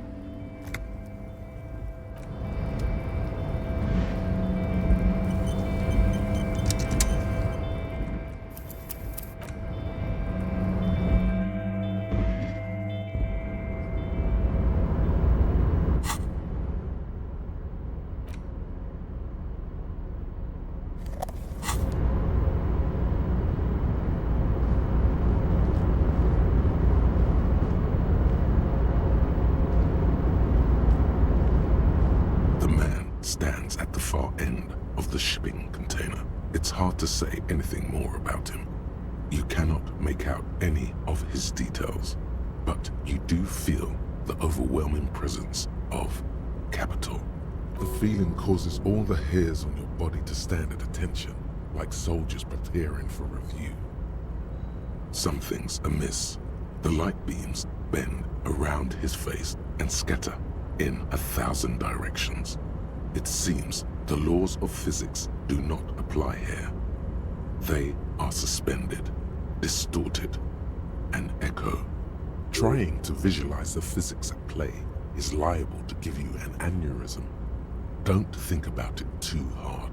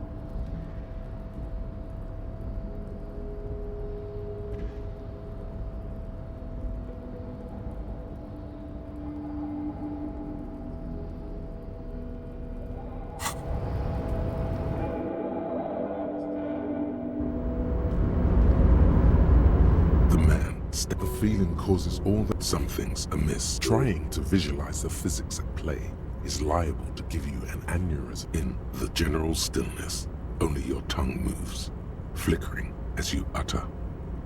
Welcome. Come in. Make yourself at home. Sorry, I'm not better able to receive you.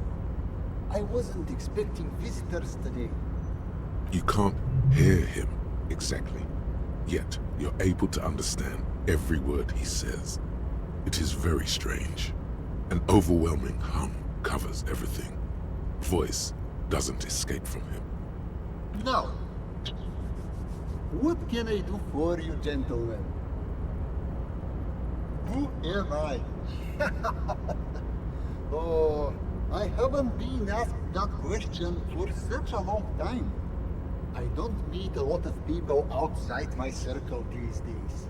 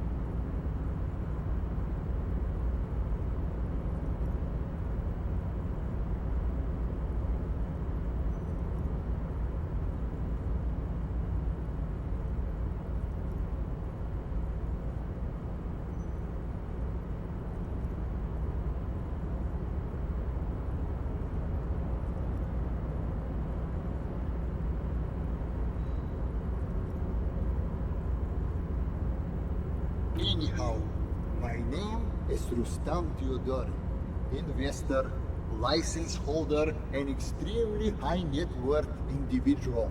And you are? Mr. Theodore, I am Lieutenant Kim Kitsuragi of the RCM, and this is my partner. Pleasure to meet you, Harrier Dubois. I must admit, the name suits you very well.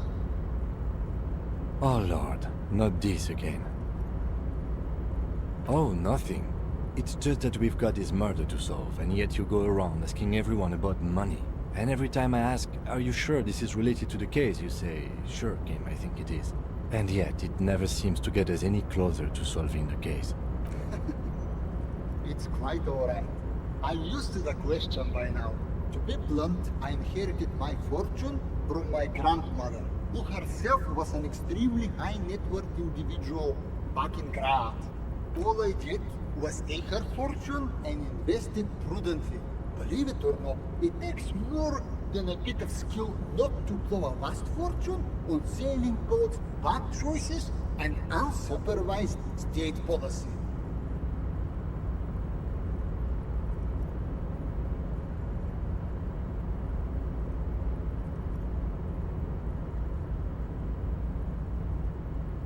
And blow. Actually, at the level this guy is, it takes several generations to do that. But, alright.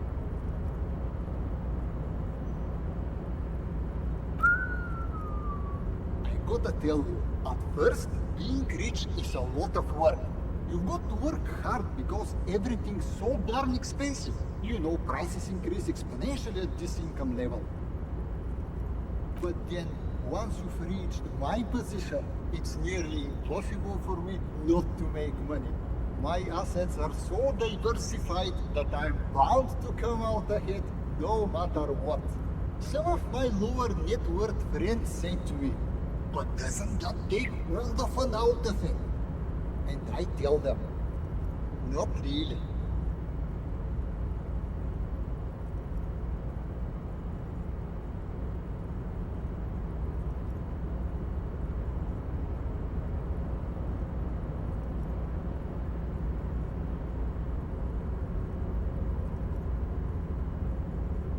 Which one? Revachol, where I nominally reside, or Gra, where my father immigrated from, or Ile-de-Cachebro, where I've registered my shell companies.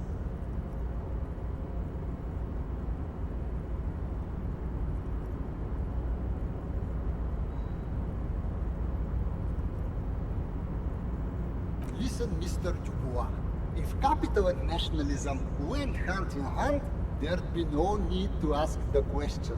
States are akin to boulders in a river, slowing the free flow of ideas. Given enough time, the water will wear those boulders down. Capital makes one speechless, does it not? Blinds like the sun that rises from beyond the horizon after a gloomy winter. Hey! All this talk about money has made you lose the thread. What is going on with the light in this place? That's what you need to ask him about. What do you mean? Are you talking about my chin? Oh, that's what you mean. Yes, I've heard of this effect, though I've never witnessed it myself, of course. It has something to do with our Weiss-Wiesemann coefficient. The Weiss-Wiesemann coefficient is a ratio designed to reflect the difference in net worth between individuals. When the coefficient is close to 1, or 100%, it means one person possesses all the net worth. Among that group of individuals, it's been observed that when the Weiss-Wiesemann coefficient reaches about 0.96 or so, the laws of physics begin to bend around the high net worth individual. Among other things. But calm down. I am but a lowly single-digit billionaire.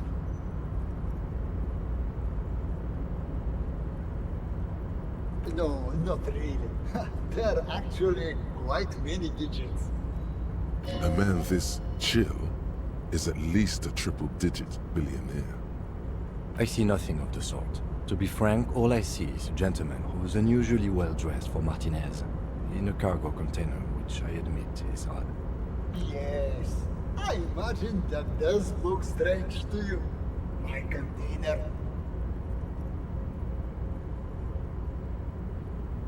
Traveling. This is a great way to get around. It's fun, it's safe, and it gives me lots of time to think. By the way, let me now ask you a question. Where are we exactly?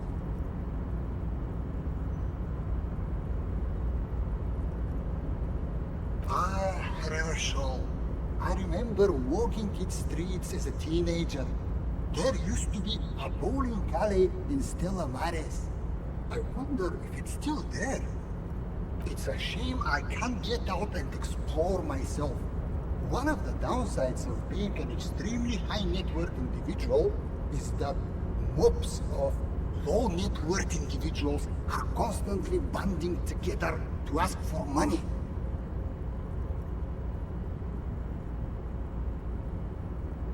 There simply aren't enough hours a day to hand out all the handouts. It's like feeding seagulls. There are always more, and they never seem to do anything interesting with it. Except more seagulls. Spending money is a matter of desire. I'm sure you agree. I don't have the desire for spending it like that. Smart, no? It also provides a means to hide from all the targeted advertising we extremely high net worth individuals are constantly subjected to. Luxury yachts, high-fidelity portable radio systems, fail-proof outerwear, and so on. It just gets a bit middle class after a while. A bit bourgeois.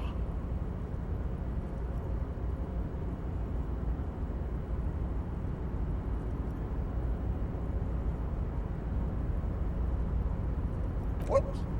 No, I didn't say that at all. Being rich is great.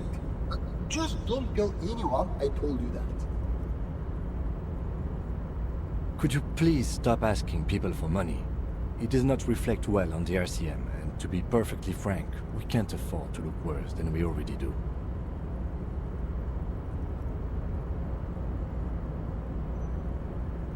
It's perfectly alright. Based on your appearance, I can tell I'm dealing with a civilized man. Playing the pity card, are we? Whatever gets us over the moon, baby. I'm your hand to be dealt.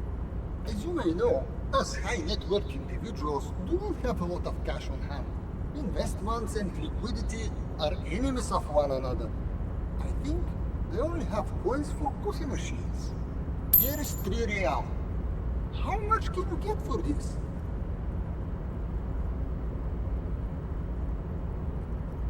You're welcome. You know, maybe you can make that money grow. Come up with an investment plan. How's that sound? These ultra-liberal types love losing huge sums of money on ludicrous proposals. Ergo, you should come up with a plan that's totally dead in the water.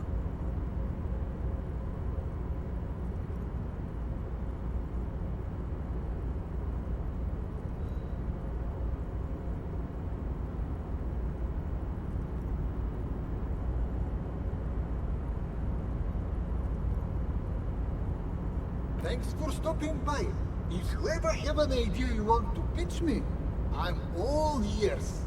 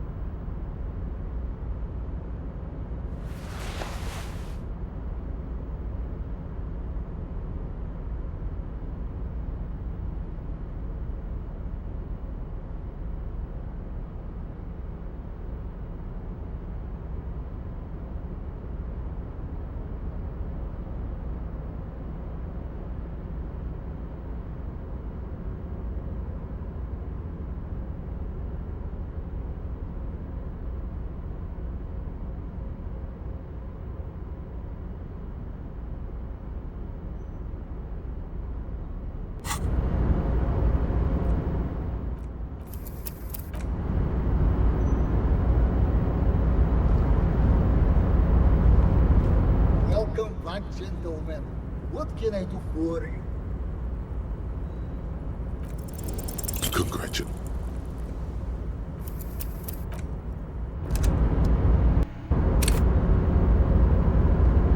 Welcome back, gentlemen. What can I do for you? Congratulations.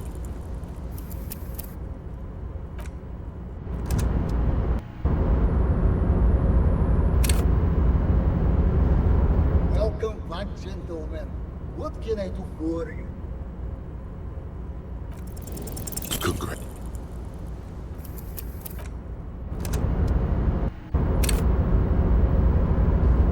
Welcome back, gentlemen. What can I do for you? Congratulations.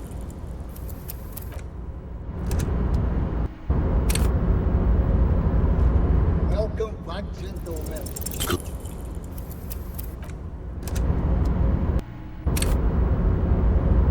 Welcome back, gentlemen. What's worse than throwing money at something that's already failed? He should what? The volunteer police force. And why would I do that?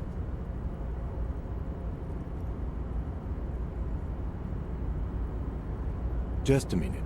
The RCM has its difficulties, but generally speaking... You know, that's exactly what I've heard. From what I understand, the RCM, as currently constituted, is essentially a lost cause. Still, the idea of a privatized police force is extremely forward thinking. You could even say it's ultra liberal. Tell me, if you could invest in the RCM, where would you direct your resources? Bigger guns. Large caliber motherfuckers that leave exit wounds the size of grapefruits. Take care of the people who protect the people.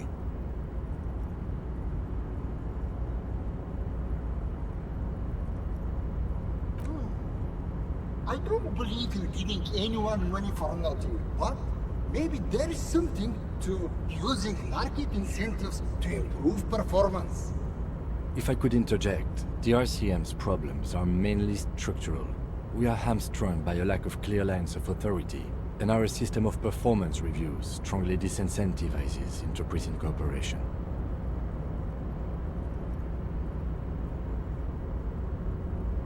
I think the lieutenant's right. Your problems run much deeper than equipment or funding. The entire org structure of the RCM needs to be redefined. You need a unified chain of command. New metrics for measuring performance that reward real police work. Does that sound right? Yes, yes. That's precisely what we need.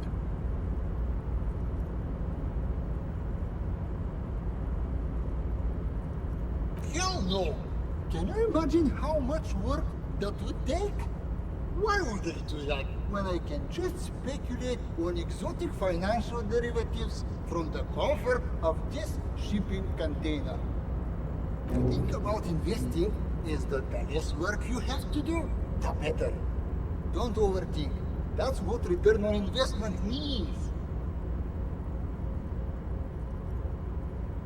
The lieutenant's disappointment is palpable. It's like someone just shot his dog. Now, was there anything else I could help you gentlemen with?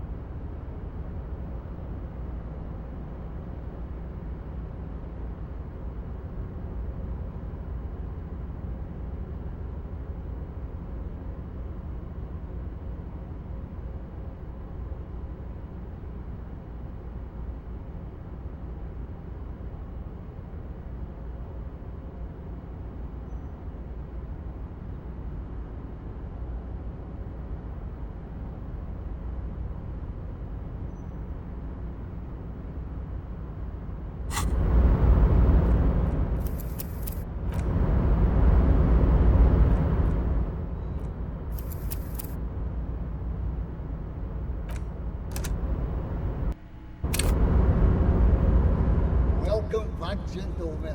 What can I do for you?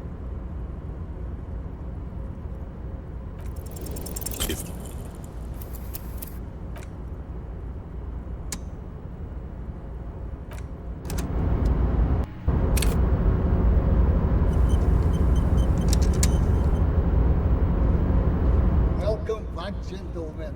What can I do for you? Deploying high-concept buzzword generator. All systems functional. Ready to engage in 3, 2, 1. It's time to disrupt the future. You've got to stay lean, innovative, and focus on what matters most. The children. Steal the union boss's idea, add a twist, and present it as your own. Very capitalistic. A youth center, huh? What kind of youth center? A place to train buff kids. A place to teach them practical skills like teamwork and self-discipline. Come on, tell him what he wants to hear.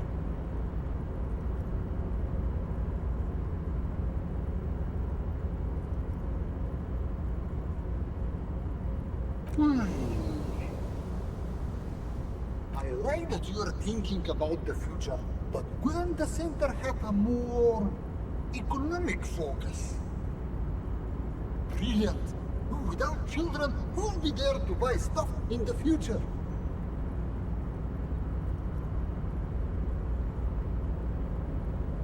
When life closes a door, it opens a window, yes? What's the expected return on this?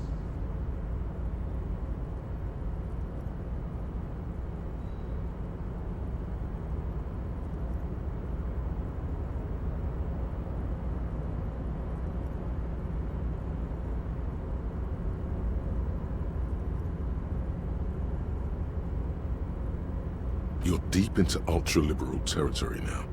Good work. Very impressive. You've got a natural eye for unusual investment opportunities. I don't normally do this without a formal pitch deck, but to hell with it. What's the point of being rich if you have to follow all the rules? Here's the round of seed funding. This should be enough to prove out the concept and get things off the ground. Cha-ching! What'll it be? Speed? Vodka? Cigarettes? Remember, it's not a handout. It's an investment, and I expect to see returns. The lieutenant stands there, dumbfounded. His mouth opens slightly, then closes again. Is he having a stroke?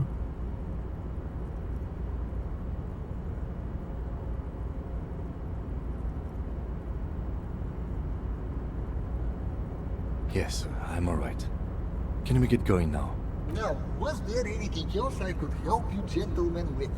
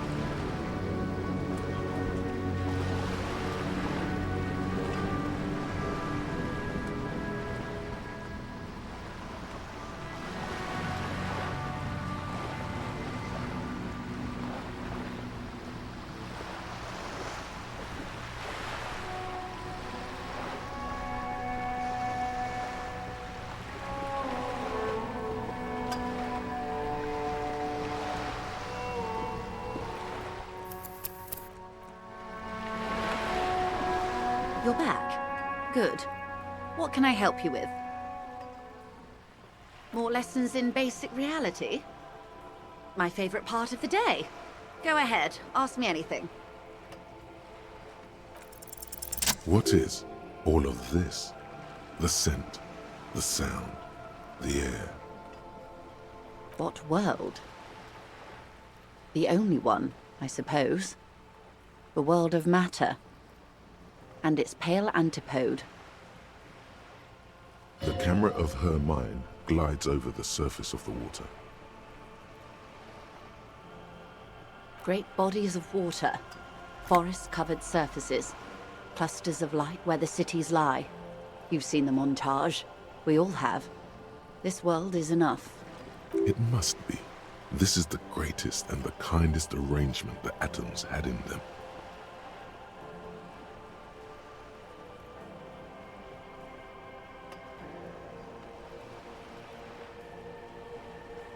There is a term of endearment they coined for it, in the DeLorean century, when humanity was high on this world, discovering more and more of it, these archipelagos included.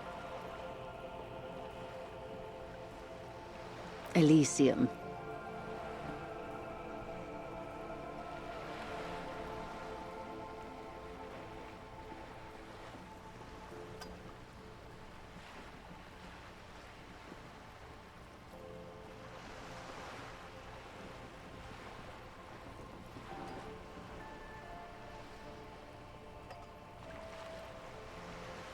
There are those who would call it hell.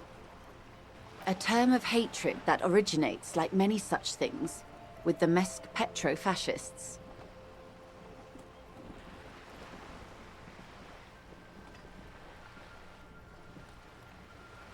Oh, you want a picture of the world? There is no complete set yet, dear. They're having some trouble reaching orbit. Great things are difficult to achieve. For now, we're viewing the world from the inside, sideways. We used to think it was a sphere, but that is beginning to look less and less likely by the day. You wouldn't know it from the tabloids, but the ORG nations have been launching weather balloons into the lower ionosphere since the 30s. ORG, Occident Revachol Grad. There's a steadily increasing trickle of images. Between the big three scientific contributors, they're piecing together a dark grey corona. Yes. Pale covers 72% of the surface. There are grey flares and prominences, even arcs above entire isolas. The images are blurry, but if there was a sphere in there, it certainly looks like it fractured a long time ago. A cold fear seeps into you.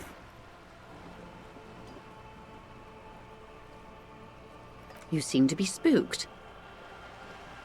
Please don't be. They say there is a rarefied envelope of matter surrounding the darkened disk of our planet. That is, if we are still living on a planet. Or, to speak more plainly, imagine vast swathes of land disrupted by nothingness.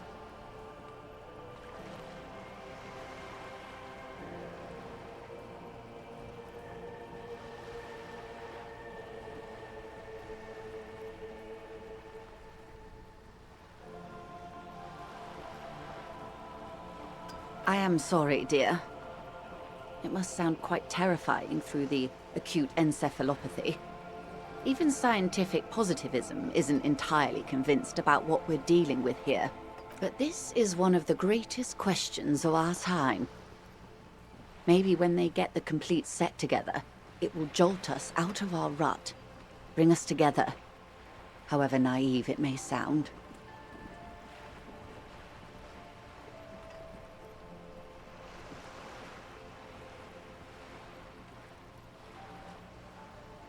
I don't know about things of that scale. My expertise lies in nations and trade routes, one or several layers below everything.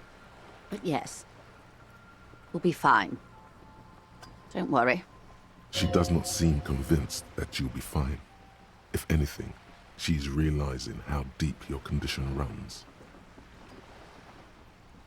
You have misimagined it. I don't have the power to convey to you the effect and geometry of the images that depict our world from below low orbit. It's like the crowning of the world. It's insane. Very disco. You'd love it.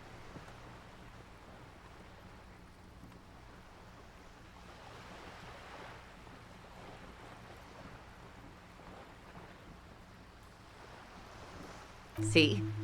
Everyone finds something worth holding on to in this world, however wasted its opportunities. The cold seeps into you. The air is heavy with 80% humidity. Suddenly, you're conscious of yourself standing there, on whatever this all is. Your arms hang down by your sides. The lieutenant observes you both, silently. He adjusts his glasses. The Pale is not, technically speaking, part of reality. Yes. Also, I think we've had enough excitement for today. Remember, we have a cadaver to attend to. His voice is low, but firm. All she can say is, Of course, Lieutenant. Let's try something else. Ma'am, remember you are dealing with a very sensitive and impressionable police officer who is still recovering from a recent medical episode. The Lieutenant's right. Let's change topics. What do you want to know? Anything. this is not going to happen with the lieutenant present, unless you can convince him to step aside. Glad to have been of assistance.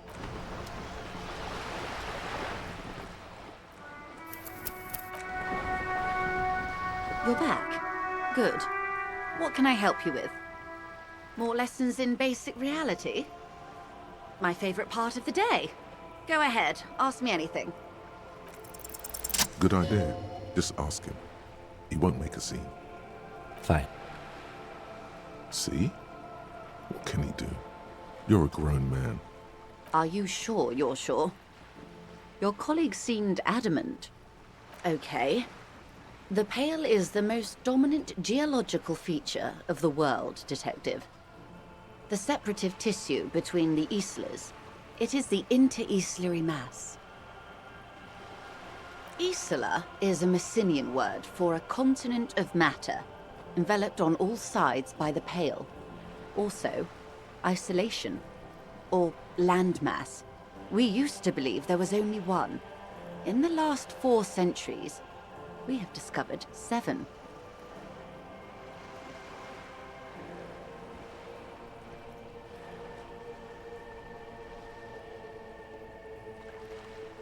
Windy, Seol, Samara, Ilmara, Grad, Katla, and this, Insulinde. An oceanic isla. It comprises mostly of water. Muindi is the largest, Katla the coldest, Insulinde the bluest. What can I say? Each is perishing and dear. Achromatic, odorless, featureless. The Pale is the enemy of matter and life. It is not like any other, or anything in the world. It is the transition state of being into nothingness. No, Detective. We're safe. It begins there, 6,000 kilometers to the north, and even more to the south, east, and west. You are in the middle of the Isla. As your gaze instinctively turns north, a small black pit opens up in your stomach.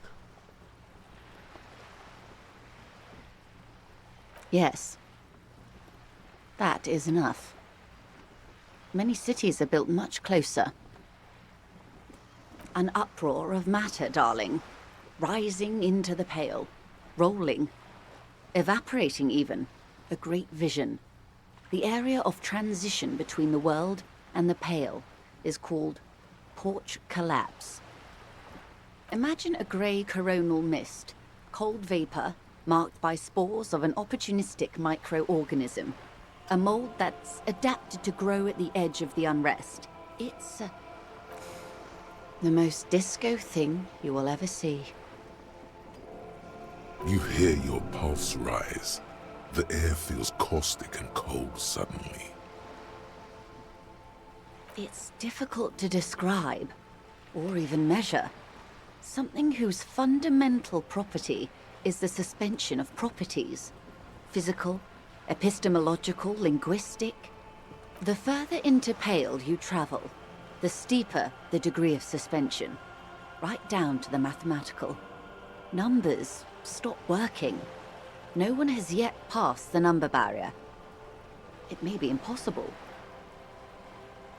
Oh, it is so difficult for us. A squall of birds. Hardware operating in the harbor. Firm. Self-evident. It is possible to force dimensions on the Pale.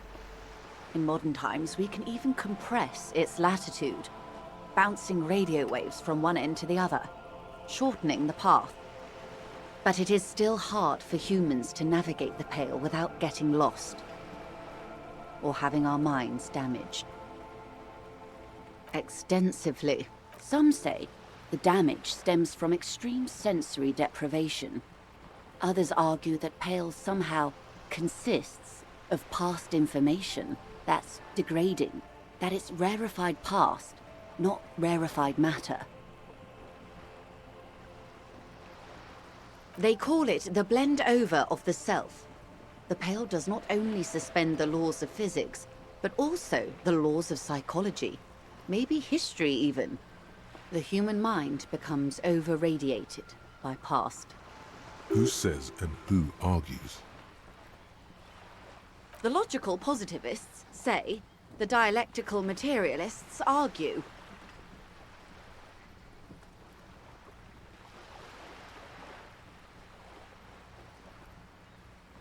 It feels terrible. Absolutely terrible. International standards strictly limit civilian travelers to 6 days of Pale exposure per year. It's more for her. Way more. No, Lieutenant Dubois. I'm entreprenetic business class.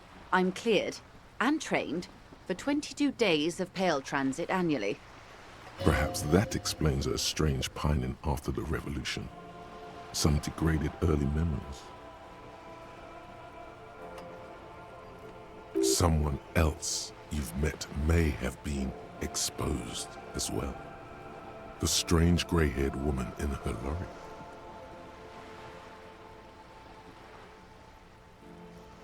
Yes, carried in the hulls of airships. It's a horrific job. Automation will abolish it soon. That poor woman must have stories to tell, like you wouldn't imagine. Up to my gills, officer.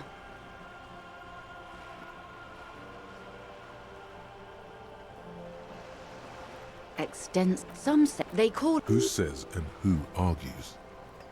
It feels. It's more for her. Way more. No, Lieutenant. Perhaps that someone else you've met may have been. She's looking out toward the sea. What at? It's hard to say. She's over-radiated. And then some. Entreprenetics is the scientific study of the Pale, or a recent iteration of it by way of Grad. The study of the Pale reaches back 6,000 years. The Pericarnassians called it the Western Plain. They had not traveled the entire circumference of the Pericarnassian Super E-Solar. It was not merely in the west, it was everywhere, even then, surrounding them.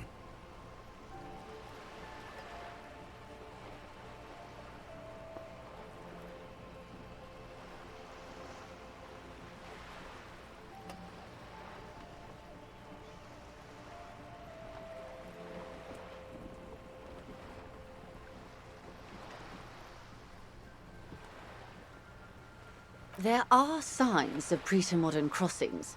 Successful navigation of the Pale relies not just on technical know-how, but intensive psychological preparation. Some of these tactics have been known for thousands of years. Nothing. We remain powerless before the Pale. The only real advance in Pale transit is the speed with which an aerostatic craft can pierce it. Less exposure leads to less effects later. Hybrid airships, Detective. Conventional rotors or jet engines no longer add velocity after the point of reference for motion is suspended, once you've crossed from near Pale to far Pale. In essence, we throw them in and they come out the other end. If we throw them precisely.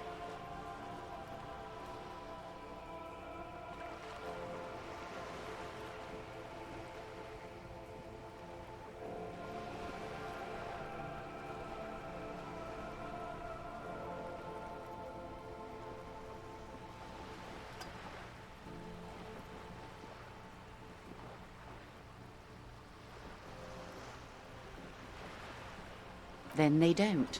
Gone, like a skipping stone beneath the surface. The Pale outweighs reality 2 to 1. There is more Pale than there is matter, and the ratio is slipping. What do you think, Detective?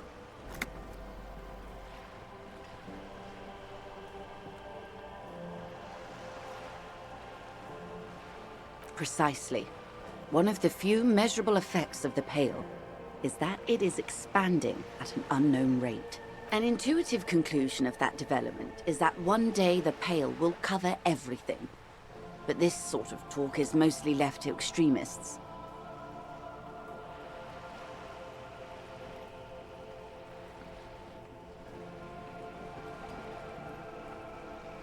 Most people, and indeed most private and government sector organizations, entire civilizations and religions even, find handy ways to ignore or downplay that knowledge. I suggest you do the same. Off we go. You see the hanged man's mouth open. One and all. They say Pale is death, but for the universe. Why should we just leave and leave, and the world get left behind? Yes, sweet reality. But before we do, tell me, Detective, is this the first time you're hearing this? Do you really not remember anything?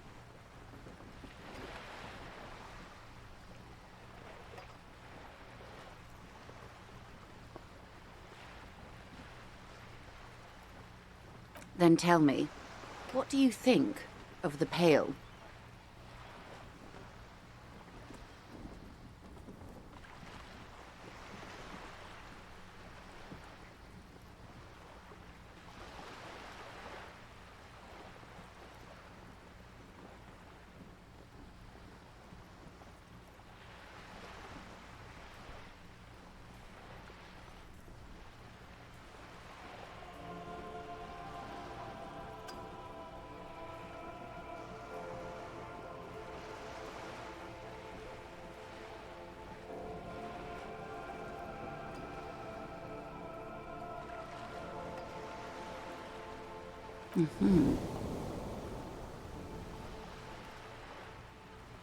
You really didn't know. This does not spell good for the investigation, Detective. If you don't know even this, then...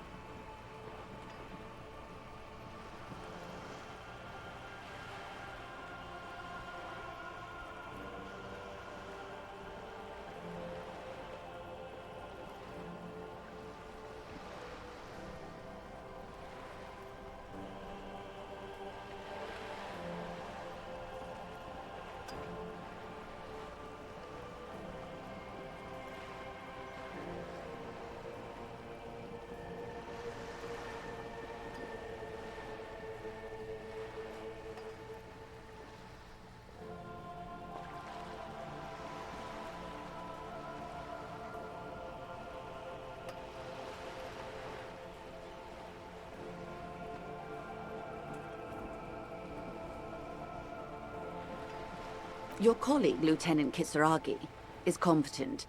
I checked up on him. And you have me. I will try to assist you in any way I can. Some of that assurance is meant for herself, as much as it's meant for you. She must have a lot on the line here. Even if we have to do it one basic term at a time. Good. You have not passed out from it. Perhaps I worried for nothing. Are we still on the reality lowdown, or should we do actual police work now?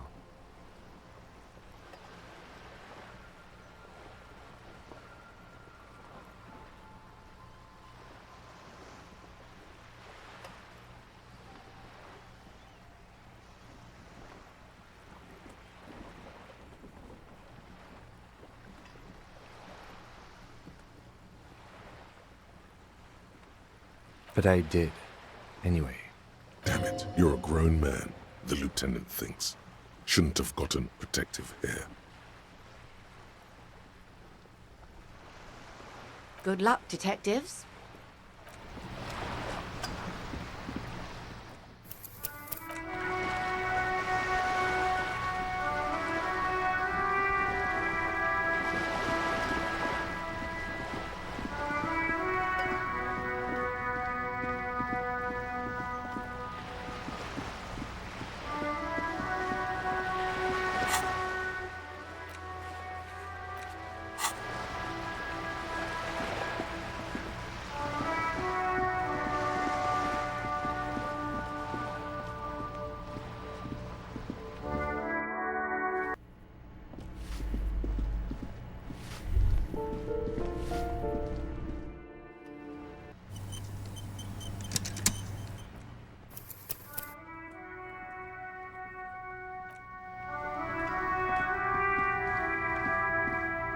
Hello again, officers. Have you come to admire my mural? What for?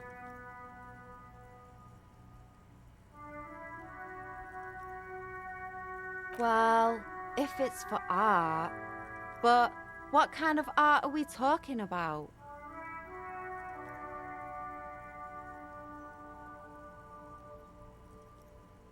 Then you have time to find your own fucking brush.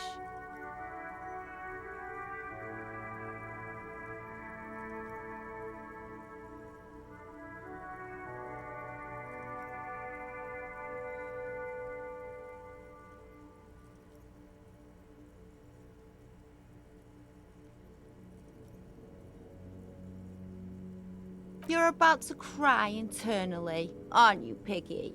Oh, pathetic. Just give up. Art isn't for you.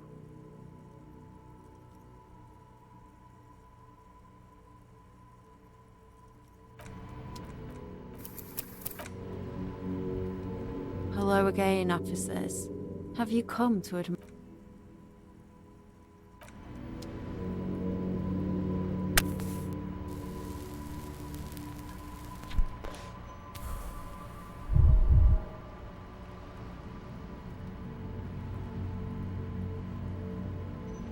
Hello again, officers. Have you come to admire my mural? They...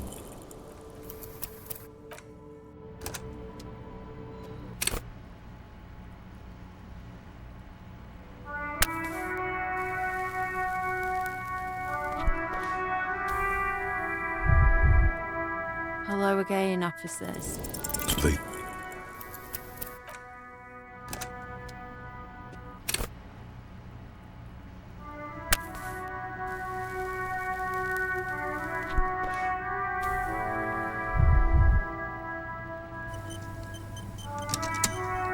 Hello again, officers.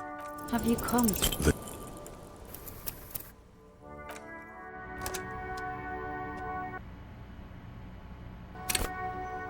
Hello again, officers. Have you...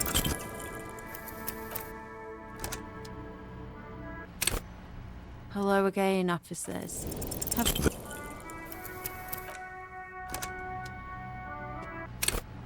Hello again, officers. They do say the painter always paints his... Hello again, officers.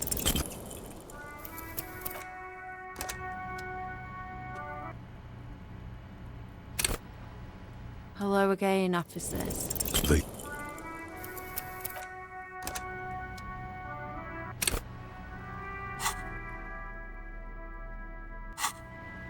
Hello again, officers. They...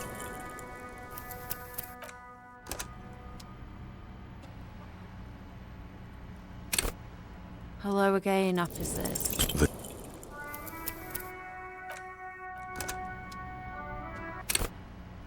Hello again, officers.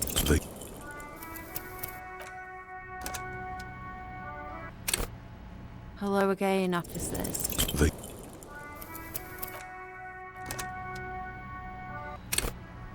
Hello again, officers.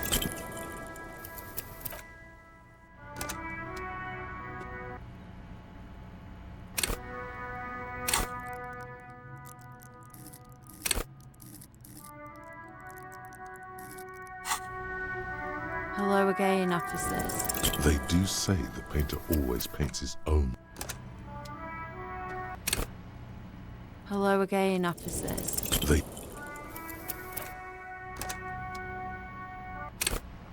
Hello again, officers.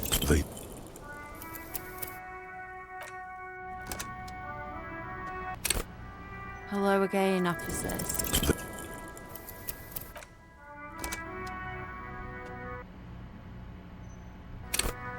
Hello again, officers.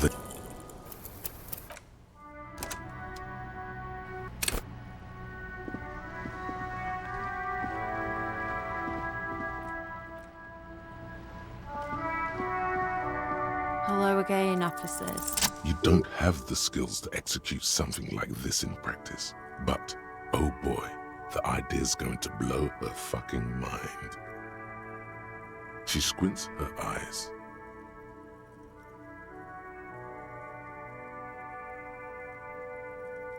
On fire. I say, sod off. You don't have the technical skills to do that.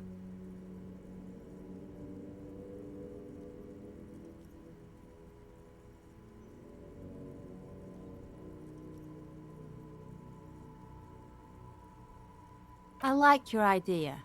Should have thought of it myself. I don't need this kind of competition in my neighborhood.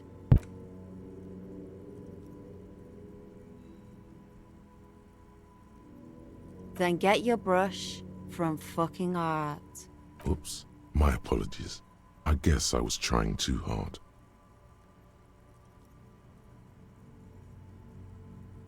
You're a police officer and a grown-up. Why are you trying to impress her? Maybe try a different approach.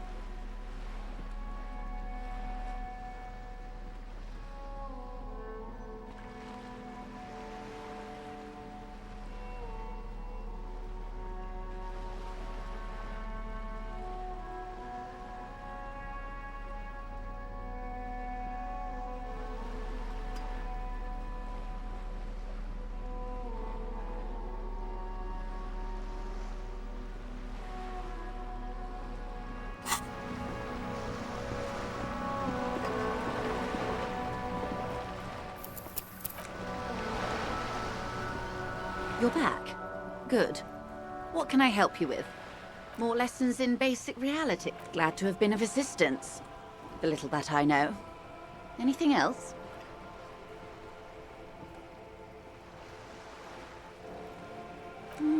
She's not even asking you anything. It's so easy to just say.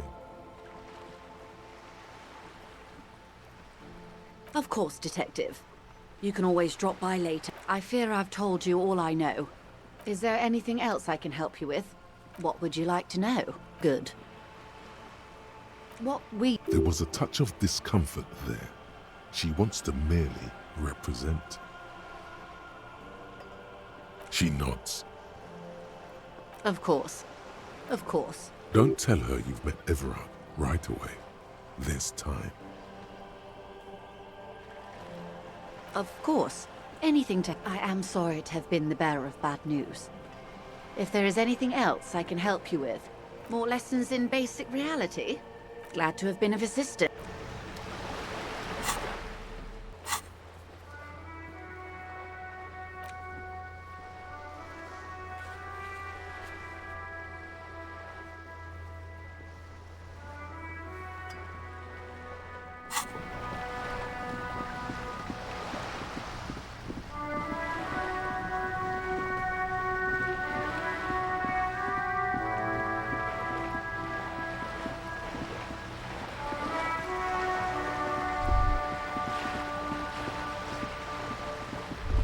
Whoa, what have we here? A bridge with loose nails and rot-infested wood that creaks in the wind. A construction code violation if there ever was one.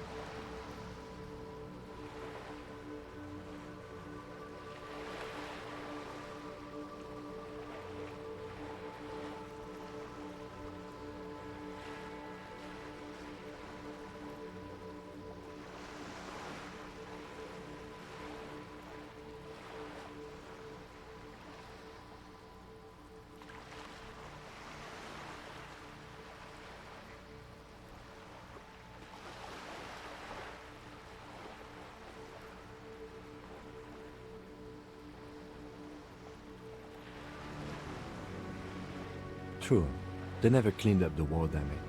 The rest of Revachol looks better, though. The bridge is fine enough. Locals use it all the time, after all. It's nothing to worry about. Shall we?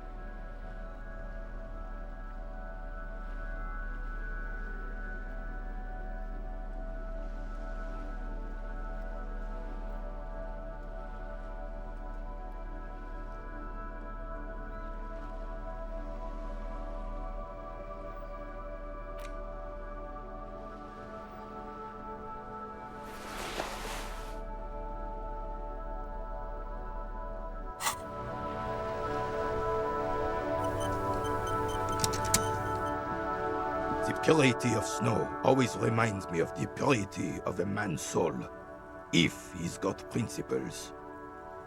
I prefer the old name, Insulindian Lily. Girls brought them to young cadets when they entered service. Wearing them on your cap was supposed to bring good luck.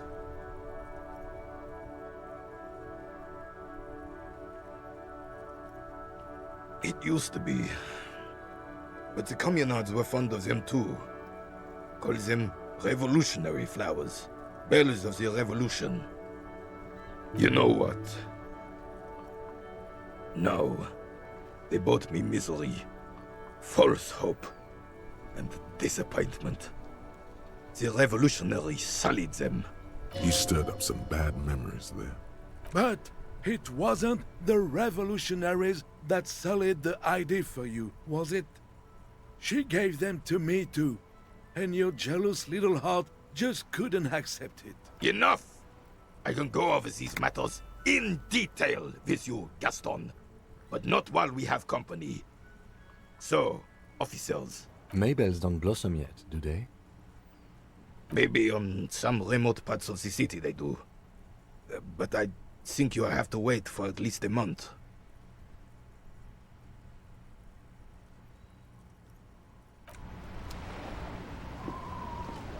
It is such a pleasure to see you again, officer. It is such a pleasure to see you again, officer. How may I head the citizens' militia on this fine day? Oh, sweet Jenny. She was the finest woman in all of Revachol. Maybe the entire world. Do not defile her memory, Gaston. Let her rest in peace. His tone lacks its usual intensity, like he doesn't feel he has the right to speak on the matter. We knew her, all right. Lived on the same street our entire lives, just 2 houses apart. The 3 of us have been best friends since we were 4. She was René's first girl, back when the prick was 16. They were courting till he decided he'd rather die for some great ideal than just be happy. And then you stole her from me. Oh, officer. It already got ugly nearly 80 years ago when the 3 of us were just learning to walk and talk.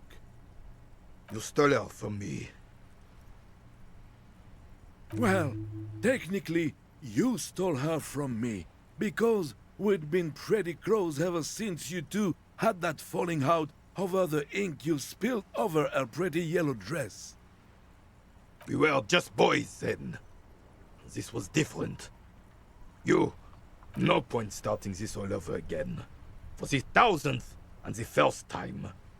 Especially when we have company. Officer. She died of pneumonia 2 winters ago. It was a quiet passage, peaceful.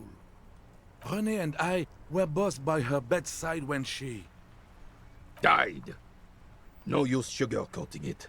Won't bring her back, will it now? Departed. Until the very end she couldn't decide between us. The most indecisive woman I've ever met. A quick grimace of pain passes over René's features, but he immediately regains control. His face now a dispassionate mask again. She could never make up her mind about anything.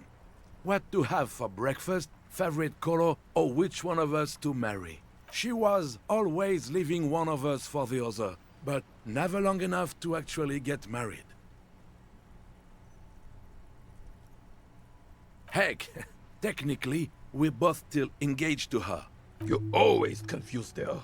Couldn't let us be happy. Seduced her with your fancy words and pastries. He suddenly remembers you are still there, falls silent, and turns away. Of course, officer. Memories are all we have left. Sure, officer.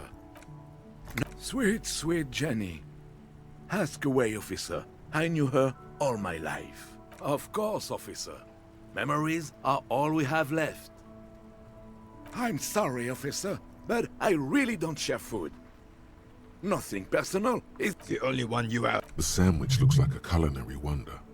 Well made and abundant in components. The author sure knew their craft. In addition to the obvious slice of ham, a fat one, you notice a brim of a tomato peeking from below. And is that mayonnaise? Oh, that's good. That's very good. You must have other business then?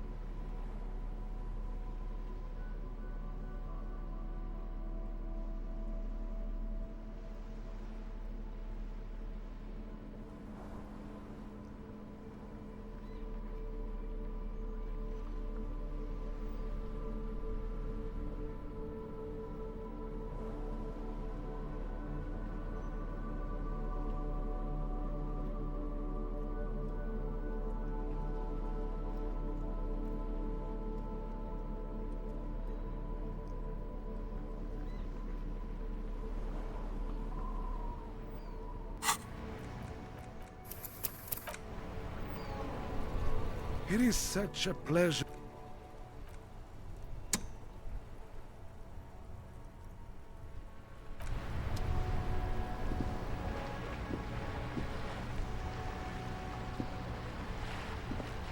Vigilance officer, what can this old carabinier do for you?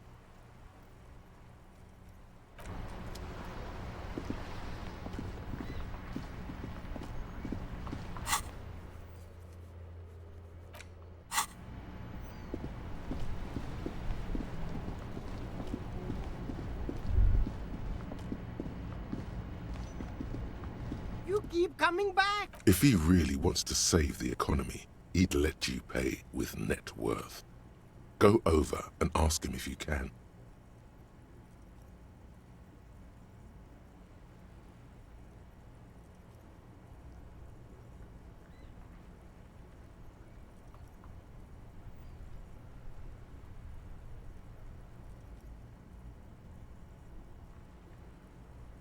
Haven't you heard, officer? Very cool. Everything's still cool here, officer. You keep coming back. You find your hat. The box smells like cat. Economical, but also trendy. Look firsthand. Haven't you heard, officer? We've got to be economically Look around. Is this really the economy we want to leave to our children?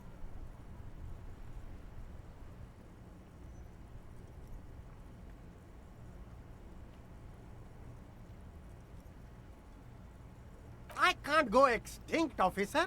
I've got kids to feed. Once an economy goes extinct, it messes up the whole ecosystem. Haven't you heard, officer? Look around, is this really the economy we... That's the spirit! Haven't you heard, officer? Look around. Is this really the economy we want to leave to our children? And what?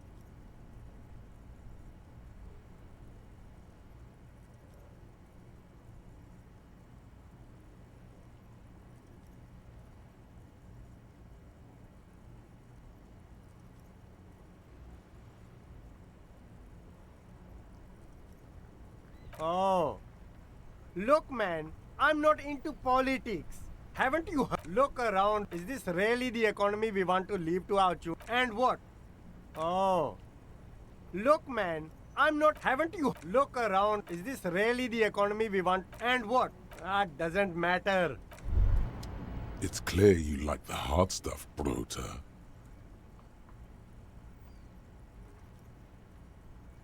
Evening falls. The time has come to take the vow. The vows are blood and flesh.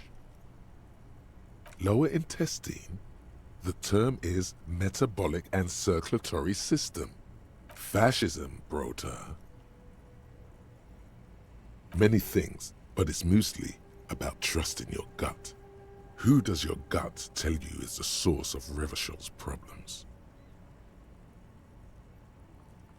Quit stalling, Bruta. We're talking about the weakest, worst, most insane thing. Yes, them. But also Women. Women. Men of Wu. You don't like them. They're insane. Their idiocy needs to be scrubbed off this world with rubbing alcohol. Wu men need to go back to the fucking kitchen. That's what fascism boils down to. The rest is also important. But the main thing is that Wu men need to know their place. Stomach truth. You're having a stomach truth. Because you've said the hard things that others won't say, the good things, you've said them many times.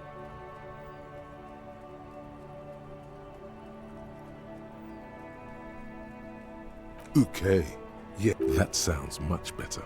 Traditionalism. You like the sound of that. You're going to keep your views, right? Keep your views, Brota. For the nation, smart. Best not to mention the Wu men too often. That's why you're the head and I am the stomach.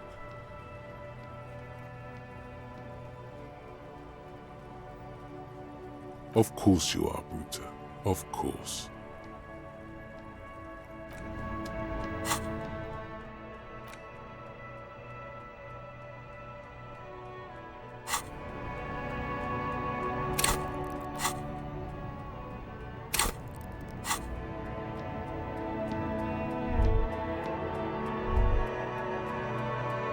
The speakers below are banged up.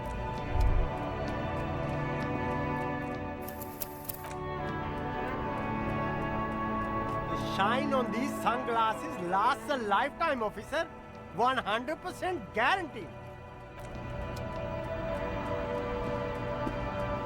You keep coming back. That's good, officer. Keep browsing those clothes, keep saving that economy. Gotta prepare for springtime, right?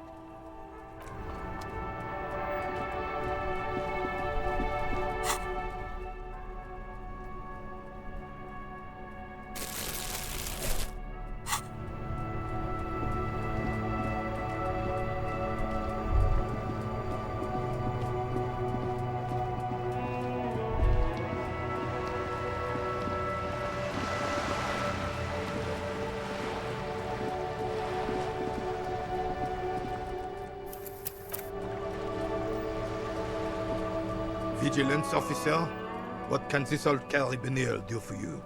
There's nothing for you to understand here. It is not her death you are investigating.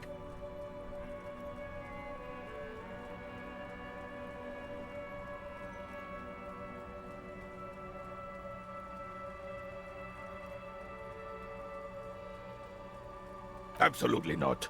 She died of pneumonia in her bed at the age of 79. This is highly usual. Revachol Fair of 91 in the Faubourg district. A parade was held to honor Guillaume Le Lion's name day, and the Carabiniers marched in the place of honor. This was the happiest day of my life.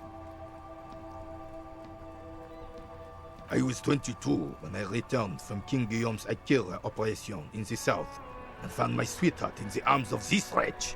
The Akira operation was a 7-year campaign, during which suzerain Guillaume's army forcefully united the people in the southeastern part of La Petite Continent, collectively known as the Akira tribes. I won her back, but while I was dealing with some issues. You were like a dark cloud sucking the joy out of every living thing around you. And you hurt her. Dark cloud. That sounds unpleasantly familiar. Those days and memories are gone. The old soldier says nothing, but when his glance quickly runs over Gaston's face, there's an odd look in his eyes.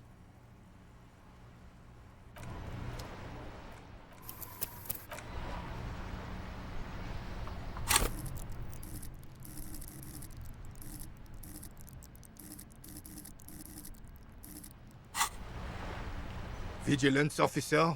What can this old carabiner do for you? All you...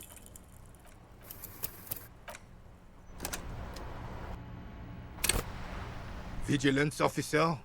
What can this old carabiner... As Rene turns from you to his partner and back, the medals on his chest rattle and glare. He keeps his spine straight and his ribcage lifted, displaying them proudly. 2. The larger one is shaped like a cross, while the smaller medal resembles the sun. A crowned head in front of 2 crossed rifles. The medal hangs from a blue-striped triangle. It's the Croix de Bravoure, Cross of Valor. The cross was the highest battlefield decoration in Suzerain's armed forces, awarded for exceptional bravery in the line of duty, in service of King Frizzle I. A small blue star inside an orange sun. It has the word Valiance written below.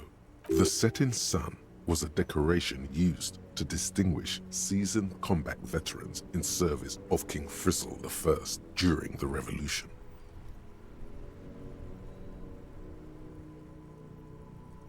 For bravery. It's a conflicted topic for the old veteran. There must have been a number of controversial episodes in his service days.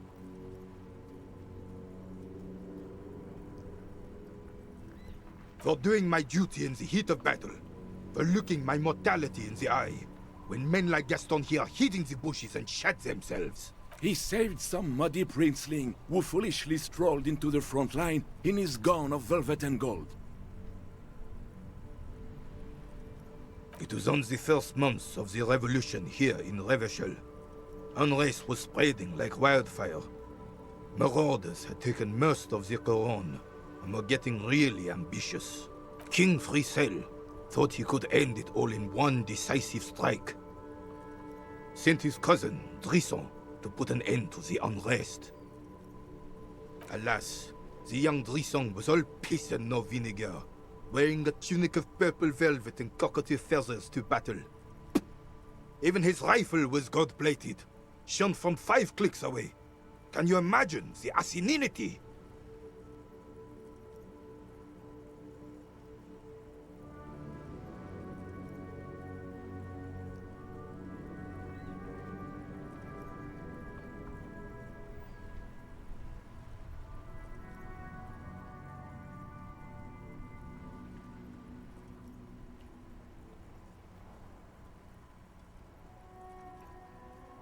Purple velvet tunic. That isn't exactly camo. To keep the long and bloody story short, Drisson marched us against the partisans in Couronne. And when I say marched, I mean made us walk into captured enemy territory, single file, like toy soldiers, while he rode in front on his giant red stallion. The rebels were smart. They let us come real close before opening fire. Suffice to say, it was carnage. I got shot in the left shoulder and went down. Just a flesh wound. But just as I turned over, the prince fell into the mud next to me. He was missing his lower jaw. Then his horse, driven mad by the noise and smell of gunpowder, stepped on my leg and shattered my knee. It's painful to even think about. Hang on to the story. Veterans get sentimental after such retellings. This might yield something useful.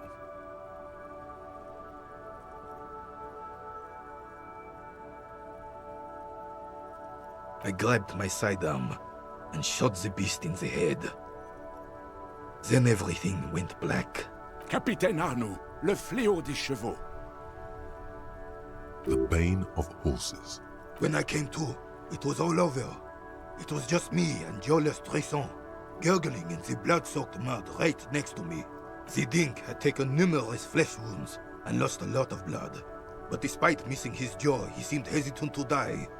Tougher than he looked, that one.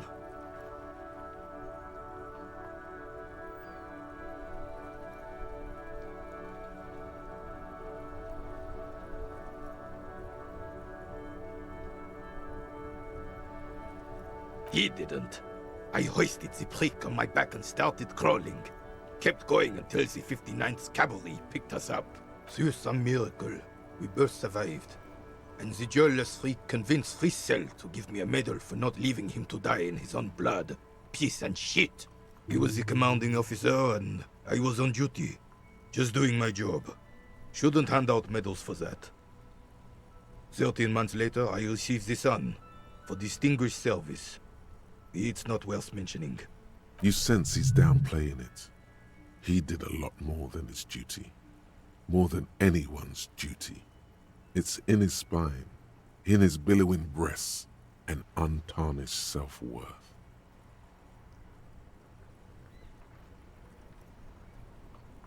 The old carabinier stands quietly like a statue, his features motionless. What Monseigneur Modesty is not telling you is that he crawled over 7 kilometers before the cavalrymen found him en Drisant. 2 days later that was. And that even while crawling with a mangled half-dead prince on his back, he still managed to murder 3 rebels on his way. Is that pride in his voice? It's deep down, but maybe even unbeknownst to the man himself, it's there.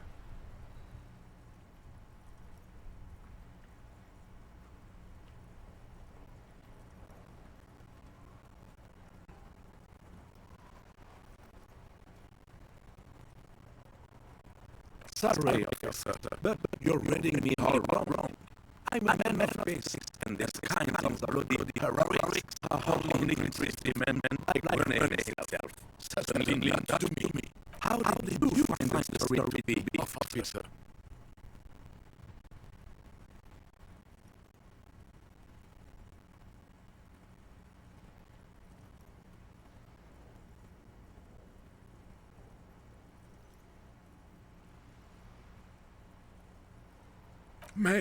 Maybe, but also bear in mind, officer. They don't hand this out for anyone with a service record. Oh no, you have to get shot, repeatedly. And you need to get your hands bloody too. Really, really bloody.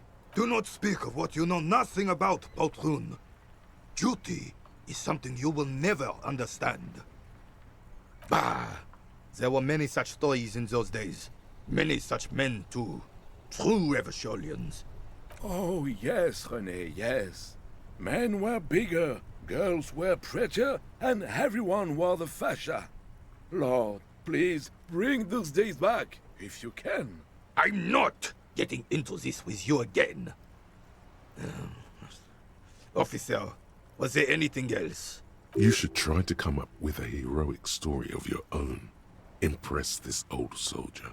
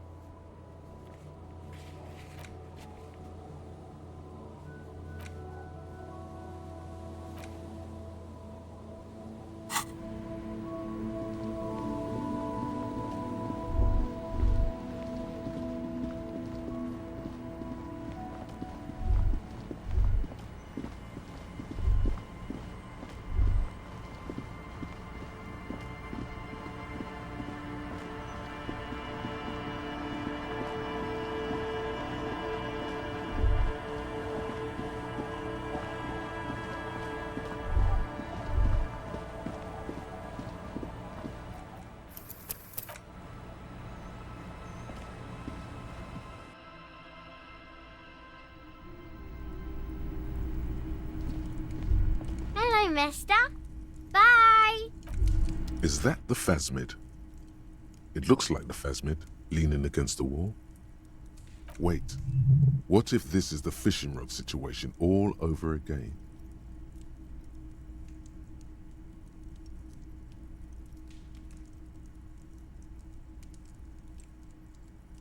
It's not the phasmid. It's not even organic. It's a fire iron. How disappointing.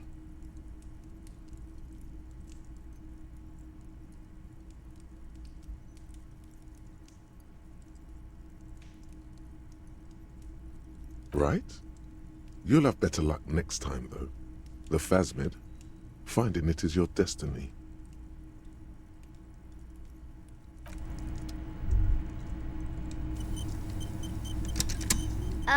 Mister, what were you doing in my fireplace? Oh, okay. Yes, I am. Little Lily. You know my mom?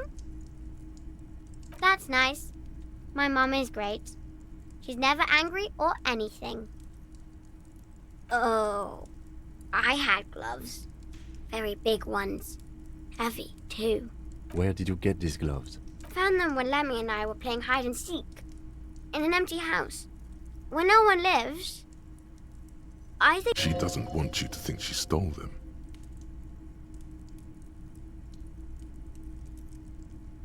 I hid them. The twins were gonna take them. They're stupid. We are going to need those gloves.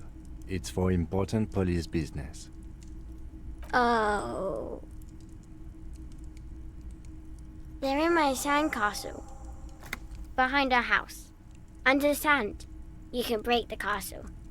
It's not very good. Bye!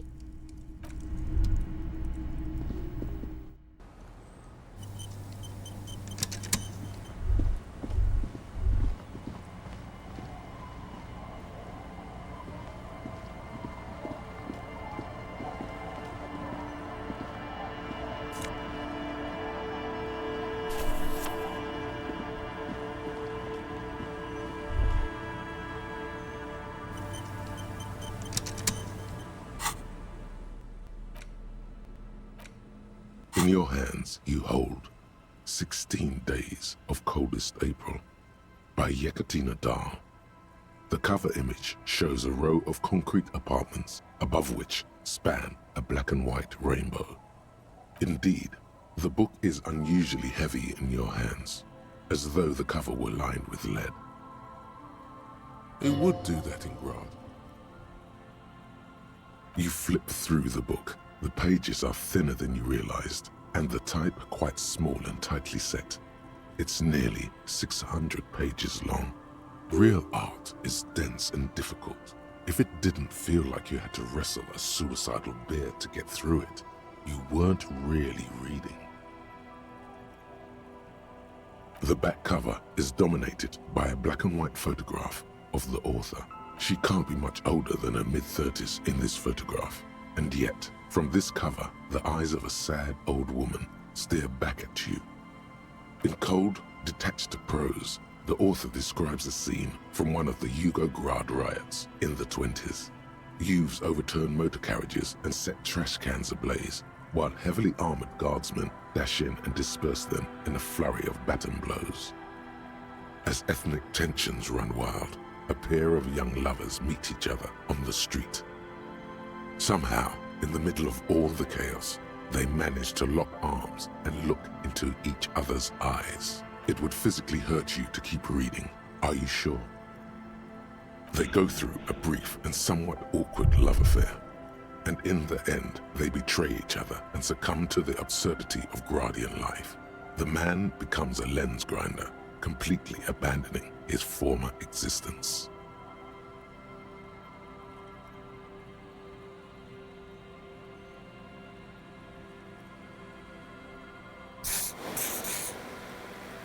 He toils through the daily drudgery at the Lenka Polyfabricate.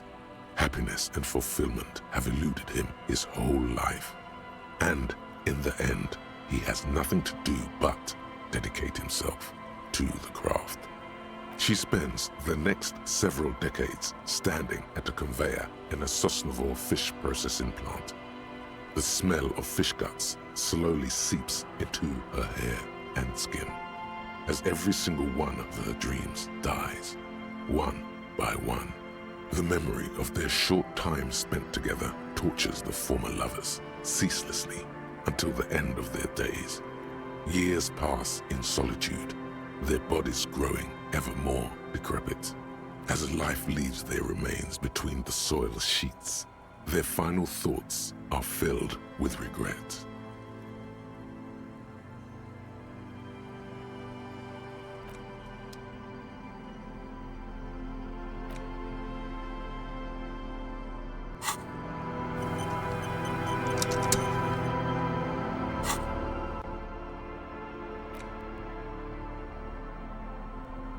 Hold in your hand the colorful primer.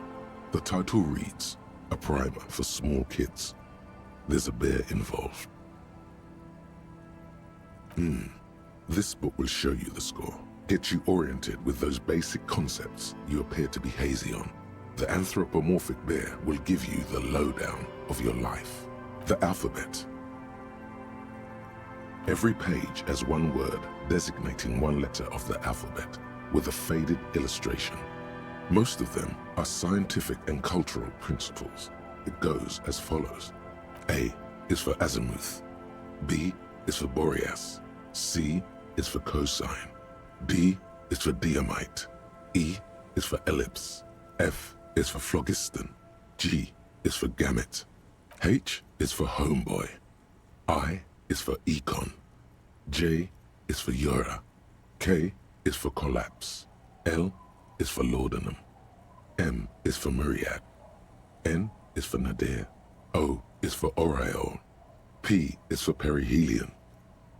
Q is for quasar. R is for rhododendron. S is for sinus. T is for tricolor. U is for ultra. V is for vector. W is for Wahrheit. X is for xylophone. Y is for Ustava. Z is for zenith. That's it. You know the alphabet now.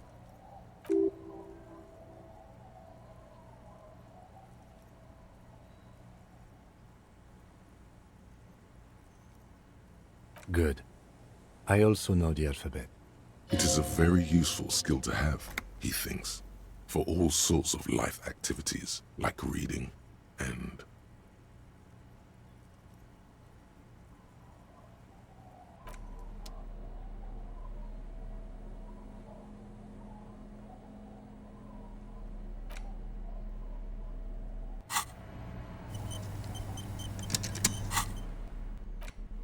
You take the legal documents out of the envelope, a 12 to 40 month construction period, and the zoning plan in the addendum. The youth center cuts into the ocean like the bow of some great modern ship. Apparently, it's going to cover most, if not all, of the street and the square between the existing houses. It's 3 stories tall. It's going to be awfully close to the already existing buildings, almost wall to wall, practically integrating them into the youth center. This is either an ominous or cool architectural choice. Hard to say. My money is on cool. Looks like a cubic pyrite. I'm no property lawyer, but it looks fine. I like the print size. They're not selling or leasing anything. It's not a perfect solution, but...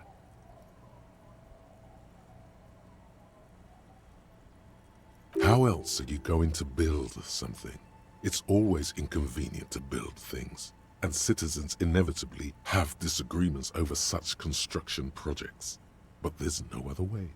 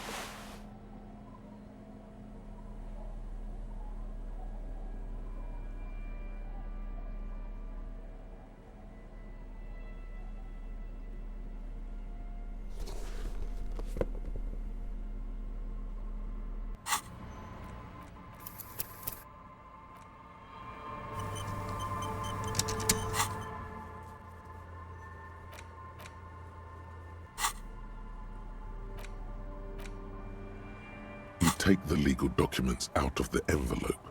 A 12 to 4. There is no loophole. The simple truth is the current residents are going to lose their street access, and for the next 12 to 40 months, their lives will be dominated by constant construction noise right next door.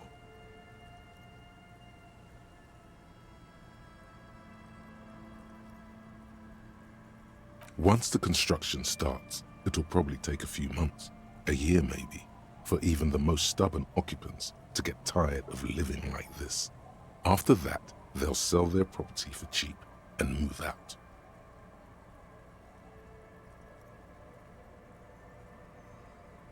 I should have seen it.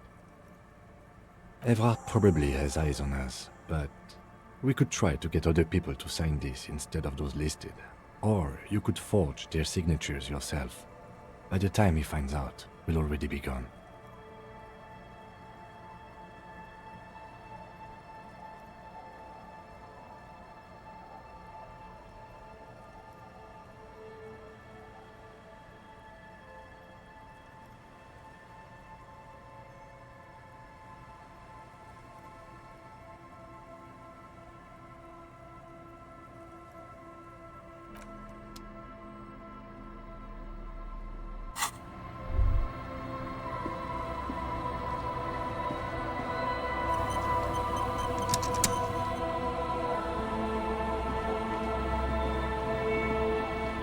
Weather has not been kind to Lily's little sandcastle.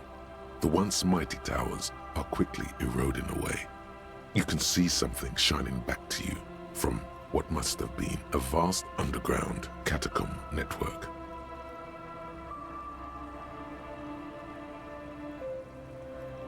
The little castle? The reigning lord must have come upon some really tough times to let it sleep in such decrepitude. The walls and floors give way to the giant's greed, collapse and present you with a pair of ceramic gauntlets.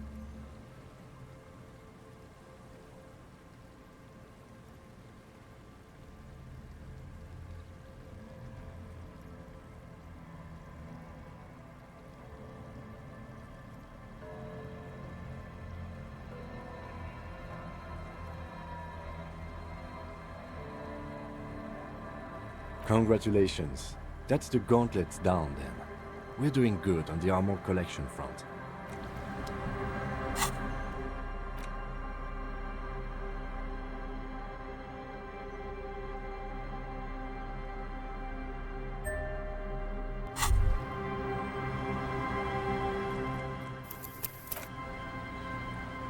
As you fold your fingers into a fist, you realize you could knock anyone out with one punch.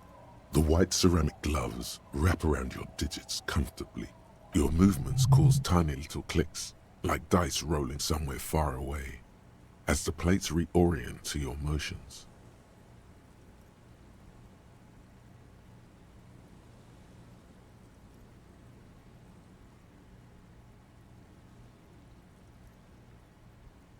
The hardened vitreous enamel, at once sleek and light, adds a glow to your cheeks and a spring to your step.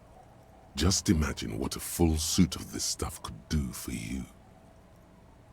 You really do feel more confident. Invulnerability does that. Even partial invulnerability.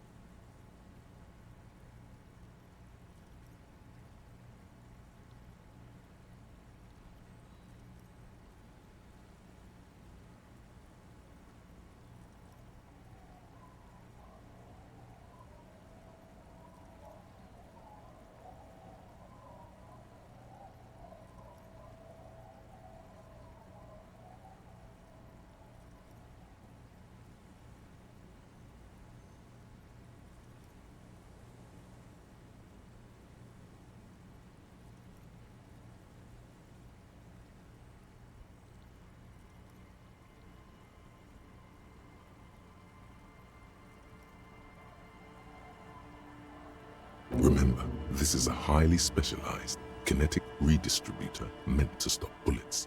Wear it. Observe its properties.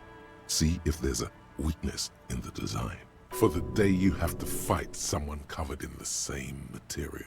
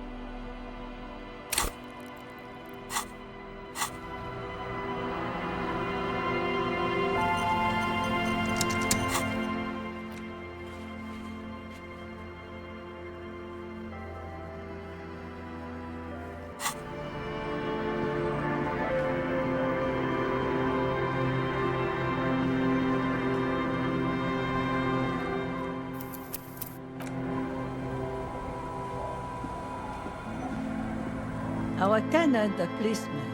I hope the waves don't keep... Eh? What's this about? Come now, I can't read all the scribble. Tell me what it says.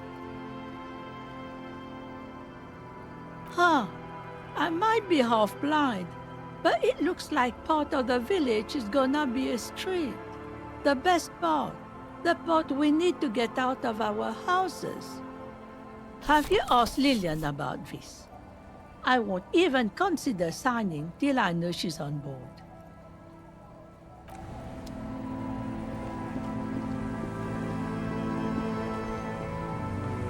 Waves are beginning to die down. Why does she care about the waves so much? What is it with waves and fishermen? We need to be out there with them, fishing, making a living. So I asked them to accommodate me. But until that happens, I can try to assist you the best I can. So, what will it be, officer? Where are you? This says by signing, I agree to living with construction noise. What exactly is the Union building? What a nice idea. She sounds incredulous about the niceness of the idea.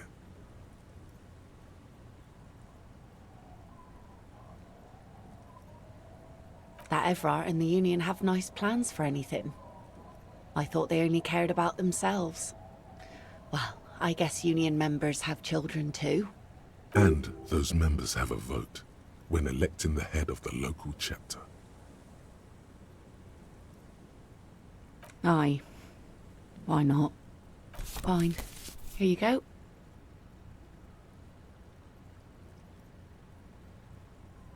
I shouldn't have.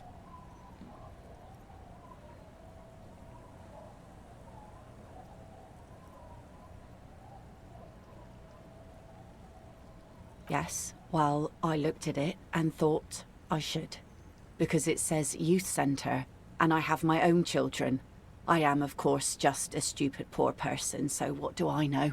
Living with the construction noise is going to be a challenge. Sure, but it's temporary and for a good cause, and I need to give the children something else to do. They're cute and small now, but they're growing up fast. Too fast. I had my first drink when I was 11 because I was so bored. Anyway, you'll have to get Isabel to sign it too. I saw the signatories. She won't if it's a bad idea. She's a much tougher nut to crack.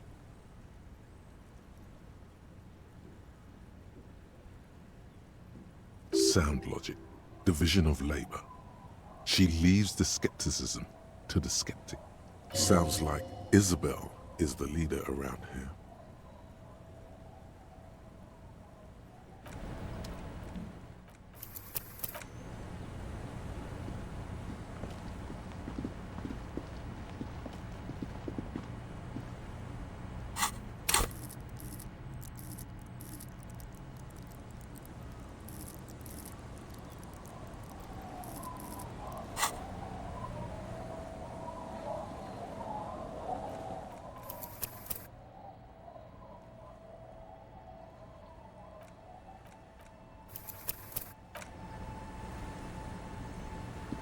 Our tenant, the policeman. I hope the waves don't keep you up at night. Lillian should let her sword make her decisions. The girl just doesn't have the head for it. Either way, I won't sign.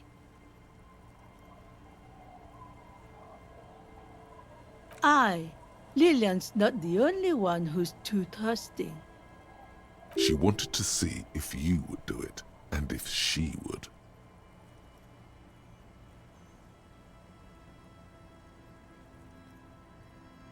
I've seen it all before. You think they've got our interests at heart? Rich men are always selling poor men promises they never planned to keep. Then the poor get pushed out of their homes and the rich get a little richer. That's the way it goes. So no, I don't trust the fat man, and neither should you. She is headstrong, but there's a slight hesitation in there. You may be able to convince her.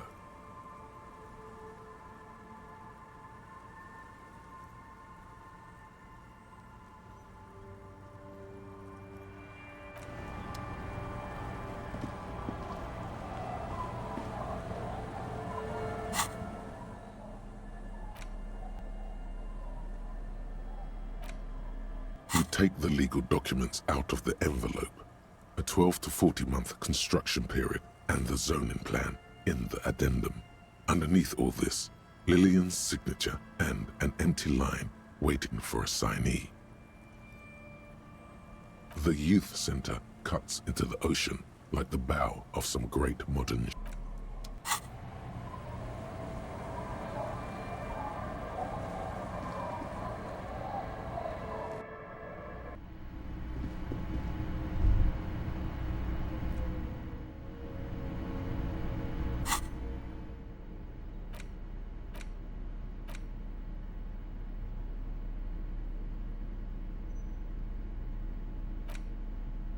take the legal documents out of the envelope.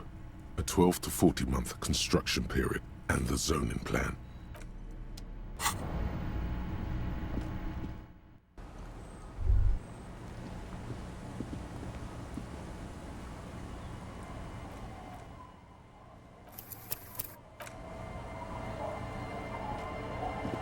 Our tenant, the policeman. I hope the waves don't...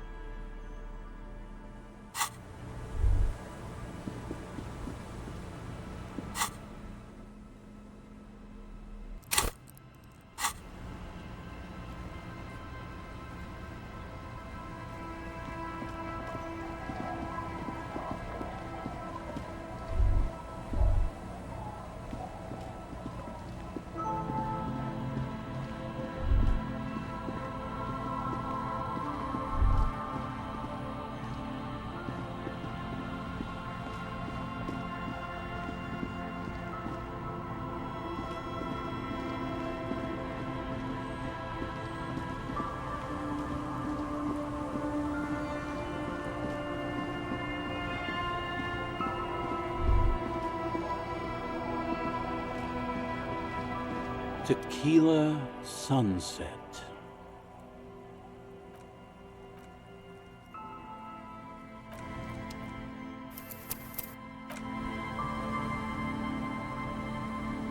Tequila Sunset.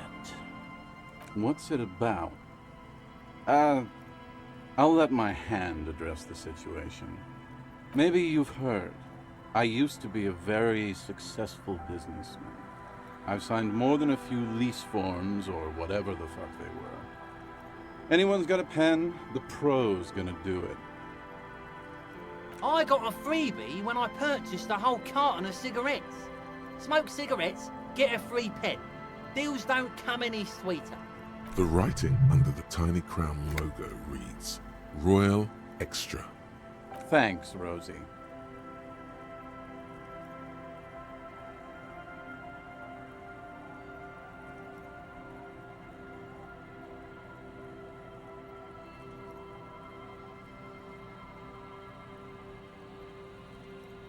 Hey guys, I'm a hero. Hell yes! Don't call Abigail! Thank you for your help. Should we go and mail this? I think I saw a mailbox on the platter.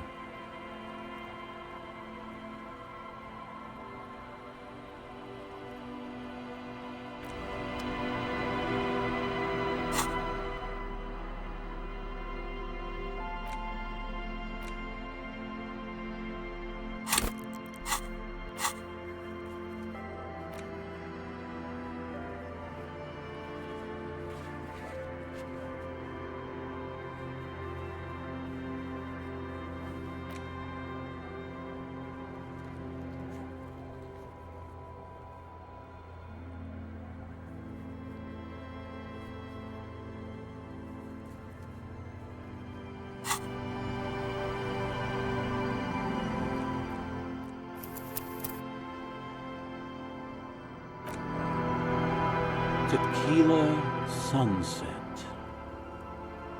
Of course. Drink first, story later. Classy.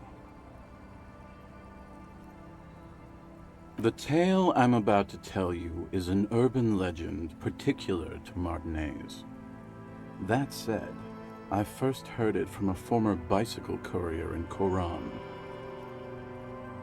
There are many variations on the basic story, and the details often conflict. What everyone agrees on is that nobody knows the exact nature or identity of the phenomenon. Are you telling the story of the headless... Shut the fuck up, Rosemary. Summer of 44. 17-year-old Gertrude Hett is walking home from a late shift at the harbor. It's almost midnight. She stops for a cigarette near the canal.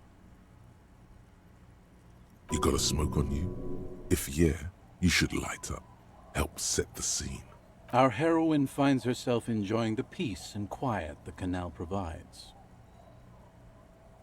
What she doesn't know is that her peace is about to be shattered.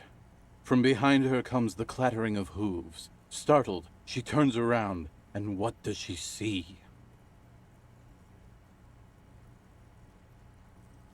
A headless man, wearing a fawn tracksuit, riding a horse. That's right, it's the Headless Fawn Rider, rumored to be searching for his legendary fawn cap that went missing when he lost his head.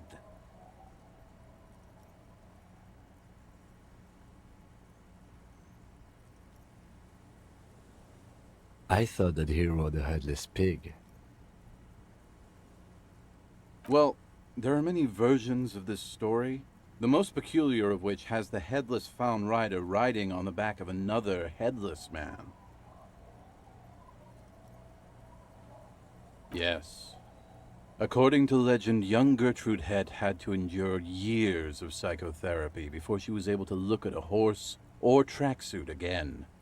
And she's one of the lucky ones. Gertrude Hett may have been the first to witness the headless fawn rider, but she wasn't the last. Oh no.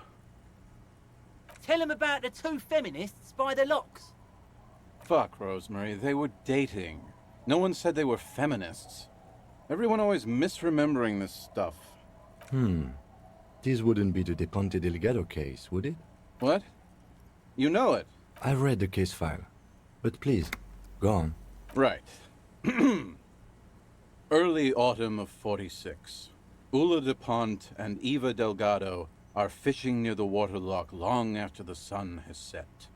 The wind picks up. A sky already dark now blackens. Water starts falling from above. The first cold rain of the season. The women are caught in the downpour. They act quickly. Eva gathers the rods whilst Ula turns around to reach for the tackle box. Don't turn around. Don't turn around. When she sees something, her shriek is so violent that the residents of the nearby apartment building believe lightning has struck. But there is no lightning. Only a heavy downpour and the silhouette of the headless faun rider looming on the horizon. Ula makes a run for the shore, but Eva slips on a wet rock and disappears into the cold, cold canal with her body is never recovered. Naturally, Ula de Ponte became the prime suspect in the disappearance of Eva Delgado.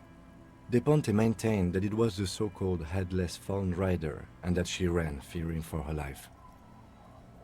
During the investigation, it became apparent that there was a love triangle, the third party being some small-time businessman. I don't remember the exact details. The leading theory was that an argument broke out on the jetty and De Ponte pushed Delgado into the canal, then cooked up this stupid cover story. No, she committed suicide before she could be taken into custody. They found her in the bathroom with a rifle, her face slowly peeling off the ceiling. Not a pretty scene. Man, that's some grisly detail. Oh well, here's to another case closed. Anyway, that's the story of the headless faun rider. Pretty crazy, huh? Well, Tequila, that's part of the legend. No one knows for sure. There are a couple of possibilities, though. Some say he was an undercover cop who blew his cover and got beheaded by the vicious gang he had infiltrated. Now he rides, searching for his lost found cap, plotting revenge.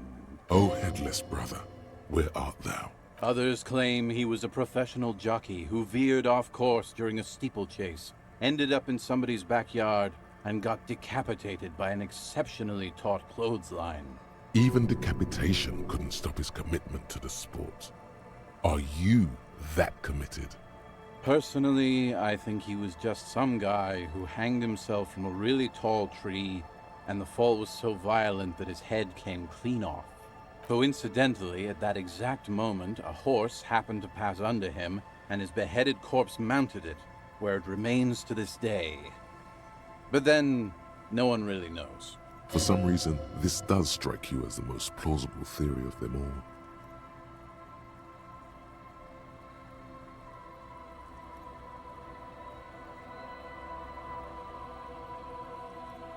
Isn't it? All the pieces fit together perfectly. That's how I know it's right. Anyway, to each his own.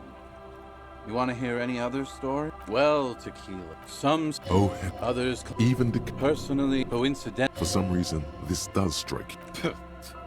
Like you. Anyway, to each his own. You want to hear any other stories? Hard to argue with that, I suppose. That's the reality situation for you. You think you got a handle on it, then blam! It throws some wild shit at you. That's why it's critical to stay well hydrated. Yeah? Why don't you go eat shit, Tequila? There's no way you know a better one than that.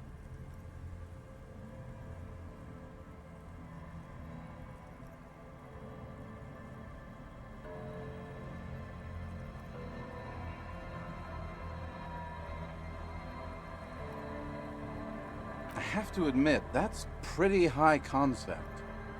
Still not as awesome as a headless rider in a found tracksuit, though. Yeah? Acid gnomes? Sounds like a stupid, low-concept band name. Yeah? Giants? That the best you got? Give me a break, Tequila. Yeah? Damn right it doesn't. So why don't you just shut up and leave it to the master? No one knows. Some say he stalks Martinez to this day, and can be seen near the canal when the clock strikes midnight. He won't, though, because it's just a stupid legend. Aye. I saw him one night when I was right shit-faced. I actually do have one. The strangest of them all. But I'll need to fortify. Do you have anything to fortify old Doom Spiral? Tell me you got some story juice. If you find any, I'd...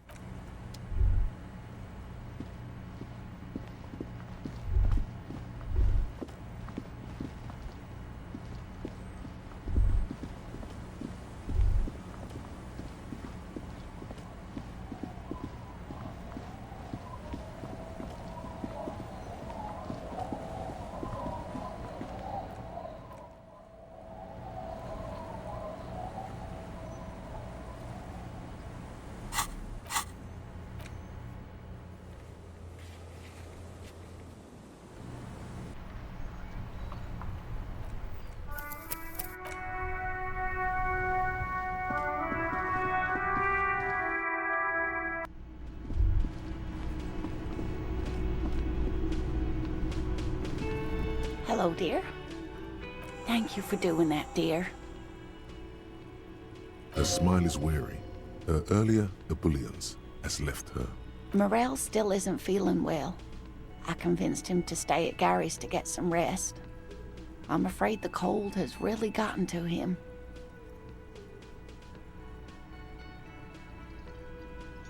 I'm sorry, dear. You've had to drudge through them so many times. Such is field work. A young person's game, as they say. Morel will eventually, or we'll talk Gary into going back out, perhaps. The lieutenant stares at his shoe, caked in mud. He doesn't say anything.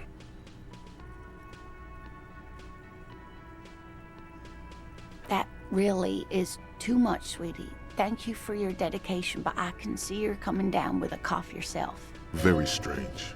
Why is she not letting you do this? It's like she's given up. Different? How? I'm not. It's not that. It's a strange feeling.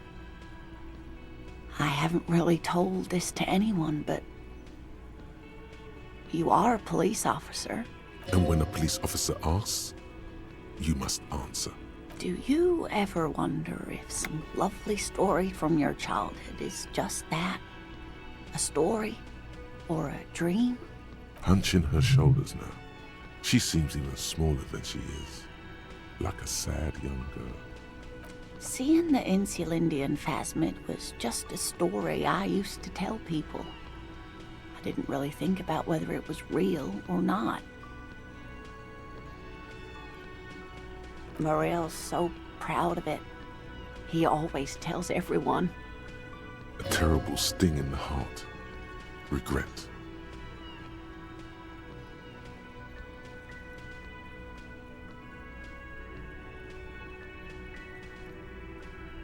No, at least I don't think I did, but Morel was so eager to believe my story was evidence of the phasmid's existence that I'm some queen of the cryptozoologists. Bad. And for years, his belief made me believe too. That I am a queen? An extraordinary witness to grace. But now, we're both getting old, and he's still working himself sick out in those reeds looking for it. But what if I was just wrong? I think I was. The lieutenant opens his notebook, but doesn't write anything.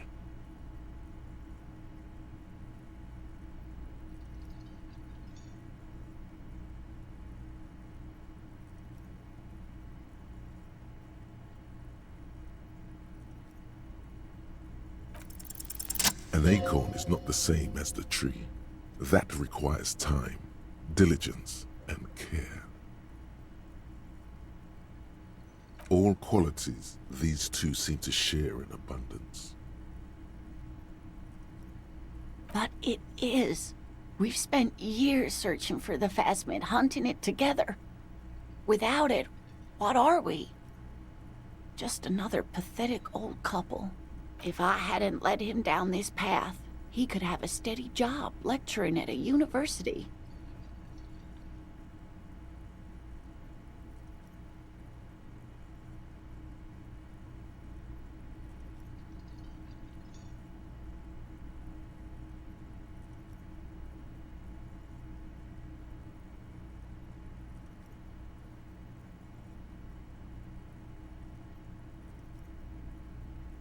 Oh, of course it counts for something. But we've had our hard times too. I was a paraplegic before we met. He didn't know before I arrived. On our first date. If I weren't the queen of the cryptozoologists, if I didn't tell him that story... She has to swallow to relax her throat. It's keeping her from talking.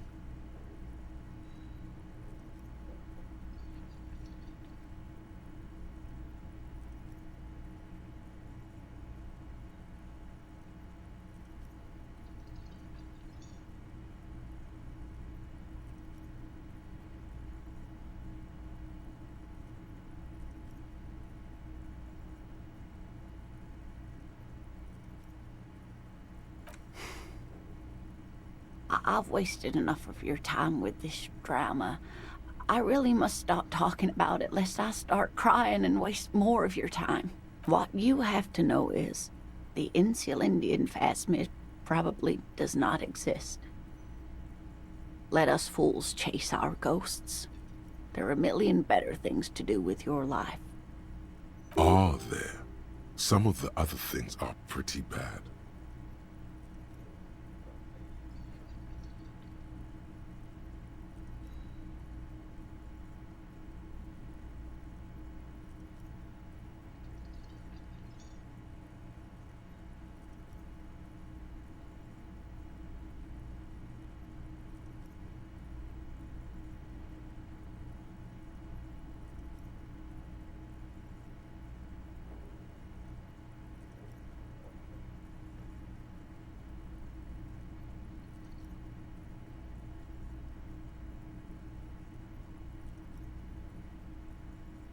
Yes, I should go now. Poor Morel is running a fever.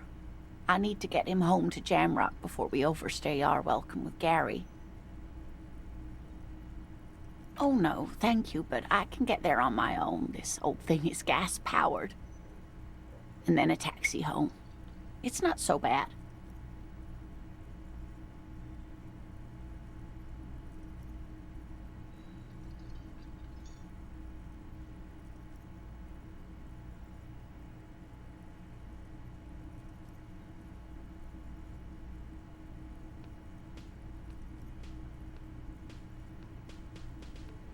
You're welcome, sweetie.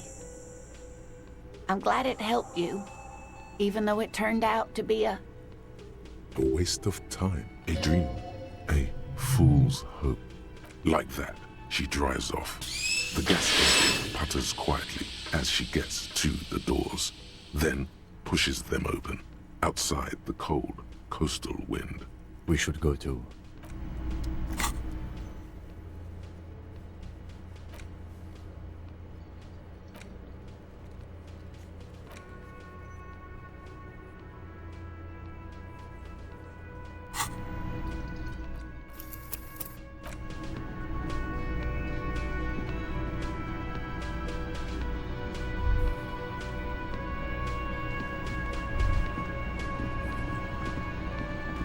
You see, a heavy the door does.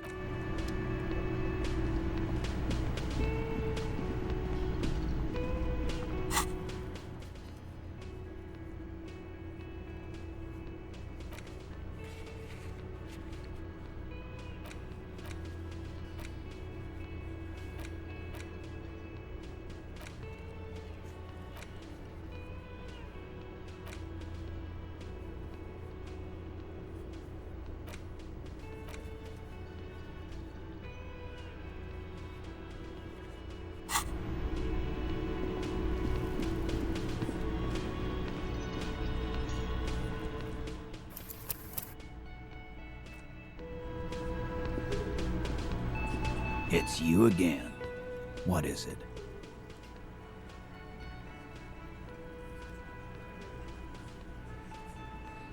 And? He tenses immediately. Chest tightens, jaw sets, ready for another blow. That fucking fucker. You're the worst cops in Revachol. I gave you gold on that tape. That fucker wasn't aimed at you. It was at her.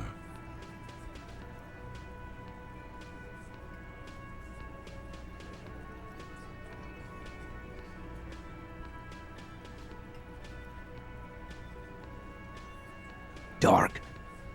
Dark is when you start a goddamn death rock band. He said he'd rape her. What did she have to say then? Fine by her? This is what people are supposed to be like? Fucking whoop-de-doo.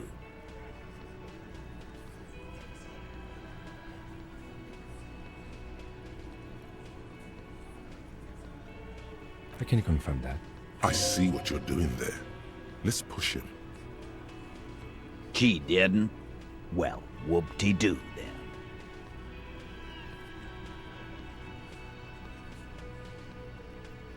Yes. In fact, I think she thought it was a little funny. Funny? No good goddamn psycho whore. Seems like they wanted to give Klasia a second chance to play along. She still didn't. Right. Oh, fucking righty then. I guess it's good then. That fucking... Please try to control yourself in the presence of visitors, Titus. This is just perfect. Just fucking perfect. Any thoughts on this, lawman? You don't have to say everything out loud. Just mix and match.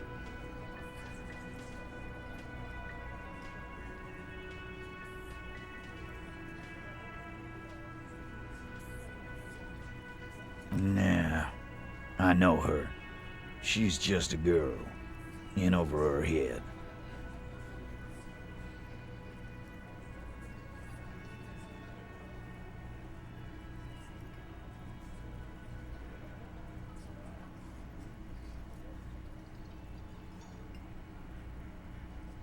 Handled him? She got into some stupid shit with that guy. Shit we had to take care of. Yes, yes. We heard all about it, and the fact still stands. You were more disturbed by the tape than her.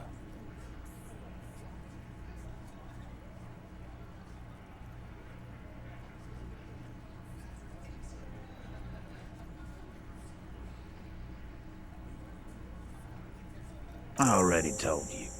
We fucking hanged him. There's less gusto in his voice now.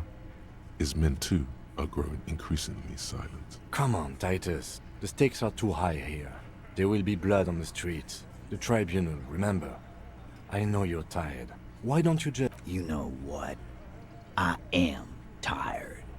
I'm tired of you, them, and the whore upstairs. Next time you see her, tell her Titus said, "Fuck off!" This is the petulant rage of someone who's at the end of their wits. That lying, scamming. We're done. This is over. You understand? Your little investigation is over. Yeah. On the floor, beer drips out of the can into a small puddle. No one does anything about it. What is this quiet funeral shit? What we need is some beers in us. Bartender, 20 beers for the Dock Workers Union. Why do we make it 40, huh? Why do we make it 100 beers? You're not loud enough. 100 beers? Now we're talking. Hoppity hop over here, cafeteria manager. The window might be closing. The more beers they get in them, the less cooperative they will be.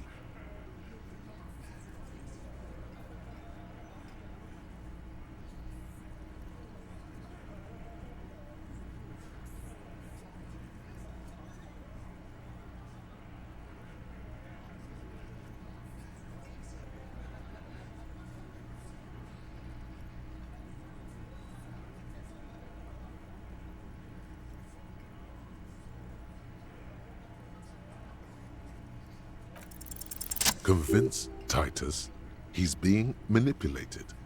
You should know by now. Titus Hardy will never falter. Just remember, it's about more than Glasia. It's about these men and Martinez, their district, their responsibility.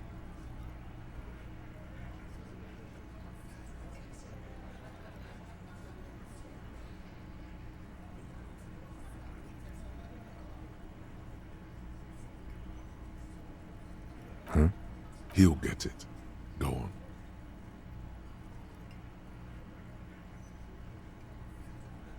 Got it. Kill you because they don't like you. All because...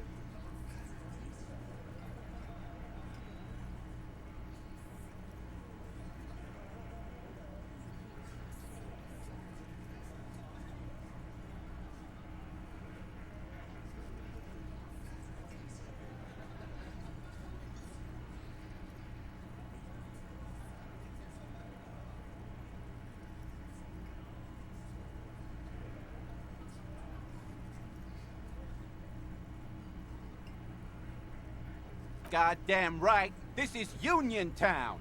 You work for the company, we will kill you. Fuck, Dennis. We don't kill you if you work for the company. Half the harbor works for the company. work for the wrong company, and they execute you.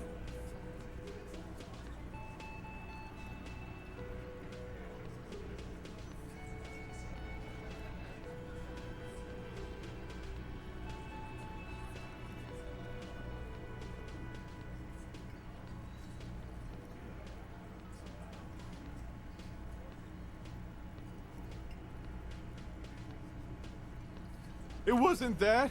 It wasn't... We didn't hit him, okay? That's it. That's the weak one. You flushed him out. Now go in for the... Officer, you will be next if you don't shut up. He's onto you. He knows what you're trying to do. Steel yourself. Push on. Just ignore Theo.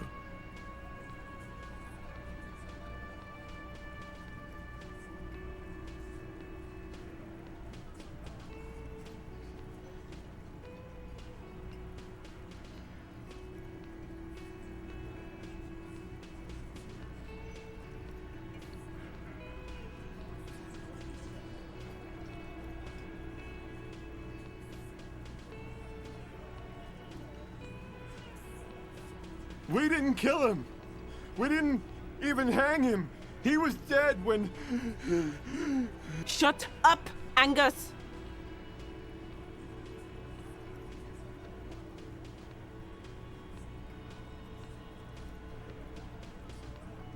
Fatty! Say one more thing to the cops and I'll... Dennis, stand down, or I'll beat your head in. Theo, take your hand off the belt. This isn't 31. I've got this under control. Does he? His closed fist is shaking. It's you who's in control. Let them have their moment. Angie, where's your goddamn inhaler? You sound like you're dying. I left it home. I can't get it. I'm too fucked. I'm sorry. Why are you so fucking fat, Angus? Now it's all pointless. Because of you. You wasted my time. I told you, Titus. I told you just give her up. Lizzie, your help is no longer needed here. Go tell Everard. Fine. I'll tell him. After a long walk along the coast. What just happened between these two? You're in. He's all yours. Questions.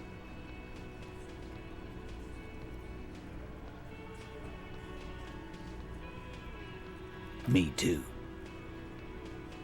The lieutenant gives a smile only you can see. He nods. You hanged the corpse to cover up the real cause of death.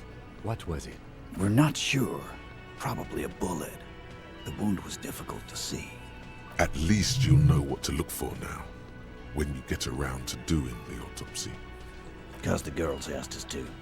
They were in some shit. Girls plural? There's another girl. 2 of them. Take note of this. They'll probably say more about her later. Did she kill him? Cop, I have no idea. The girl says she didn't.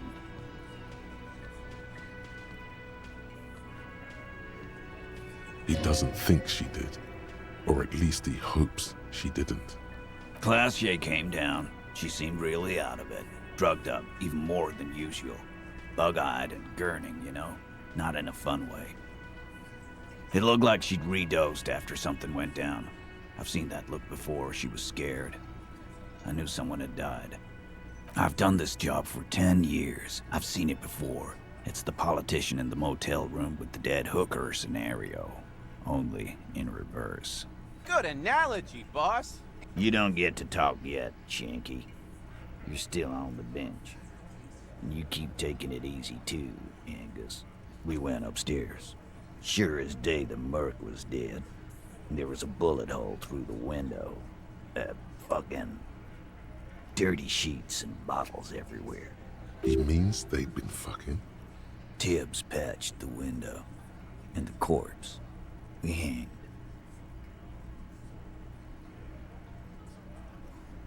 Nah, he's my brother.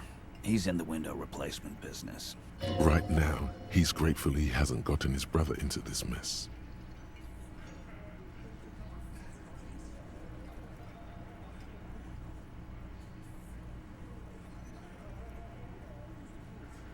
You may have noticed our girl's in some shit of her own. They can't show up on police radar kind. There are people after her. From the old world. They're powerful. Connected to the moral intern. She's clearly afraid for her life. Says if she showed up in your systems, she'd be ghosted away. And why would you help someone like that? By taking on a murder?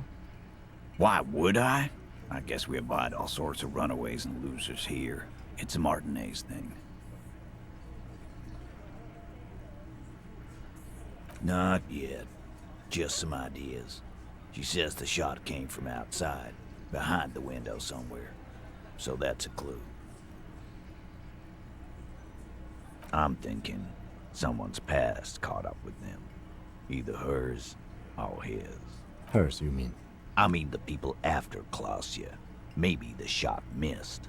Maybe it was meant for her. I like that. Been thinking the same thing myself. My dude. One of those mercenary buddies of his could have done it. They got guns, training, years of bad blood, probably. Or it could have been someone else from Crenell. Tell you what I'd do. Check out the coast for vantage points. Maybe consult with a ballistics buddy of mine. That's what I'd do.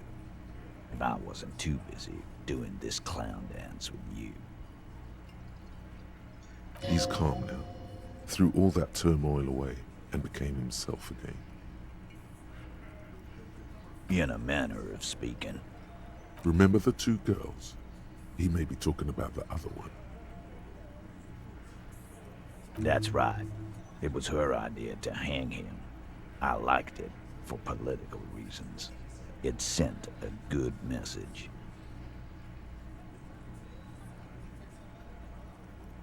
Fella, you think too much. He's off all right. You're gonna hurt your head. A little too far there, but you're definitely right. That woman is just affiliated with the Hardy Boys.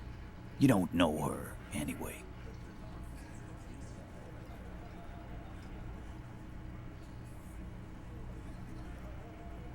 Nope. You're not getting to her. It's Klausya you want to talk to.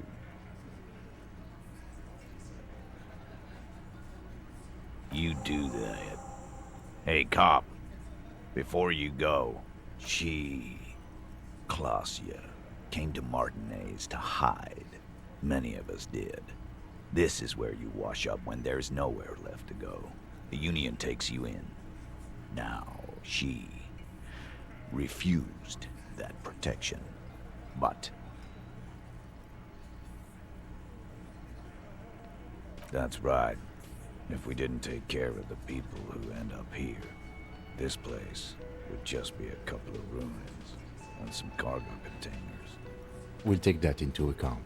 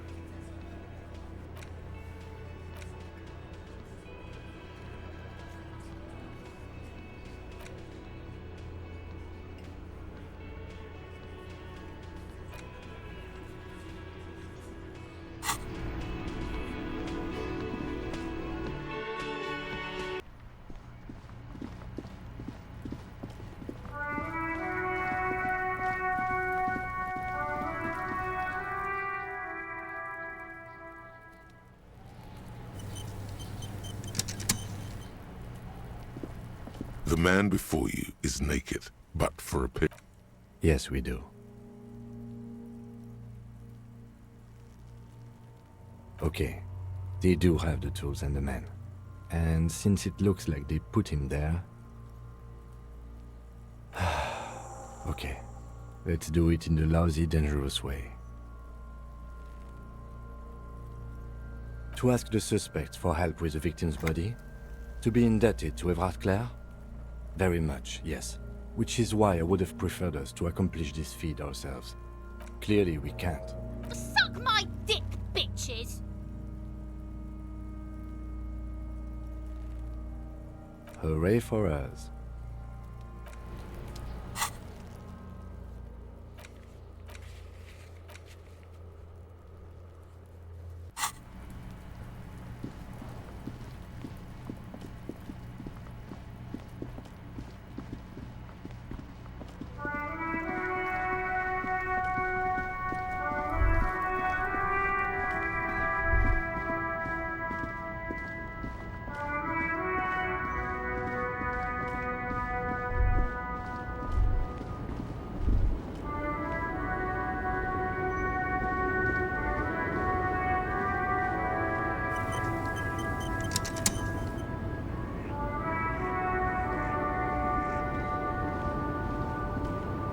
The woman is still hunched over the railing. Huh? What is it? What do you want? And what is that? Great. He asked the Pines rep about the bail, and now he's talking to everyone about it. Fine then. Just try not to black out again, and don't contemplate. We don't have time for that.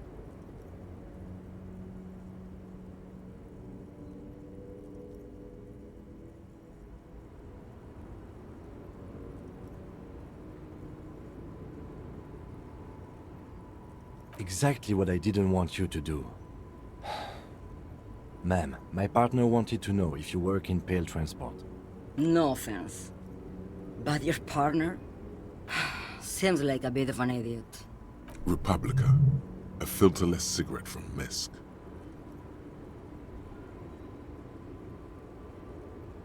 Neither is Pale Transportation. Life is transitory.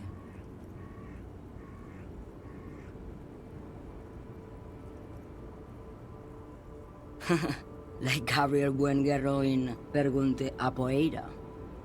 You're the opposite of me, then. I remember everything, even things I never knew. The smell of liquor on Gabriel's lips after the shoot, in the motor park. The roses on the day of Franco Negro's coronation, on the grand stairs of Ryle. The smoke from the Fowling piece when Dolores Day was shot. The look on her face, like an orgasm. The wound in her chest. My hand in my father's hand. Except, I never had a father. And I never shot her innocent Dolores Day.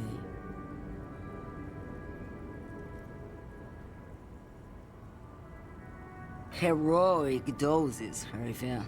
Heroic. Thought insertion? Dithering? The Grad Catala Magistral? It's more than dangerous. It's sad. But at first I had to make a living. Now, when you've seen it all go away like that, rolling off like the sea, and then come back to this...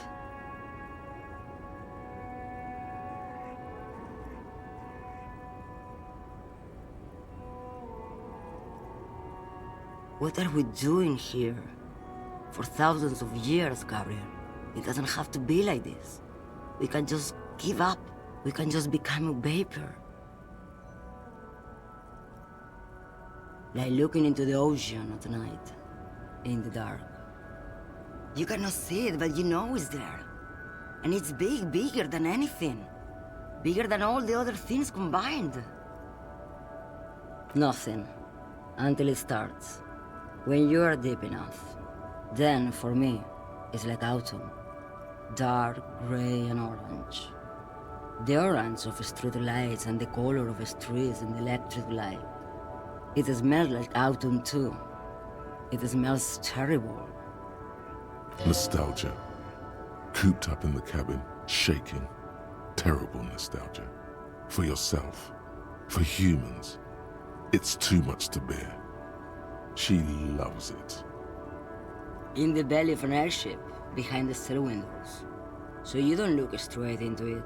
It's not advised to look into it. No, the same one, a roller. They all are nowadays. Special wheels for connecting to the floor of the hold.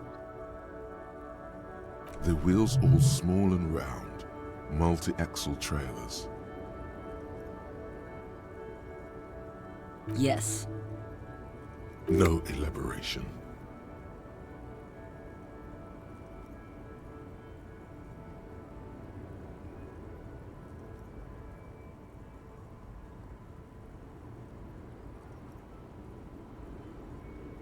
They say there is a point, one that I have not crossed. In the Pale, super deep. If you stray too far, of course, on the U41A, or in Lomonosov's land, where every step you take is one step further from home, no matter the direction. It's a point you cannot come back from. Your mind becomes so radiant with the past, there is a flip. Instead of writing, it erases memory, nearing some kind of indescribable finale. Maybe you've been down the motorway south? It's a story as lone horsemen tell. Lone horsemen, Sheriff, not pale drivers. Way beyond the established pale that's lit by radio frequencies, where it goes silent and dark, and the process begins. Erasure, kilometer by kilometer, in any direction. The motorway south is a road you cannot come back from. No one knows what's at the end. I've only glimpsed the beginning. I've only felt it in the distance when I was a child. A child rowing on the lake. Josiana. There is nothing more to do now. She's far away. She is receding in the clutches of some indescribable scattered emotion. The child, descending. You've fried both your brains enough for today, detective. Let's get some air. This one's far gone.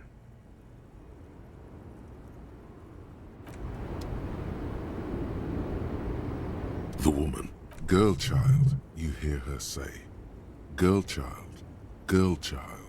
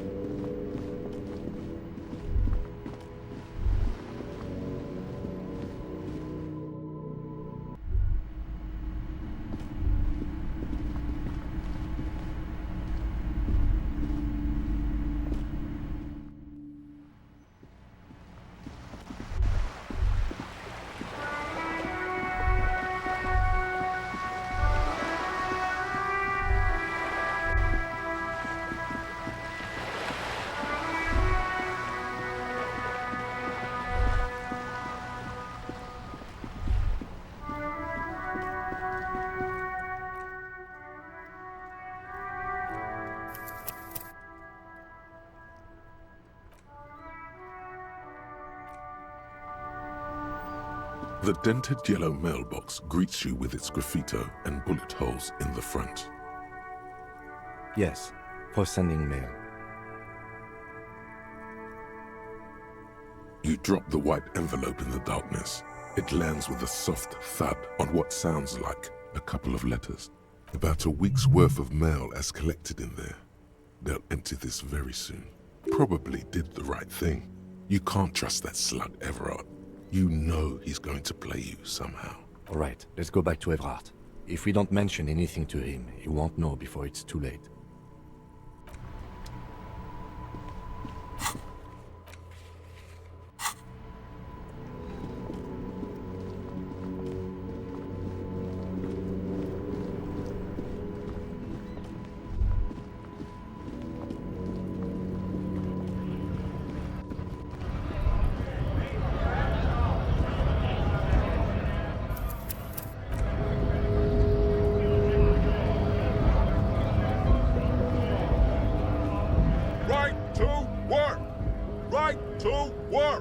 Shame on you!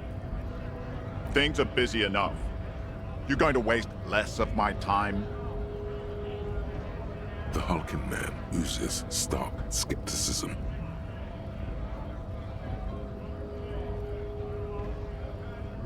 We were promised work. We'd be in there, working, if the bastards hadn't shut the gates. Main gate's locked. Would take heavy ordnance to bust it open. Try to get in through the secretary's office. Door's locked. The guard's blocking the way to the access panel. And I don't mean the scrawny mess punk either. I mean head measurer. Or whatever he is. Yeah? That giant up there, on the bridge you talked to. Head measurer. Won't let the workers by. The access panel is right behind him. Bad. Standing on a narrow bridge, he's got a strategically advantageous position. And he's trained. I don't know how the Union has a trained killer up there. But that one's no joke, and my men are tired and hungry. They're workers, not fighters. Why don't you go arrest them instead? I'm sure they've done plenty of criminal shit. They have that look. It would be better for the neighborhood if you went home, at least for now, if you can't get in anyway. No! They will give up eventually. Or get drunk. Leave the button unguarded. Then we charge. He seems to be following his orders well enough for now. But beneath it all, there is a boiling rage and a dangerous carelessness. Do not be fooled by the programming. There is a precarious balance inside him, keeping him in check. But it's shaky as hell, and he's tired of it all. Hell no. I'm just an honest scab. I won't have talk like that around here. You understand? His neck muscles tense up. The veins on his neck bulge.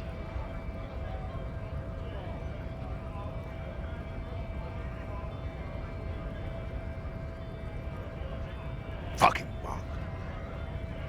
You hear a tiny rattle, a small radio, cracking somewhere, an earpiece. I'm going to interpret that as a yes. There's a tribunal, and it won't be long until it's ready. How about you fuck off now, huh? Okay, of course. There could be weapons aiming at us right now, somewhere above, in the buildings. The other merc. Don't push this, he's thinking. This is not the time. The man's breathing steadies, but his eyes are still narrow.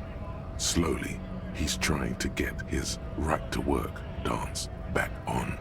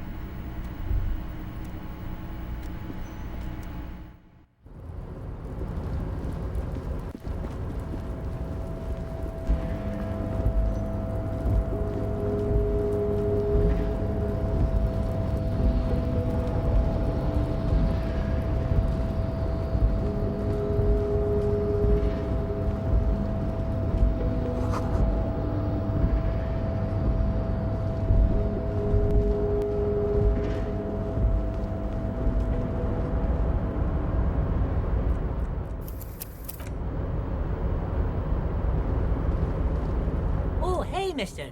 I knew you'd be back to talk with old Leo here. Yes, I did. Yes, I did. Sure, mister. Absolutely.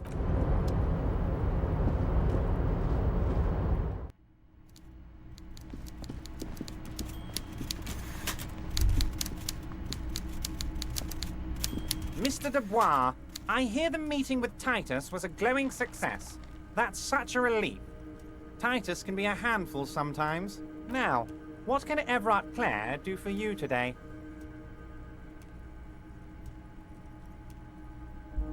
The Golden Boy returns once more. Wonderful. Simply wonderful, Harry. Of course. I already knew this. My friend, the mailman, confirms the letter is on its way. You've done a great thing today. You've given the children of Martinez a future and proven to be a true man of the left. I can finally trust you now. You're in my inner circle. You too, Mr. Kitsuragi. We can talk about anything. The strike, the murder, your lost gun, nothing is off the table. Judging from how happy he is, it looks like you did it. He doesn't appear to suspect trickery.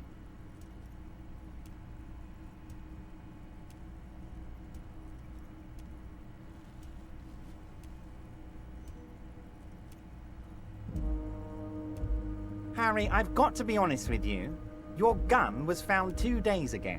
Withholding this information weighed heavily on me, but it had to be done. An old woman has it, and let me tell you, Harry, word on the street is she's a character, so watch out. This must be the woman who bought the gun from Roy, the one he described as terrifying. Yes, the same one. I see you've done your research. The pawn shop made the gun easy to track. Crazy stuff, Harry. Selling your gun like that? Wild. Anyway... Union Boy's gonna help you fix it. He winks at you. Don't worry, Harry. The neighbors of this old woman contacted my men because they trust me and the Debardeurs Union. Apparently, she was waving it around at the entrance to her building. Waving the gun around doesn't sound good. None of this does. As I said, she's a character. I didn't have time for details. It sounds like she's unstable, but don't worry. No one got hurt. Unfortunately, I don't know anymore. You're gonna have to go in blind, Harry. But she's an old lady. How dangerous can she possibly be? Oh, and she calls herself the Pigs. There it is again. The Pigs. Like Roy said, not good at all. I, for one, find it refreshing. Finally, someone calls themselves a pig. It actually sounds extremely bad, but let's not give him the satisfaction. I already have. Tonight, starting 10 o'clock, near the old fish market on the coast, the one on the boardwalk, a little past the fishing village. Be careful, Harry. I would never set you up for anything dangerous, but you did ask for this. Now, back to the fun stuff.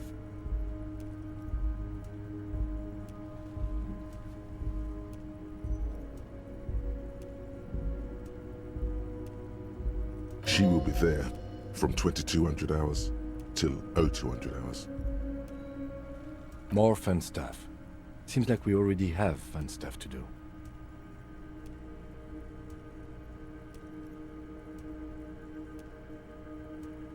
Order it. You know my men didn't kill him. They told you. It was a happy accident. You know how it is. No one takes the initiative. If I wanted him dead, I would have had to do it myself. And I'm too fat for that.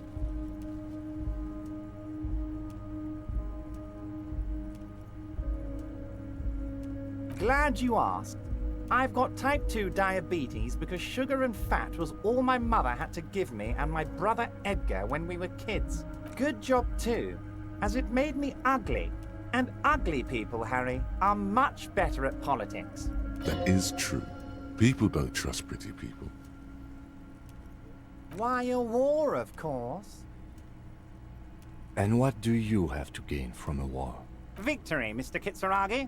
I have victory to gain. We are going to start a war with the Wild Pines group and win before they even realize there is a war. Harry, we outnumber them 1,500 to 1, and that's just Martinez. With all the unions in Revachol, and with public opinion on our side, we can hold off 2 men, or 15 men, or even 50 men. The more they send, the worse it's going to look for them. They made a huge mistake hiring those guys. No one likes foreign mercenaries. The leftists hate them, the fascists hate them, even the moralists think they're in bad taste. Harry, there is no strike, only war. Class war. Or, in business terms, a dawn raid. Or wait. Is that when you still pay them something? Because we won't do that. We're not gonna give nothing. We're gonna take Terminal B away from them. The roads, the gates, the containers, that big crane, even the damn coffee maker. We're gonna take all of it for the people, and fuck Wild Pines. The word fuck rings like a gunshot from his mouth. He doesn't swear often. So that's why you haven't let Joyce in? Yes. It's also why I let that midget Gaumont go. He's too nice. I can't put him through this. Plus, he knows how to get in here. That woman can't tell her tits from her arsehole. She has no chance.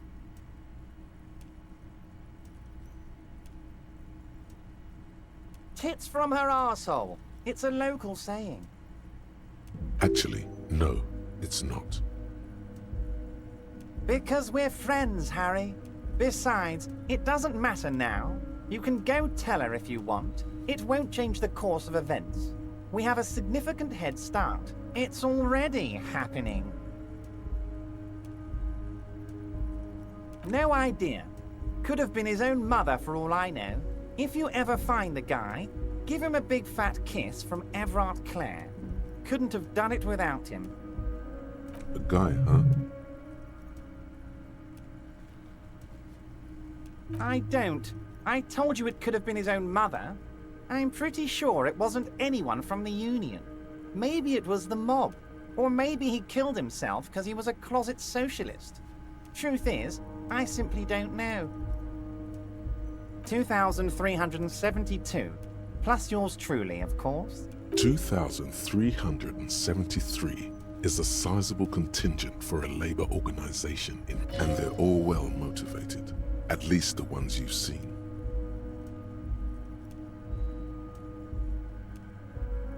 Oh, you mean what sort of goods are going to be flowing through? How am I going to replace all the contacts we'll lose once the poo-poo hits the fan? The clients will ditch us. Harry, we've thought of everything. Clients would take a well-known multinational conglomerate over a local mobster any day.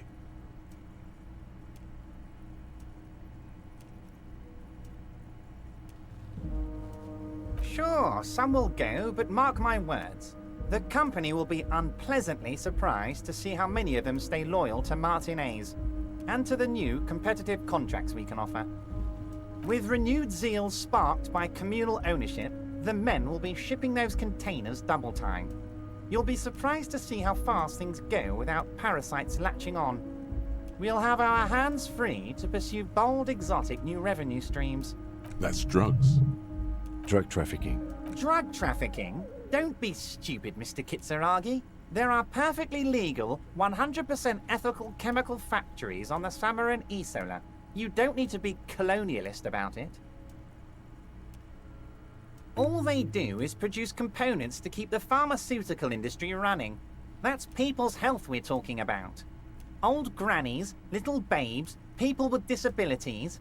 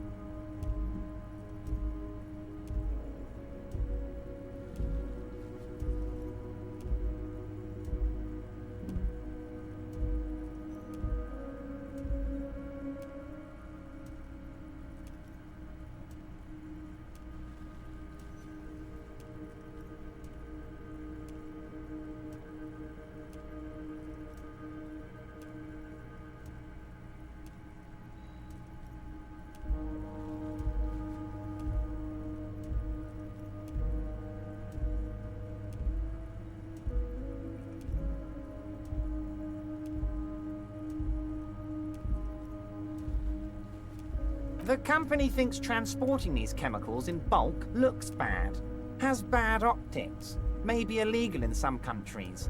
The Debarders Union, however, we're all about the large volume column. We're gonna transport the living daylights out of those materials, Harry. So your sick kid can get his benefit, and your wacky uncle doesn't have to come off risperazole. And the kids on the street can get speed and pyrrolidon. I'm an old-fashioned guy, Mr. Kitsuragi. I sometimes grab a beer with the boys, but I have no idea about the things you just mentioned. But if I were to supply ingredients for some sort of rainbow party, I would make sure the Union took a fantastic share. And I'd keep that stuff far away from Martinez.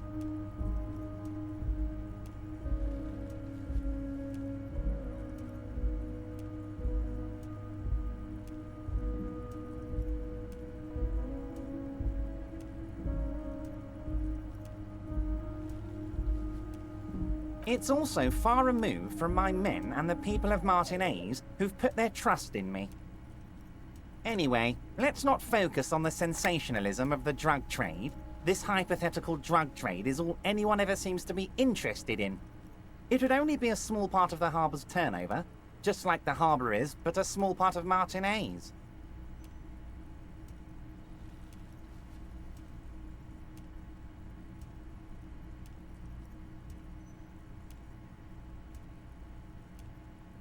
Let's look at the big picture. Martinez as a whole. There are little girls out there with dreams of making music.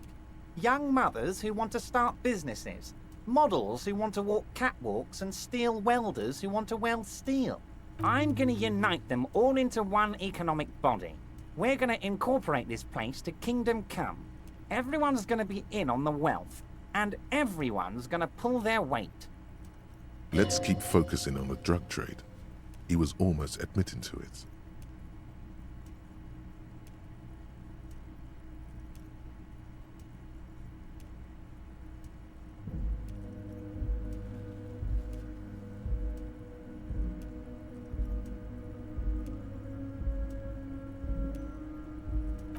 No, Harry. That's boring. All right, it's gone. The hypothetical raw materials trade is off the table. It's such a small and insignificant slice of revenue, I'm cutting it. Boys, Harry felt queasy about it. We're not doing it. Can we talk about my beautiful incorporated Martinez and its many-sided business ventures now? This bold new vision of incorporated socialism I'm offering?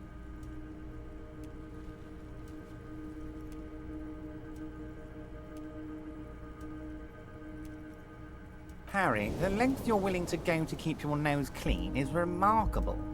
You will always have a warm bed in Mr. Clare's household, my friend, and a special place in the future of Martinez.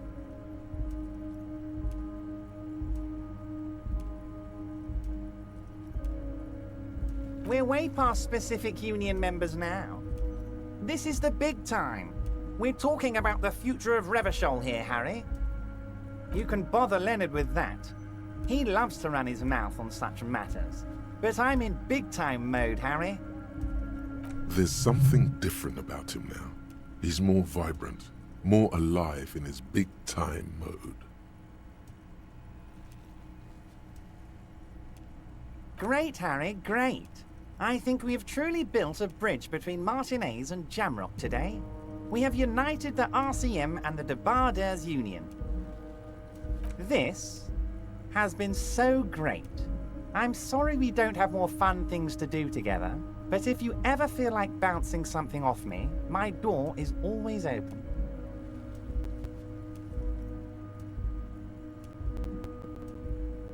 You might have noticed there's one hanging on the tree behind the hostel cafeteria.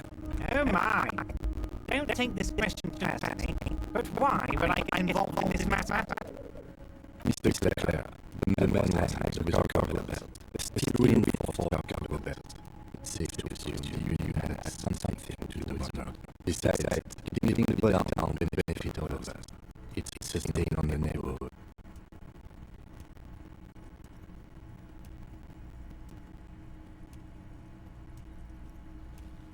I can certainly see how having him up there might start affecting some real estate values. But of course, all joking aside, I am going to help you. Jean-Luc, my boy, I'm sending 2 police officers down. They have a dead body in a tree problem they need help with. Namely, they need it to be taken down. And, Jean, please take it easy with the race signs. He's had enough of that. You can find Jean-Luc down at the gates, but you already knew that. Anyway, he's going to help you. Mega rich lightbending guy? Oh my god. How did that get in there?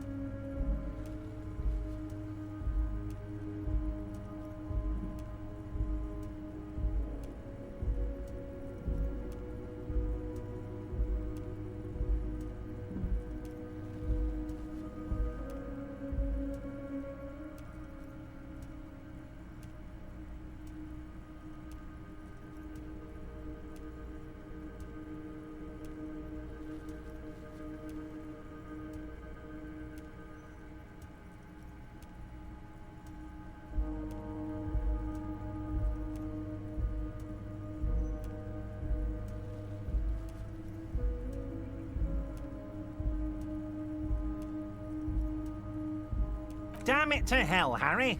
I specifically told my guys to check all the containers for mega-rich lightbending guys.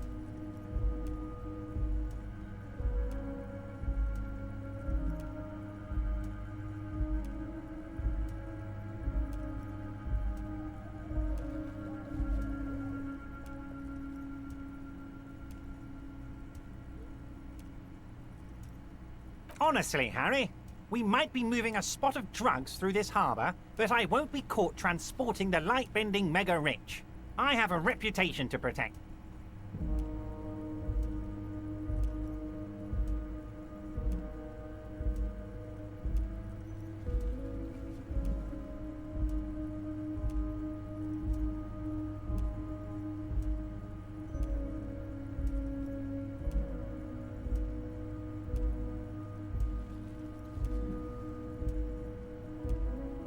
Harry, it's beginning to dawn on me that you're a real fascist. A mega-fascist who imagines mega-rich light-bending fascists. I love it. Thank you for sharing this facet of yourself with me. I shudder to think what you're going to tell me next, Harry.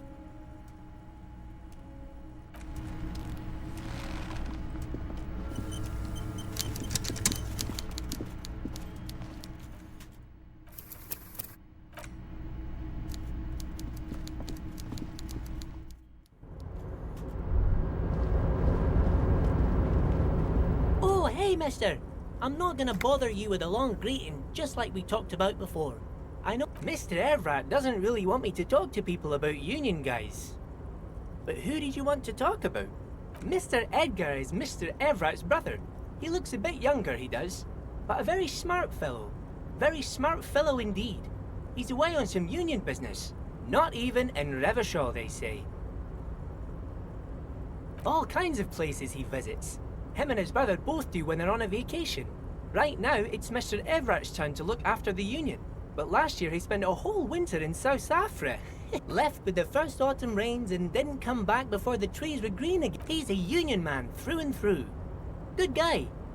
He's very calm, laid back, doesn't do much, talks to Everett. Honestly, I don't know what he does for us, but it must be important because everybody likes him. Oil for the wheels.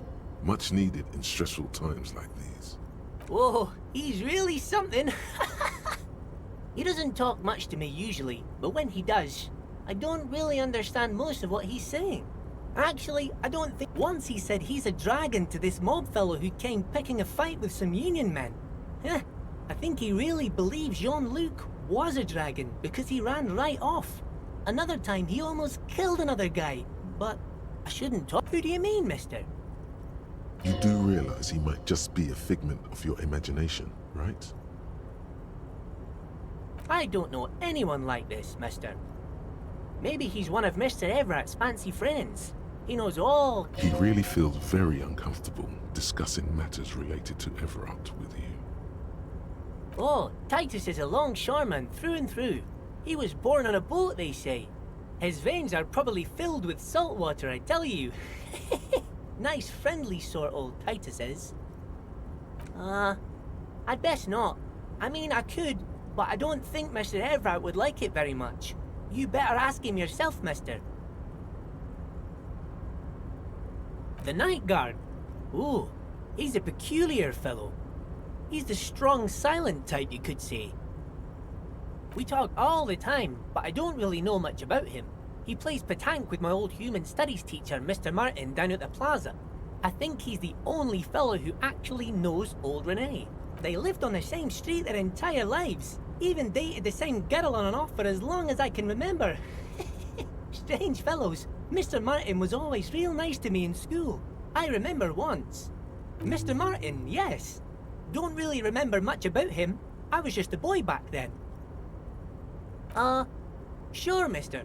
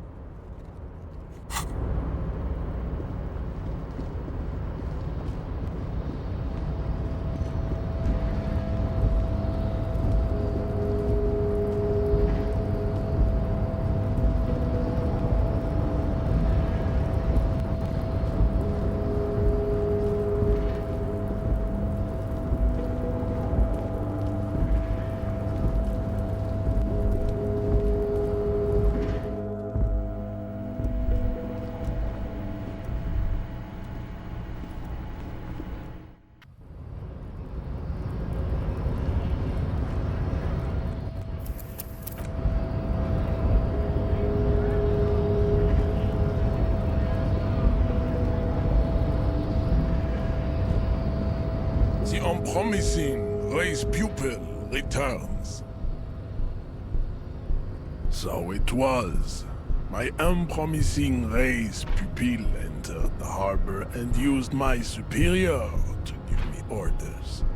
I salute your cunning and will remove the body from the tree with my bare hands. You're so noble, Measurehead. There's a but. But while I am gone, someone must stand guard on the bridge. That someone needs to be you. Both of you. That would mean you're openly showing the people that you're taking the Union's side.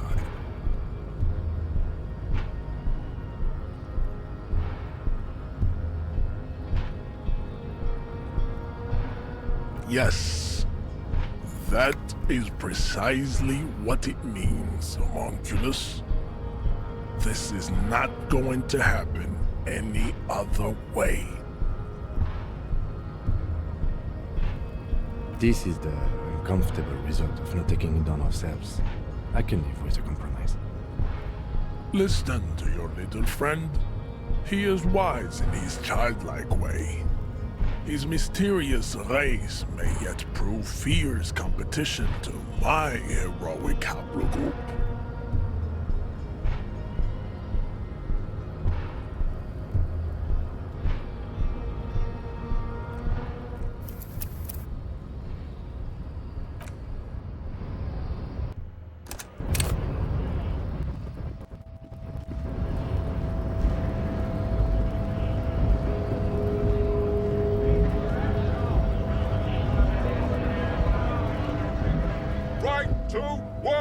Don't think so. Suddenly, this feels like a really, really bad idea.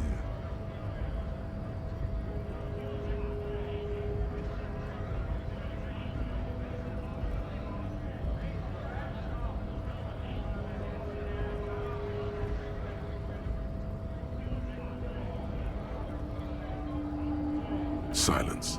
He takes the photo. Grey eyes dart back and forth on the glossy surface. His face is unmoving, hard as a stone. But beneath it, you see dead flesh in colorful rivers of polychrome, melted skin. Fucking loincloths really did him in.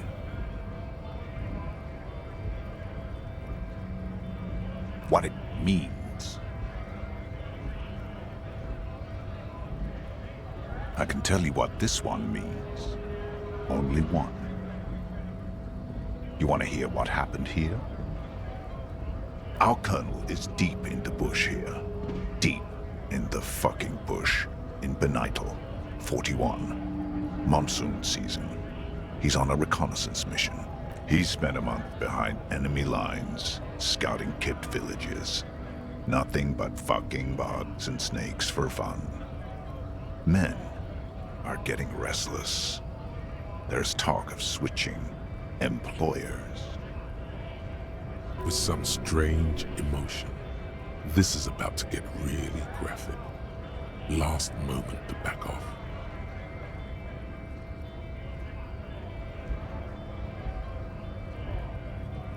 Our boy, he's only a captain then, but he knows how these men think. If they don't see action soon.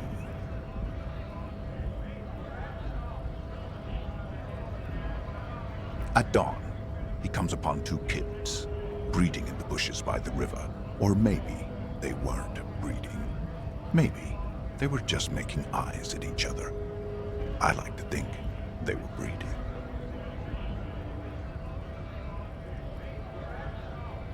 We shot the boy. He was useless, but the girl, she was nice.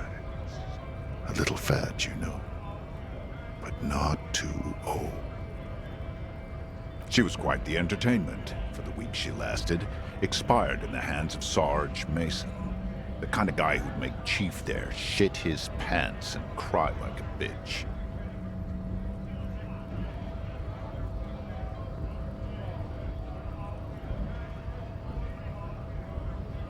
God. Mason couldn't let go. Cut the tits off her cold body and fucking ate them. Said primitive spirits were watching over him now. Drowned in a creek a week later. Spirits my ass.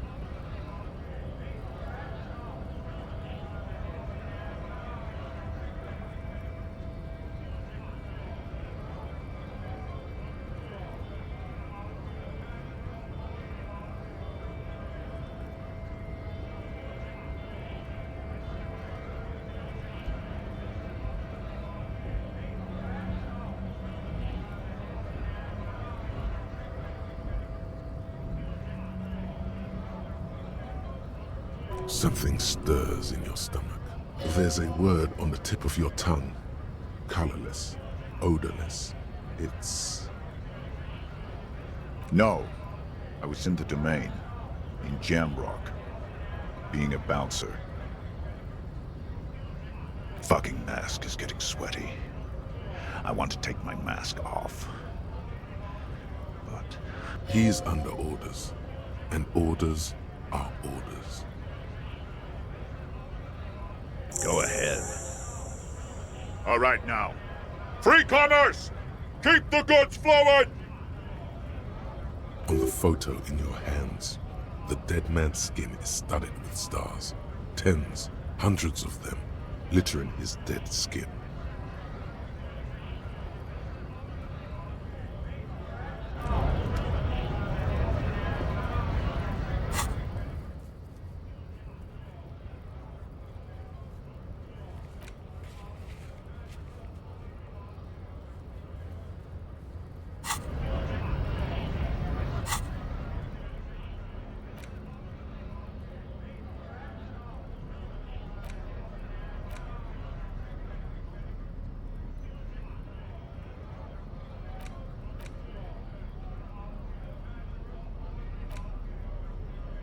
An intricate web of blue. It still kind of looks like a map of the stars for you to discover. Someone close to the victim might know.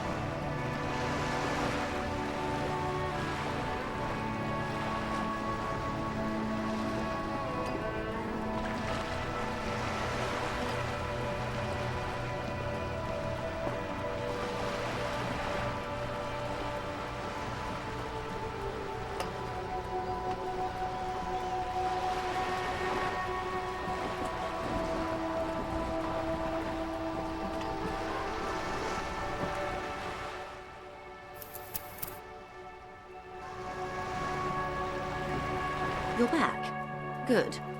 What can I help you with? I fear I've told you all I know. It's an Oranese map. Is there anything else I can help you with?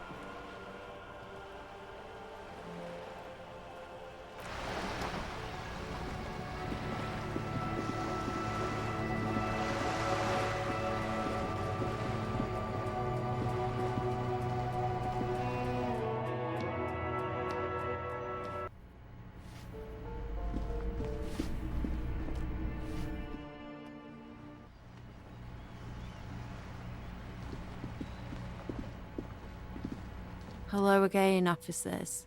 Have you come to admire my mural?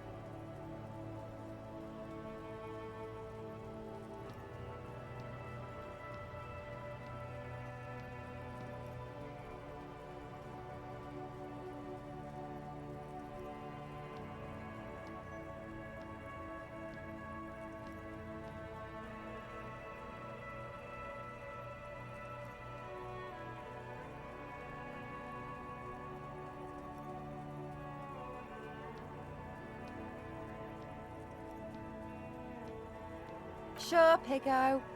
What about it?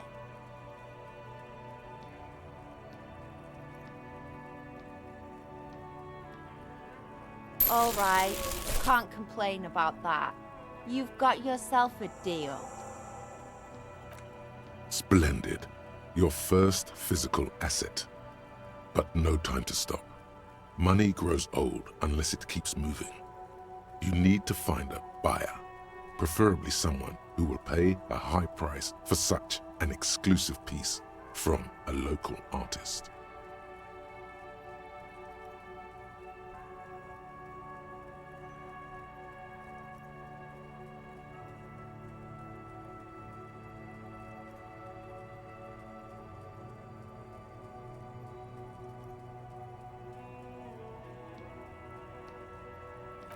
Good call. He's already handed over 100 real. Let's hustle him for even more moolah. Look at us, coming to an agreement. Who'd have thought? Anything else you want? I'm in a good mood, but it won't last long. And I need an aircraft carrier, so what? How come you're letting this baby rat run circles around you? End this now.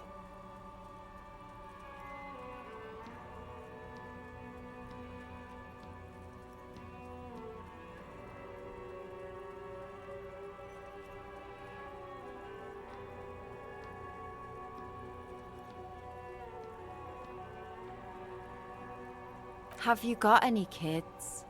Because you sound like the world's saddest dad right now.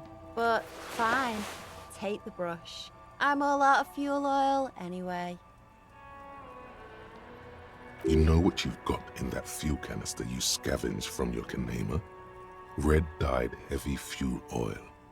Time to get to proper work, artiste.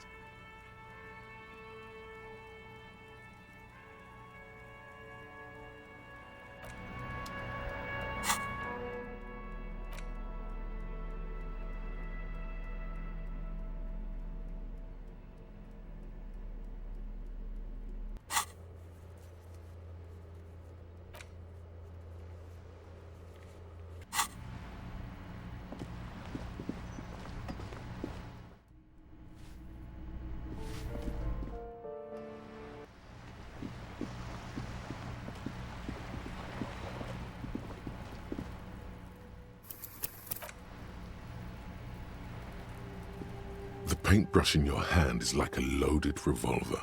What will it be, Desperado? Quite a few things come to mind.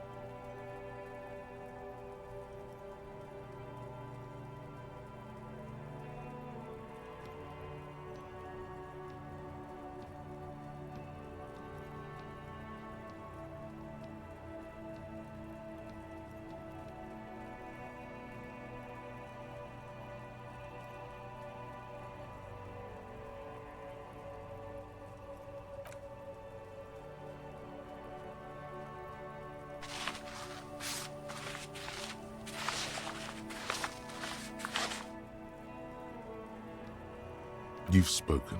The wall will now silently repeat the message for a decade or so, until the sea air degrades the paint, adding another layer of detritus to the city.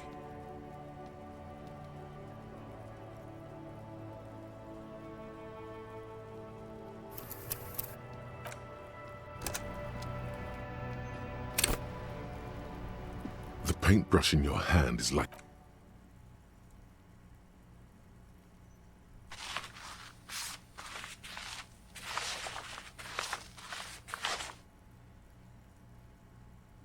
You've spoken. The wall will now silently repeat the message for a decade or so, until the sea air degrades the paint, adding another layer of detritus to the city. Very poetic. Real poetry.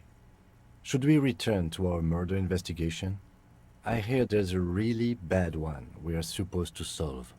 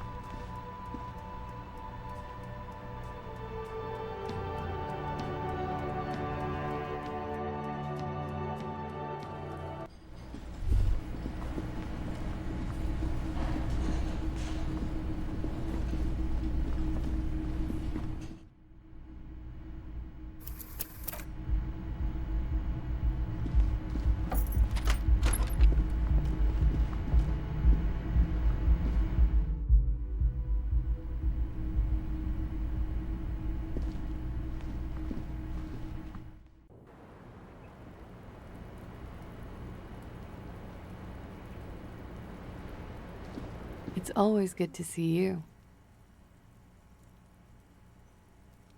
Something in her demeanor has changed.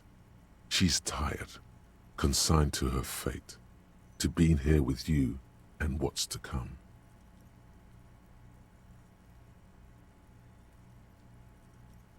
Like, for example, his name? Actually, officer, A nickname? I get. L'Elysée. It just took. The questions I have assume some kind of foreknowledge on our part. I suggest we go and perform it now, and return once we... Miss, excuse my colleague. He has recent... You won't have to look at that site much longer. There is no talking him out of this. It's always... Something in her demeanor has changed. She's tired, consigned to her fate, to being here with you and what's to come.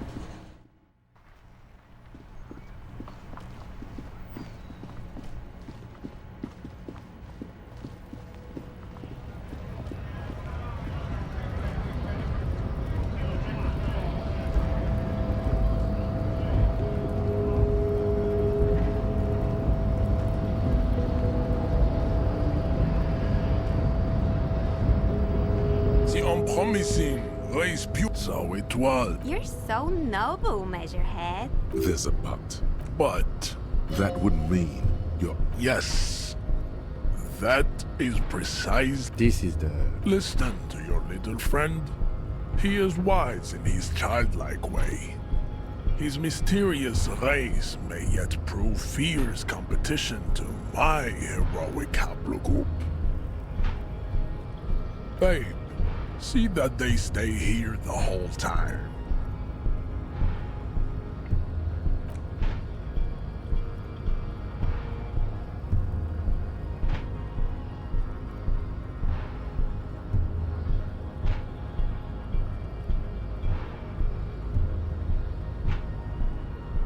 The woman's gaze follows Measurehead as he leaves. So, you guys are like cops or something? Look at him. His craniometric perfection. Are you cops or what? Cool. I like men with guns and power. I'm Katya, by the way. You hear that? That sound. He's breaking something. Yeah, Jean-Luc must be really tearing it up over there. I wish I could see it.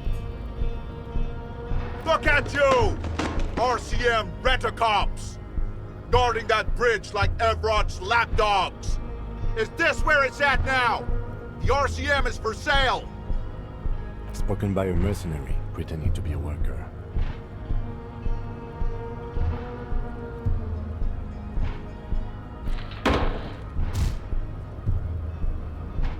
A shrill laughter interrupts you, echoing across Martinez.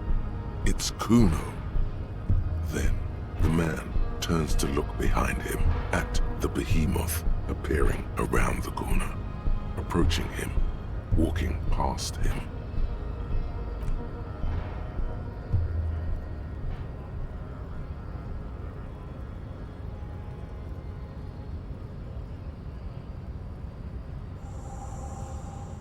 The corpse has been removed from the tree. Stand down and congratulate yourself. You have sided with Ray's victory today. And what you had to do was to become a Union man for all to see.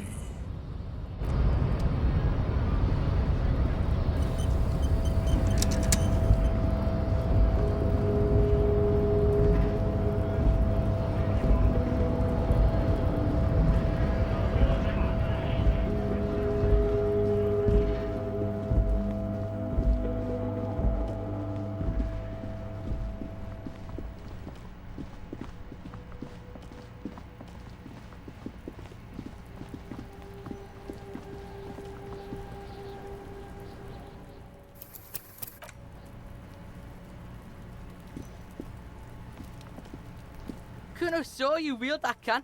Sweet graffito action, pig. Kuno likes that delinquent shit. Fuck no! Ah, shit!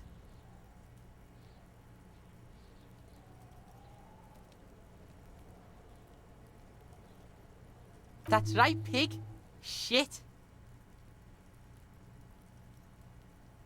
Kuno doesn't... You missed a good show before. A kid came by and completely fucked the tree to pieces. He fucked the tree up! Fucked it good! It was porno! Shoot that shit at Kuno. Kuno does...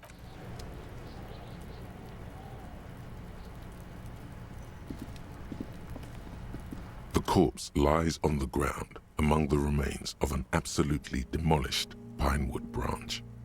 It's gently laid on one side.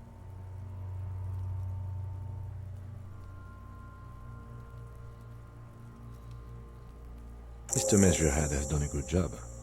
Nothing is too broken or compromised. The victim is ready for a field autopsy. Yes. 1. Investigation of the scene. 2. Initial examination of the victim. 3. Field autopsy. 4. Transportation of the body to the morgue. We are on number 3. The fuck are they on about? Cop's gonna cut his shit up!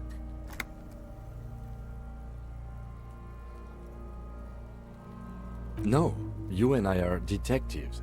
The honorary rank of detective signifies our ability to handle the entire incident chain, from autopsy to cleanup to social work, everything.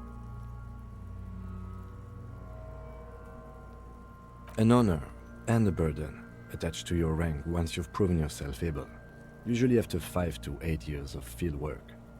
Mine is Lieutenant Detective.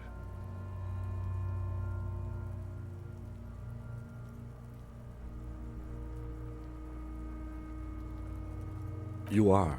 Your station would not have assigned you on this case if you weren't. Now... The lieutenant adjusts his glasses and takes a deep breath. Come on, officer. You know what a field autopsy is. You've done 100 of them.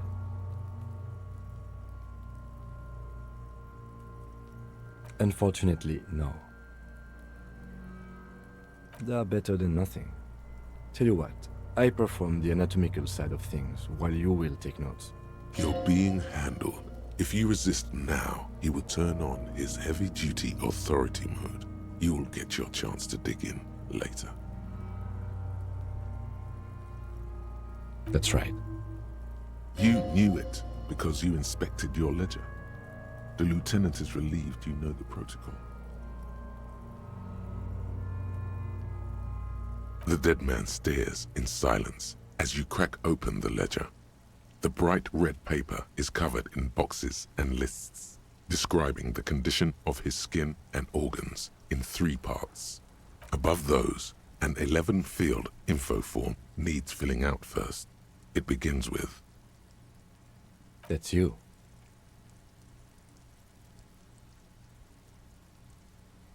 The corpse is indifferent to your scribblings, just lies there. The next box says,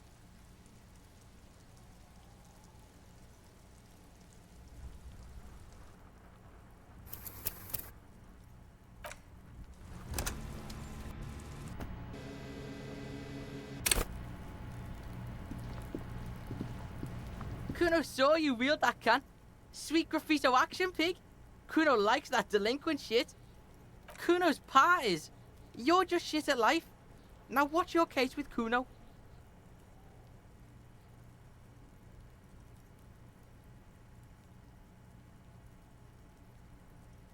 Kuno doesn't...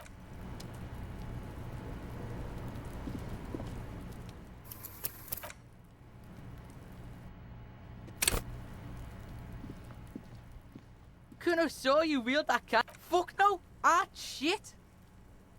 It's not art, it's fucking brutal.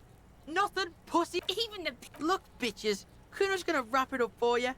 Talk business, or Kuno... You missed... He fucked the tree up! Shoot that shit at Kuno. Kuno...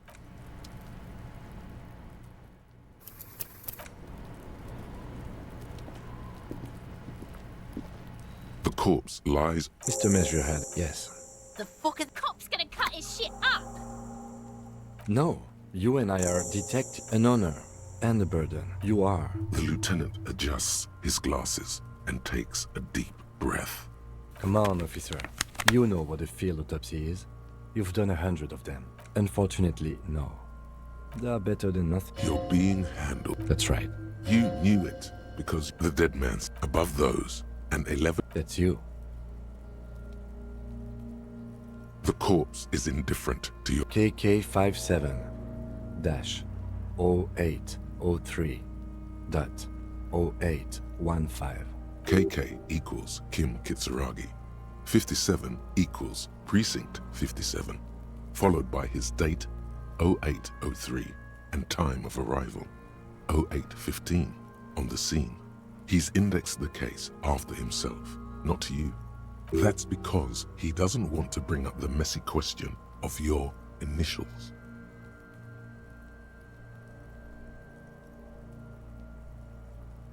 Next, we've heard the nom de guerre, Layli.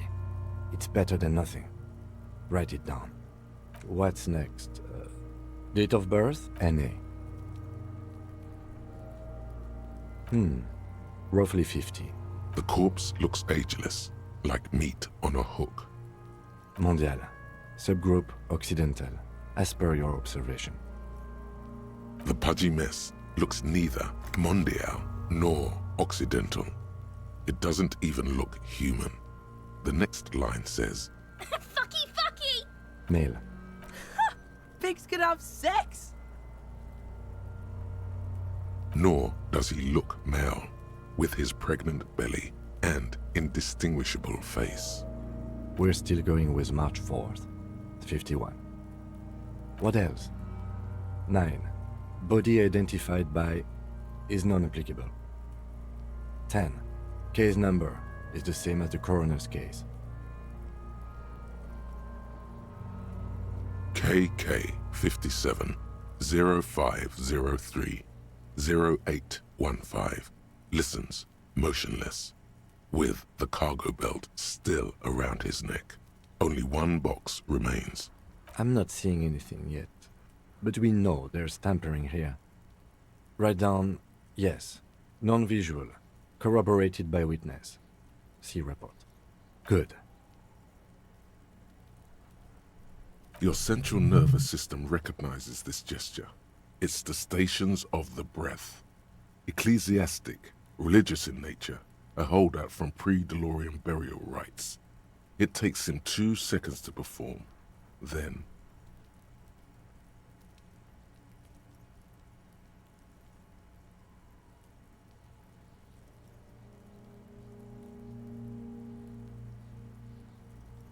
somewhere in Jamrock North, a small wood shed behind Rosencrantz Row, Lieutenant Nick Feuerbach puts his hand to the chest of a small corpse, no larger than a monkey. It's raining outside, light drizzle. There is darkness in the shed. Elsewhere yet, an obese female sits in a wicker chair, her silhouette bull-like against the window. Outside, Grand Coudon. The day is turning dim for Sergeant Mac Dawson.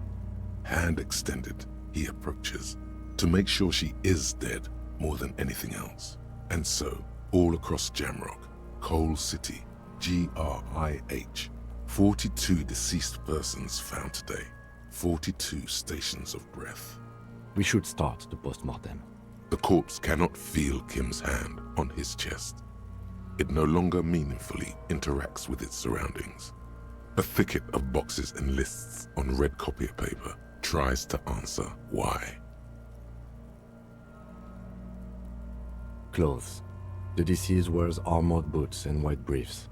The make of the briefs is Babrodine, I think. Let's see. See, it's happening.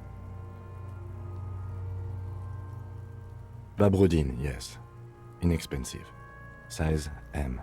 Color white. The disappointment is palpable. The red-haired thing was expecting something more lurid. The rest of the clothes have been removed post-mortem by scavengers in order to get to the victim's ceramic armor. Officers are in search of the missing pieces. Removal of the boots is left for processing.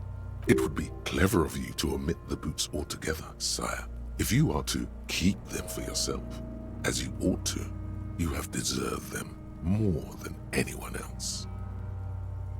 Patience. After the autopsy, before the body is taken away, there will be a window of opportunity.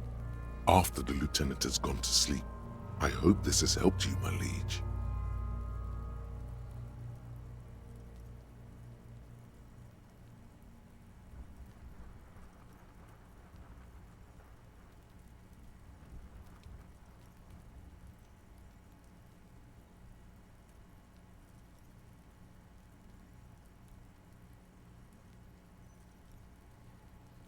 The boot has a serial number.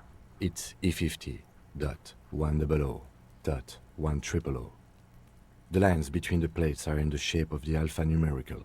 The number is purposefully concealed by the design. Tattoos. The upper torso is covered in a single, continuous tattoo, resembling a map of the night sky. It reaches from the right shoulder to the heart. The ink is blue and white. The assistant has a color photograph of the markings, to be added to the case files as document A1. The photo is taken on the scene, using a Trigat Mini. The deceased has a belt for airlifting cargo around his neck, tied with a hangman's knot. Color, yellow. Length, 3 meters. There is a buckle on the other end. Well-nourished, athletically built, measuring 1.8 meters. Generally consistent with age, about 50. Preservation is good. Ambient temperature, below freezing. Body hair is light brown. Distribution is consistent with age. The deceased had male pattern baldness. Hair is combed back, short.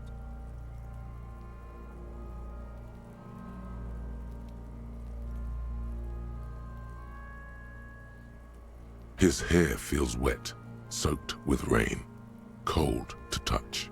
Not that different from a living person after a swim. The stench is suffocating. Strands of dark brown hair start sticking to your hand, like thread off a rag doll's head. There's brilliantine in there. He's combed his hair back with oil. Lividity appears consistent with hanging, but is not. The head is congested. Contusions are present on the head and chest, consistent with stones thrown post-mortem. Low velocity.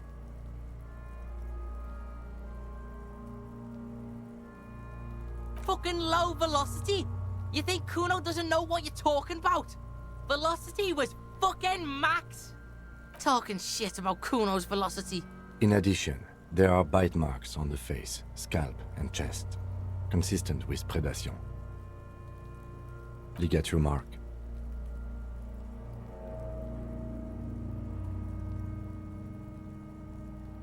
Steel wiring. There's too much of it. We need to remove the bell so we can get to the ligature mark. You got just the right tool for that. The chain cutters.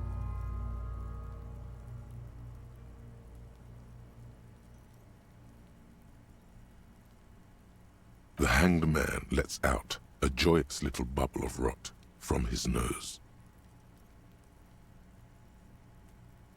Always good to think ahead.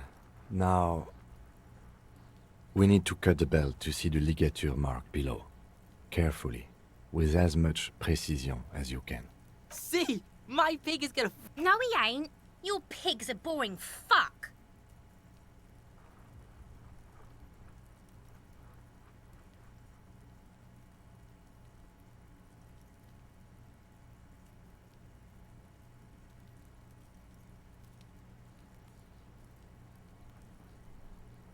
The belt is equally tight around the whole circumference of his neck, swelling over the edges like white bread rising from the east. The knot is the weak spot. The chain cutters fit in there. Steady now, like a flower arranger. 2 cuts and it should come loose.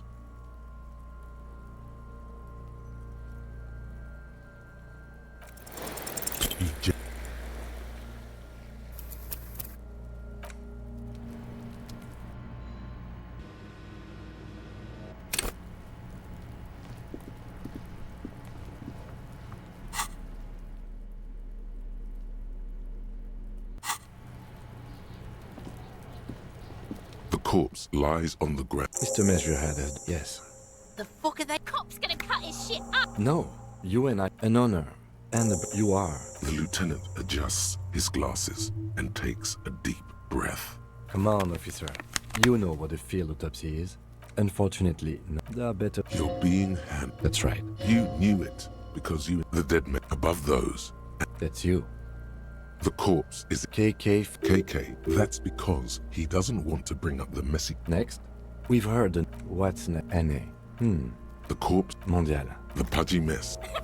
Male. Naively, the...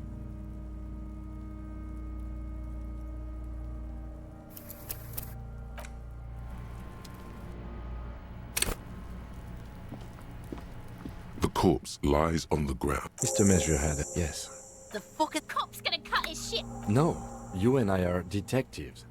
An honor, and you are. The lieutenant adjusts his glasses and takes a deep breath. Come on, officer. Unfortunately, no. There are better... You're being... That's right. You knew it. The dead man above those. That's you. The corpse... KK. That's because he... Next, we've heard... What's N.A.? The corpse looks... Mondial. The pudgy man. Male. Nor... We're still good. What else? KK. I'm not seeing anything yet. But we know. Good. You're sent some elsewhere, and so... We should start. The corpse cannot feel... Clothes. Babrodini. The disappointment. The rest of the clothes. It would be clever of you to omit the boots altogether, sire. If you are patient... The boot has his tattoos. The upper torso. The assistant has a... The deceased well-nourished. Body hair is light brown. His hair feels wet. The stent. There's brilliantine in... Lividity. Fucking talking. In addition, there are bite marks, ligature marks, a steel wire. You got just the right tool for that. The hanged man lets out. Always good to think we need to cut the belt to... See? No, he ain't. You're pig. The belt. The knot is the weak spot. The chain cutters fit in there. After some deliberation, you sink the cutters into the knot tying the belt together. You squeeze the rubber handles together, sweat forming on your brow. Snap. The knot is slashed. Another cut and the belt falls apart like a flower bouquet, revealing the dead man's neck, and the dark red ligature mark. The rope rises to a point, leaving a gap in the ligature mark. The suspension point is in the back of the neck.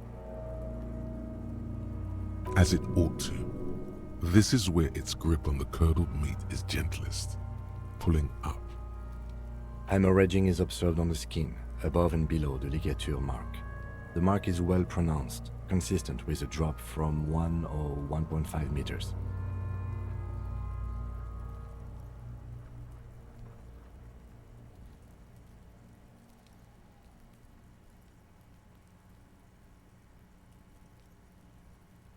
That he was dead. Yes. They moved fast. This is a good treatment. Chest is intact. Normal contour. Abdomen is protuberant. Pelvis intact. Genitalia...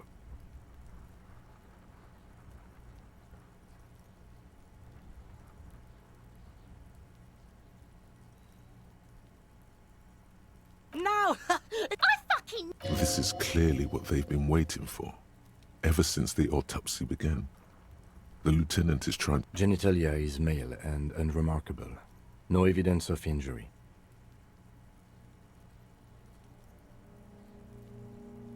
Ah yes, your hunch before. We can have a semen analysis requested from processing, if that's what you meant.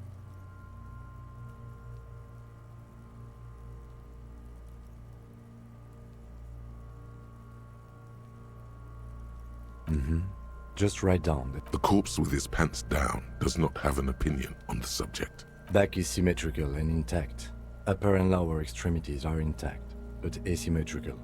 There are combat injuries on the right hand, thigh, and hip.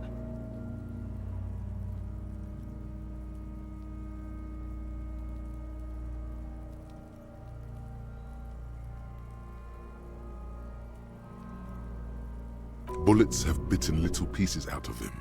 It must have been excruciating, especially the hip. Before you is a temple of pain that knew little tenderness in life. In addition, I see smaller, residual scars, too numerous to count, covering about 30% of his skin. We have a real museum here. Of battles, wars. Last item, hands.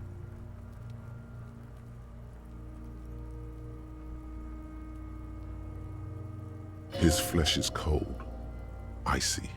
Pleased to meet you. Where are you from and what's your name?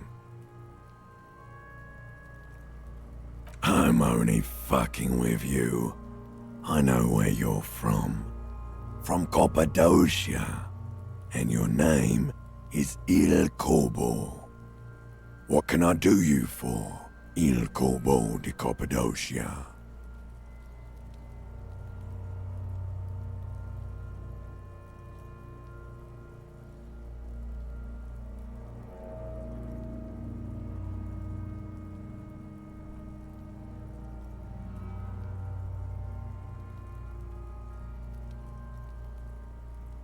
You get me, Kobo. I feel like you were once, for tenderness and kisses yourself, but then shit went south and now you're ahead of even me on the pain front. We should do this more often. Be close like this, I mean. Hands are clean. No sign of injury from struggling. Not particularly. Him being dead when they carried him over. It is very hard to struggle when you're dead. Death is the end of struggle. Ooh. That's all for the external. Well done. What next?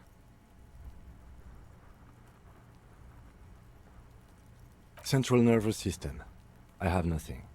Do you have anything on this man's central nervous system?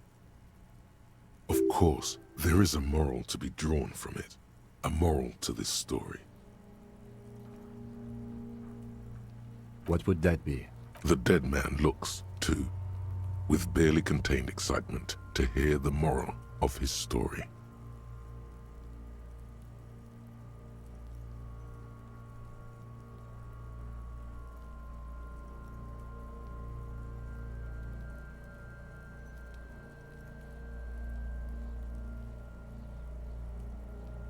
I think that may well be the moral of every story, officer. Good. Musculoskeletal. Purge fluid is coming from the mouth. Not injury-related. Eyes and tongue protuberant. Hyoid bone. Let's see. With his eyes almost closed, the lieutenant puts his hand on the dead man's throat and begins to massage it, gently. A rotting smell erupts from the mouth. Purge fluid runs down his lips, black and viscous. You hear cracks as the lieutenant moves his sharp fingers inside the flesh, like the creaking of an old house at night.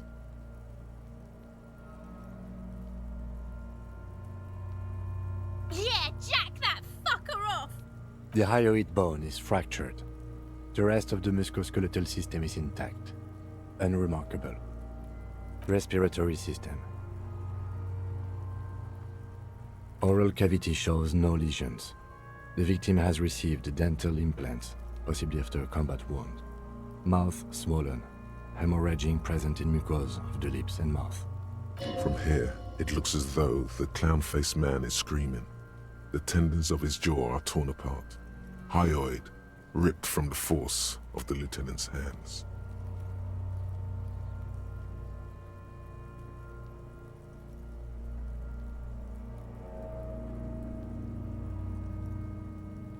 No scream, no sigh of relief rises from the darkness inside.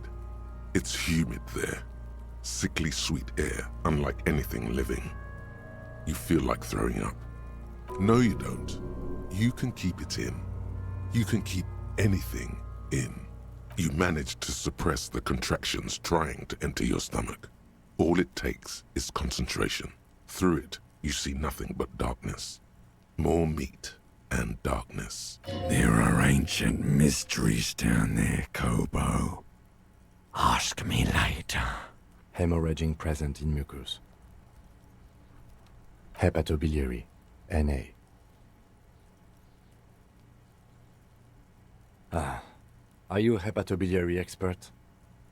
Neither am I. That's it. Same for toxicology and serology, NA. Unless you have untapped reservoirs of knowledge there? We already have one test as per regulation, and we already requested semen. Pig's requested semen like it's... I'm not even interested in these boring mulklets anymore. I haven't sucked him off for anything.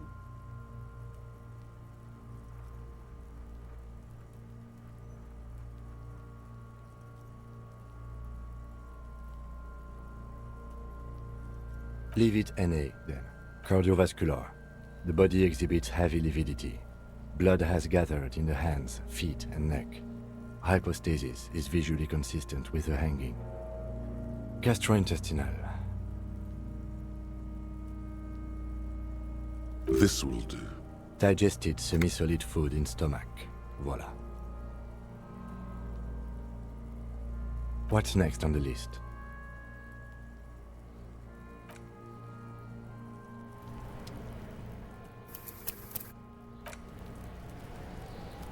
The rotting man, the lieutenant adjusts his glasses and takes a deep breath. Let's see. We have bite marks, contusions on the head and chest, and a ligature mark encircling the neck. You'll need 3 feels. Leave a 4th one too.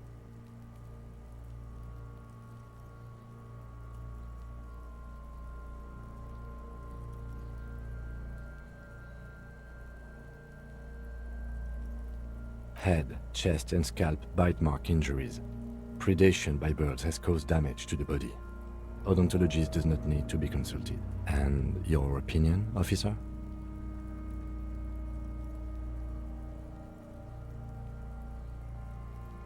Agreed. Next injury? So, the scalp bleeds from a post-mortem head injury, a stone. The injury does not have the rim of an early inflammatory response. The perpetrator on the scene has confessed to causing it post-mortem. At maximum velocity, fucko! Has confessed to causing it at maximum velocity.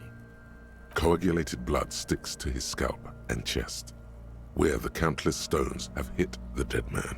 Beneath, the description of injury. 2 boxes. Right. Next.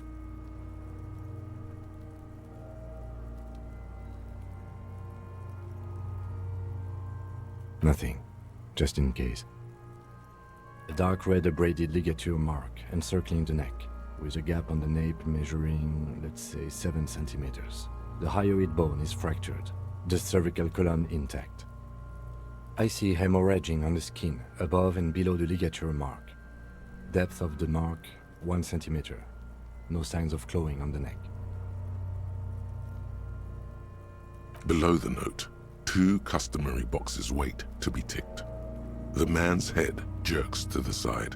The ring around his neck is visible. That's right. No clawing marks on the neck. No signs of struggle on the crime scene. And a witness statement from the perpetrators all confirm. Wound is post-mortem. Treatment. That's it. Field autopsy done, detective. All that remains is to see if the alleged cause of death, the bullet, is truly lodged in his brain. I'll leave that to you, colleague. Or to processing. I won't force you in there. Oh yeah, finally. Don't let him ask twice. Dig in, son. Seriously, I can just back him and drive him to the morgue anytime you tell me to. No need for heroics, unless you want to.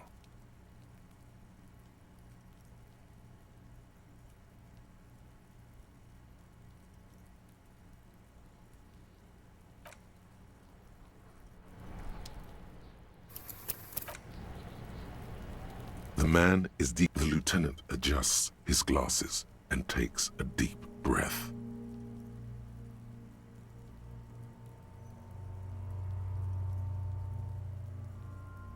Shoot, Looney Rooney. Oh yes, Kobo mi Lobo. In the gift horse's mouth. Tracts and wakes and waterways. Ancient materials buried. Just a small gulp away, my beloved Kobo. A small gulp away.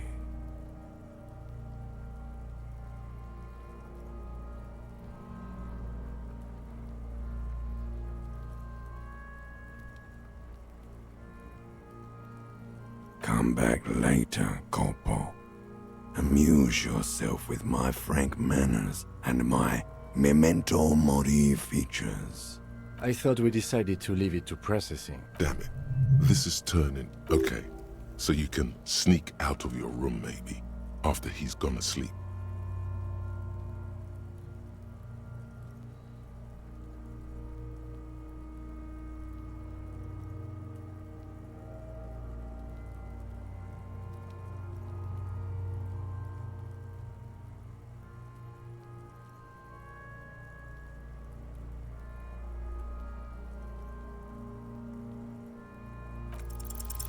Your arms reach out and your eyes close, as if by their own volition. It's dark all around. You feel cold, slippery flesh, first with your fingertips, then under the palm of your hand.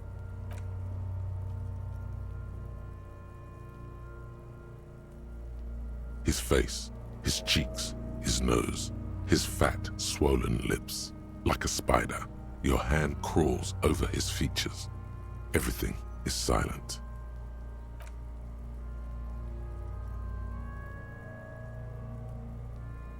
The oral cavity is cold and moist. A ball-like tongue attaches itself to the base of the mouth, lolling around like a scallop. You're on the right track.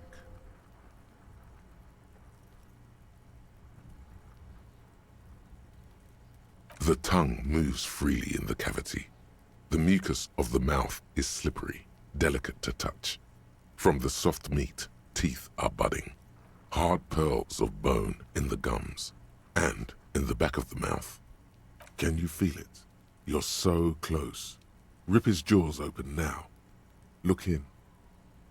A vision of black and dark red death, pried open by your naked hands and studded with teeth. Looks like he's laughing. Death fumes rising from the throat, and there, in the back of his mouth, above the bell of the uvula, right in the soft palate. You see a hole, barely visible to the human eye. It is swollen shut, almost vanished. No larger than 0.4 centimeters in radius, the edges appear darkened. Keep going. Kuno nods, too. He takes a step closer. A black trickle of liquid runs into his throat from the wound.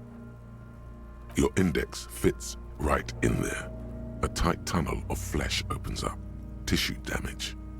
Wide enough for 2 fingers. As you push both in, you reach through his mouth, right into his brainstem. The fuck is happening? Ah, shit, see? Yes, that's what this part is called. You've seen the drawings. You've studied them. The basal ganglia feels clumpy. The bullet has torn apart his reptilian complex.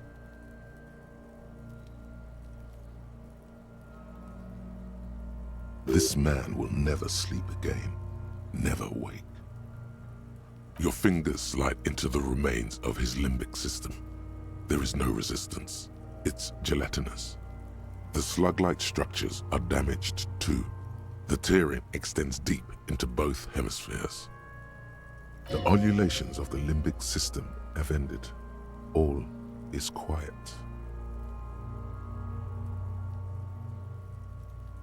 The lieutenant answers with the sound of his pen on paper. Fucking cavity, see? Quivering with awe. Your fingers are all the way in now, reaching toward the inside of his skull. The cavity goes further, but the entry wound isn't wide enough for the rest of your hand to follow. All the muscles in your body harden. Time to enter him. Your fingers reach toward his skull. His cerebral cortex feels like jelly. Cold jelly. Strange fluid streams down your wrist as you push deeper, until you feel it on the sharp, serrated material. The edges cut right into your skin. This must be the bullet. The pain is barely noticeable under the adrenaline rush.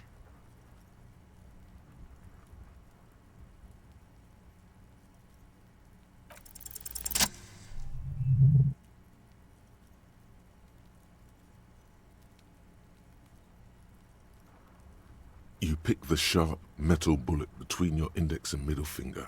With your face twisting from pain and concentration, all you need to do is just... My pig's fucking got it? He's watching his old man get the big prize at the claw game. What? What is it? The inside of the head feels cold and smooth, like a glove. Sweat dripping down your brow. Careful not to lose the prize between your fingers.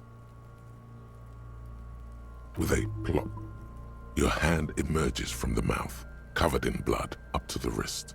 Between your fingers, a small flower, a blossom made of lead. Fucking beautiful! A bullet.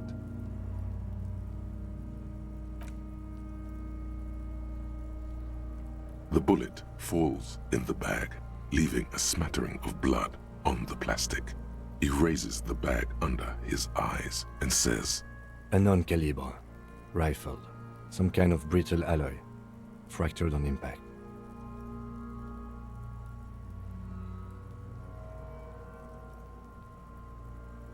Of course. You've earned it.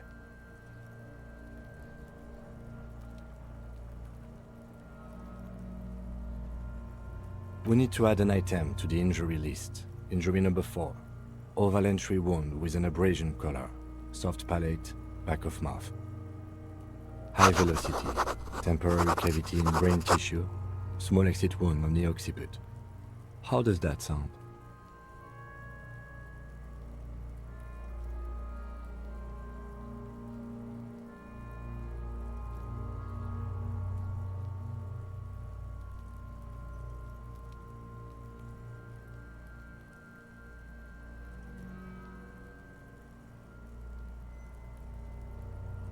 Opinion, fatal injury.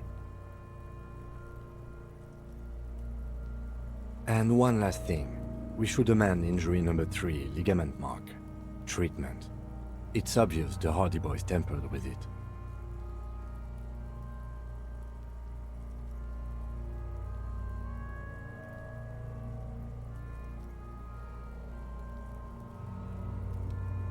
Yes, we should take a closer look at it. I am certain it has more to tell us. This little thing could reveal much about the weapon that shot it.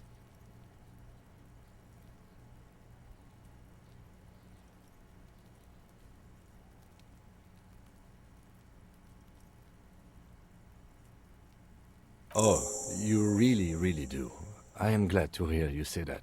Your room in the Whirling in Rags should come with a bathroom. Be sure to make use of it in the evening.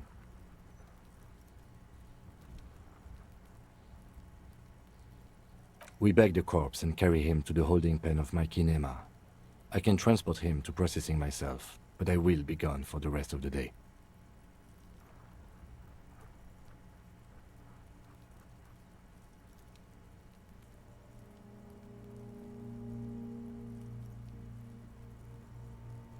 Work on the case. Tend to personal matters.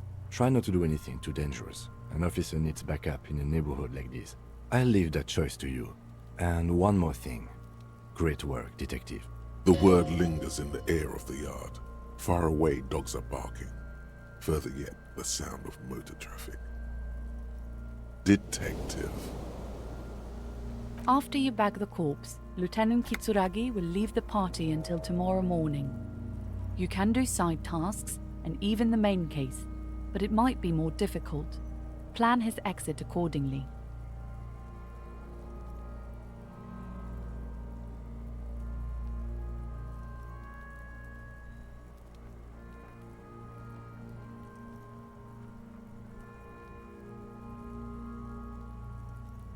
All right. There go those beautiful enamel boots. You will never own the full set now. May they rest in processing. Oh well, in another lifetime. I will need a little help carrying him. You take the hands, I'll take the legs.